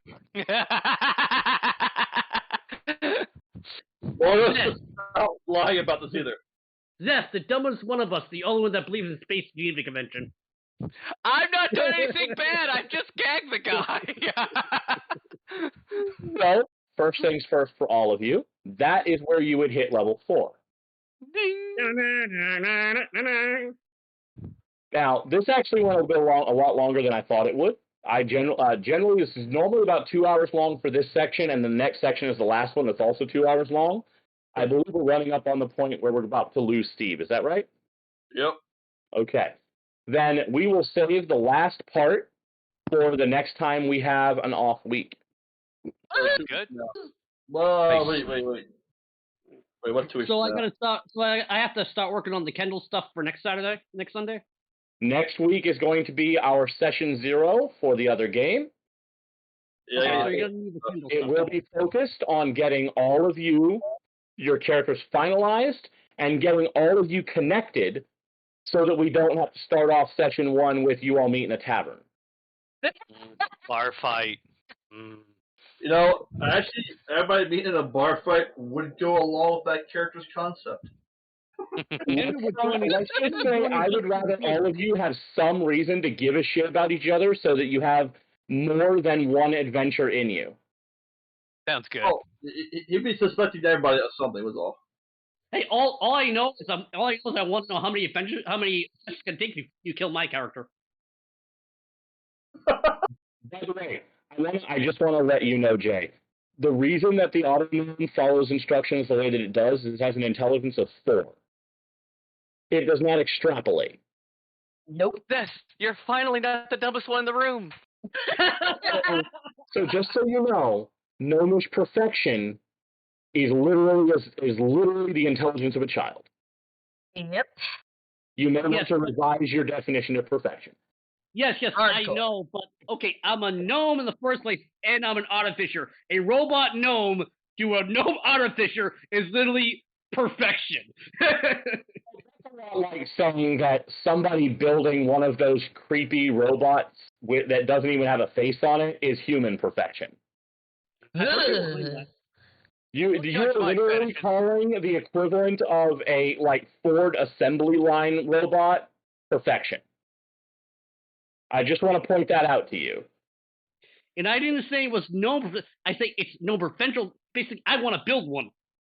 No, and that's absolutely understandable. They're really cool. I'm just reminding you, these things are not perfect replicas of a gnome. They are stupid automatons that can follow simple commands. Just so you know. In the Spelljammer campaign, you can play one, so... Yes, and that would be typically an unusual one. The ones you have spoken with so far have not been that unusual. Not stock data. Okay, I was actually going on the actual race that they introduced. and not... Okay, my bad. No worries. I understand. I'm letting you know there is a difference between, like, one of the special ones, which the one that we didn't really do much with back at the Academy was one of the special ones. This one is an absolute bog standard from the book. Okay, my bad. Cool, gotcha. I still want to build one. No, absolutely. They are really neat, and having them around is very cool, and it's something very much an artificer could do. I really wish they would put in like the ability for like companion animals and animal things to actually have their attacks built into Beyond. I hear you. That's really annoying. I'm fully John? with you on that. John, give them feedback. They're asking for it. Yeah, true. Well, they've had this feedback for a while. I was on the forums there looking to see what was hidden. But you can actually get feedback. They're actually going to read it because they're actually asking for it this time. So that's not about D&D Beyond. That's about the new edition. Yeah, just give the feedback. Screw it. It doesn't hurt to say it. It kind of does if you're putting it in the wrong place. It's better to send them a separate email about that. Yeah. I can tell you from experience, if you're dealing with people who are accepting feedback and you start giving them irrelevant information, they throw it directly in the trash. Yeah. Oh my god, that's a cool fucking spell. What's that? Borrowed knowledge. That's fucking sweet. It is nice. I gotta say, I really do like these characters, and I love Spelljammer. Like, I'm having a lot. I know it's like kind of a 2-shot, 3-shot kind of thing, but I would love to play this character again at some point. To be honest, I do not have a problem with taking, like, with continuing with this at some point. I will say that the Spelljammer campaign setting is very disappointing in 5th edition. I'm gonna have to do a lot to make it interesting. Everything you guys did in the ship-to-ship combat last time, the only things that come from the book are you had ballistas and mangonel to fire. Everything else was me. Yeah, I was hearing similar things, but it's been pretty awesome so far. That being said, I love the setting, and I have access to all the 2nd edition information. I am not afraid to do some shit to it. Yep. Honestly, I didn't expect Henrin to be that much, because I just literally just said, okay, space, medic, bones. Well, now that you saved my brother, like it doesn't matter, you're great guy, and it's been marked in the good book, so you're that period of role play is definitely over. Well, I will let you all know, not only do you level up to 4, you can get yourselves a long rest before the next session. I'll tell you what, if you hug me again, Bob's gonna thwomp your nose. You're part of the tribe. Nothing but huggies. Oh God, no. Hilarious. Right? I'm learning how to lift weights with a giant kobold. Yeah. Okay. So I need Your healer. pick. Do I want to? Your combat medic now has the healer feat. I can heal better. Nice. That is actually incredibly handy, and it means you don't have to use your spell slots to cast healing word and shit. Yeah, I just bumped up my dexterity. I don't know what I want to do. Only use it to heal one character per long rest per character. So, but that's you can do it in combat. So. Yeah, basically everybody gets one. Woo! Go. Oh, that's adorable. Oh my god, it's adorable and terrible at the same time. What the fuck? I have stickers of Plasmoid. That's a new race in Spelljammers, Plasmoids. Cool. Wobble is officially a gelatinous cube, but now that I know we can play a Plasmoid... No. No.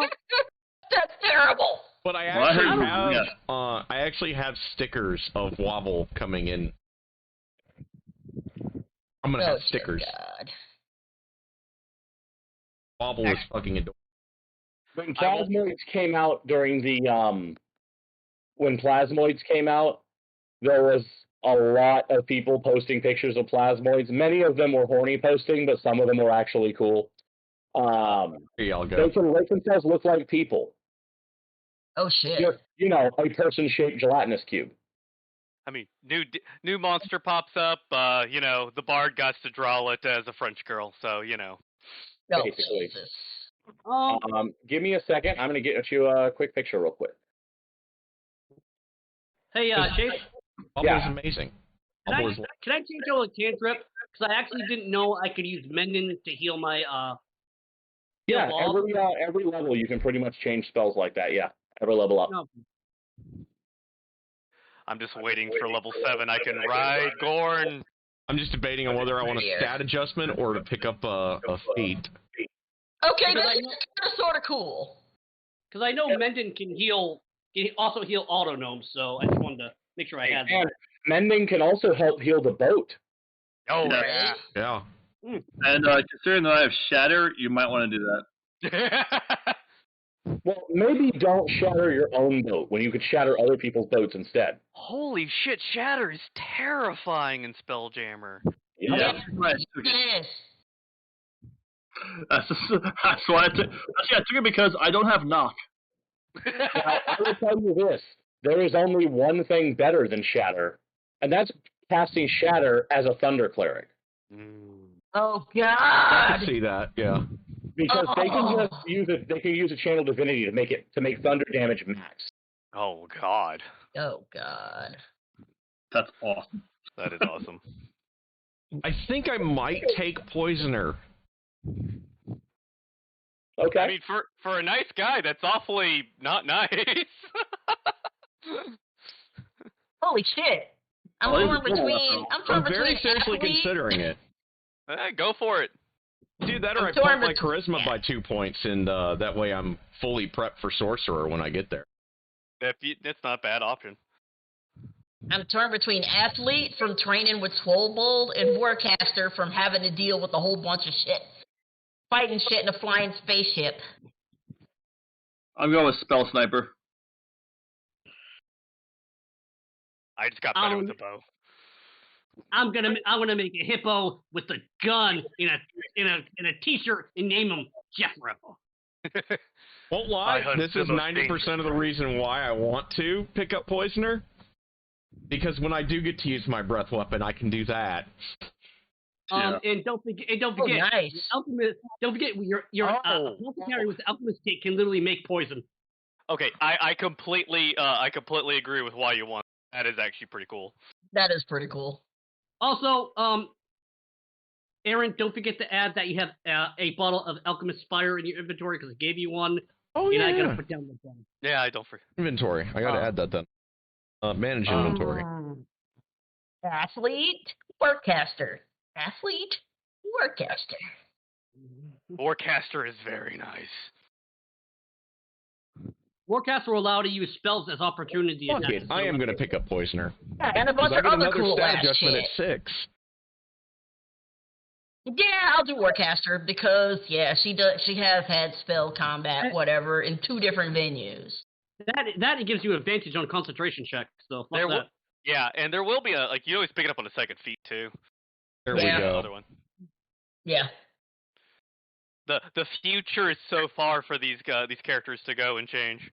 Yeah, honestly. There we go. Now that way at 6 I can pick up my I'll be able to pick up my fucking thing.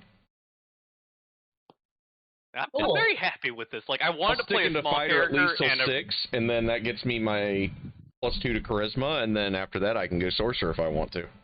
Yeah, I was thinking of maybe picking up a feat for Henry to attack better, but as an artificer, I can just make myself attack better. Yeah, you actually you can literally. Oh, did you? I think we forgot your crossbow should have +1 the whole time. Don't you have that infusion, or did you swap that one out? The infusion was added. I just literally just rolled 4s and 5s. Oh no, it looks like you didn't infuse anything with it. You had the you swapped it out for the servant. Oh yeah, I did because I only can have 2. Well, I can actually add it now because I got 3 at level 4. I only had 2, and I had the mind mantle on my armor because I didn't want my concentration to break while using. That would be a pretty good swing right there. Actually, I think you're still only at 2 infusions at a time. Well, that's fine. It's equal to your proficiency bonus, isn't it? I don't know. I'll have to look it up. But either way, I would probably drop the fusion on the crossbow and put it on the gun anyway, because gun is better. Yeah, like, do I gotta learn anything to like actually learn to use fire? Yes. The feat? You can either take a feat to learn how to use firearms, or you can spend 10 minus your intelligence modifier weeks training it. Okay.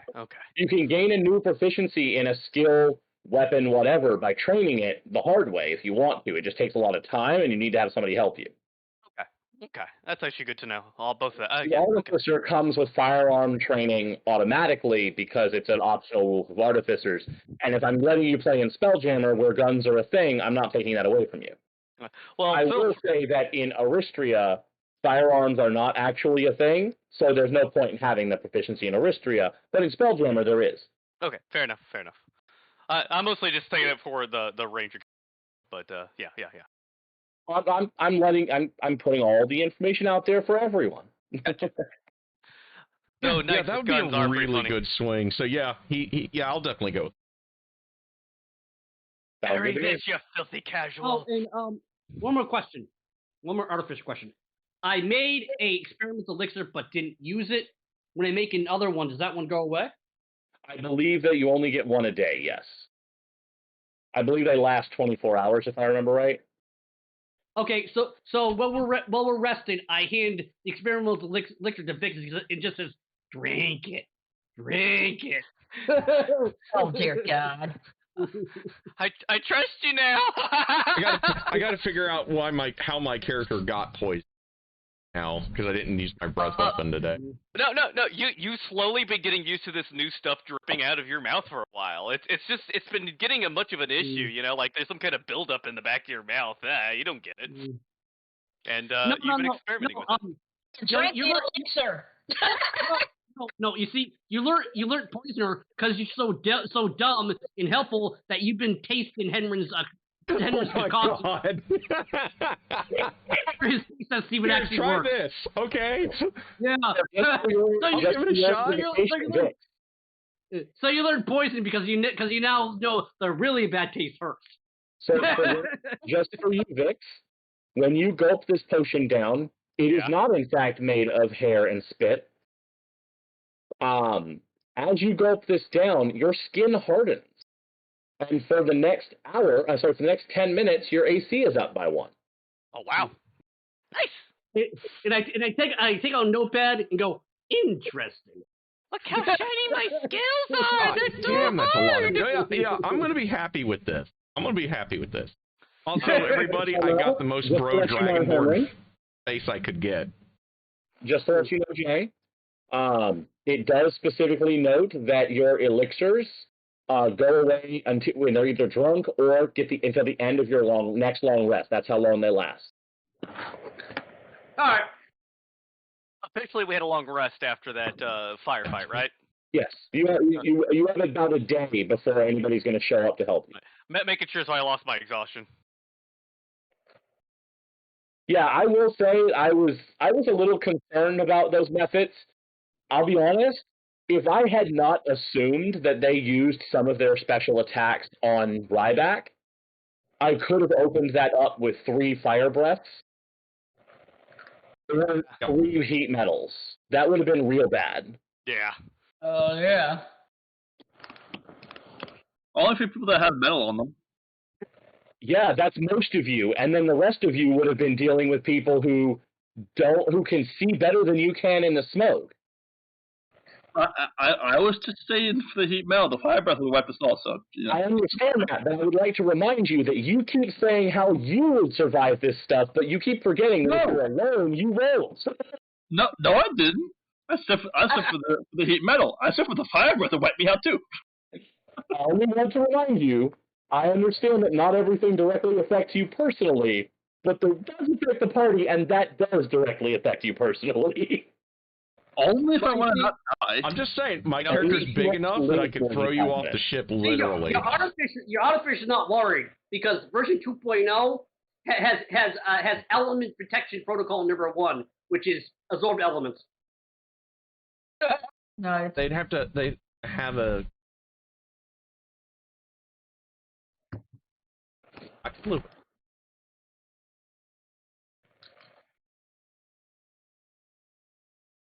Yeah. They Wait, upped. Okay. wait, guys. Now in space, we have two people that's obsessed with poisons.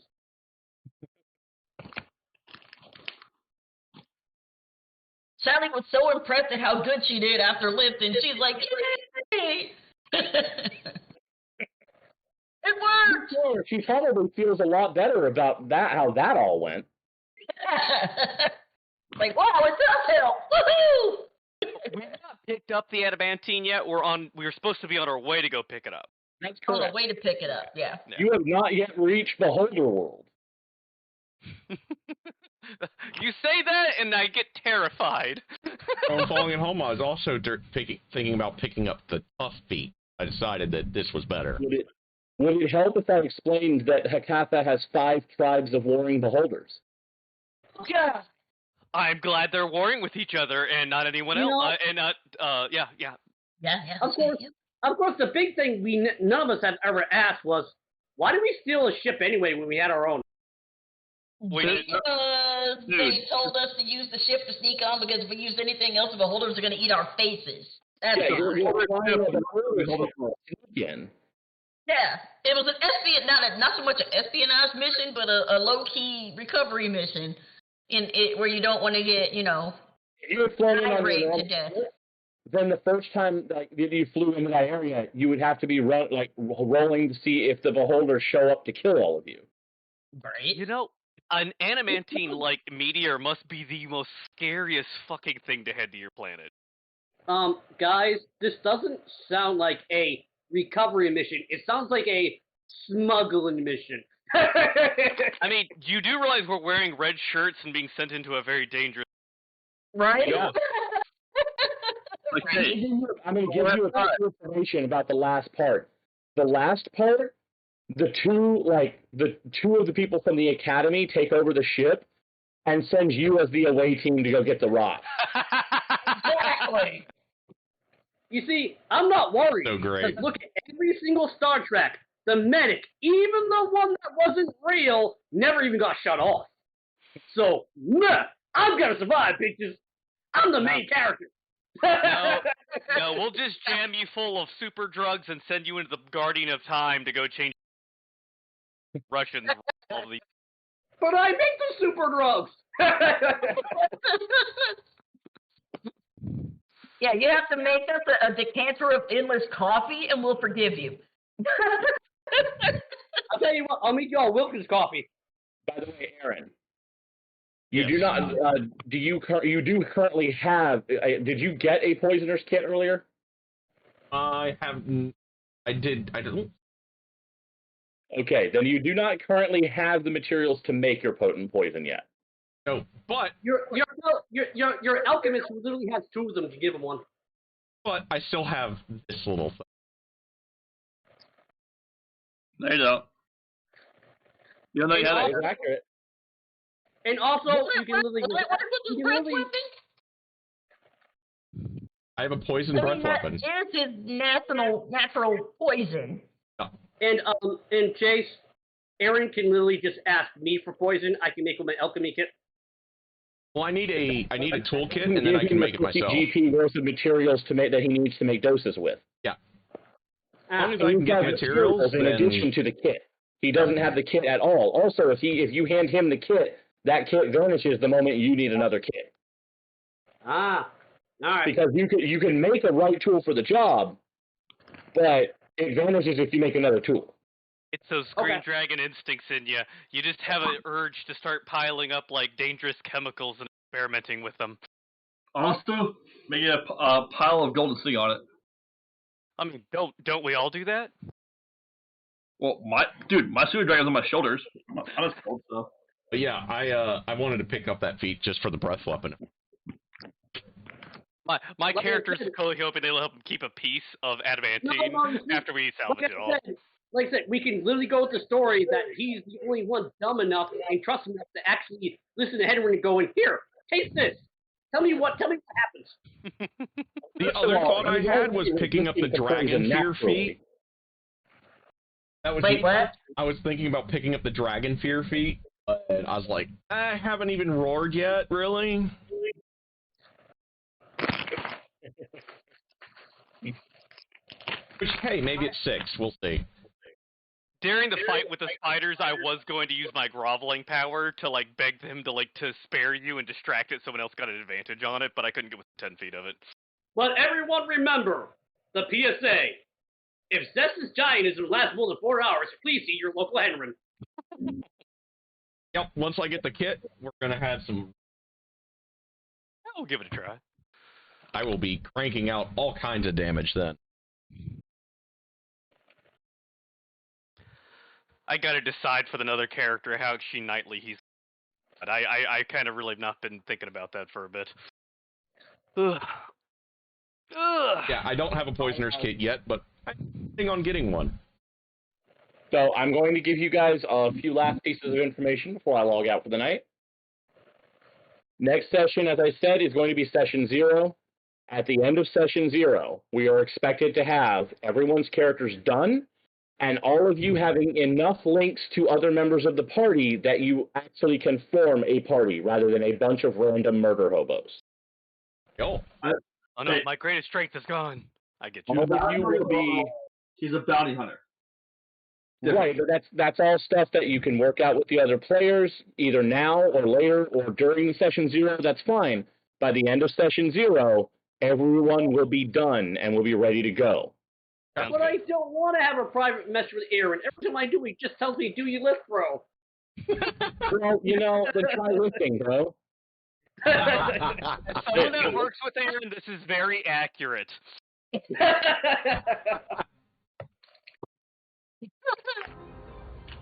Forgot the whole Yeah, time. lift, bro.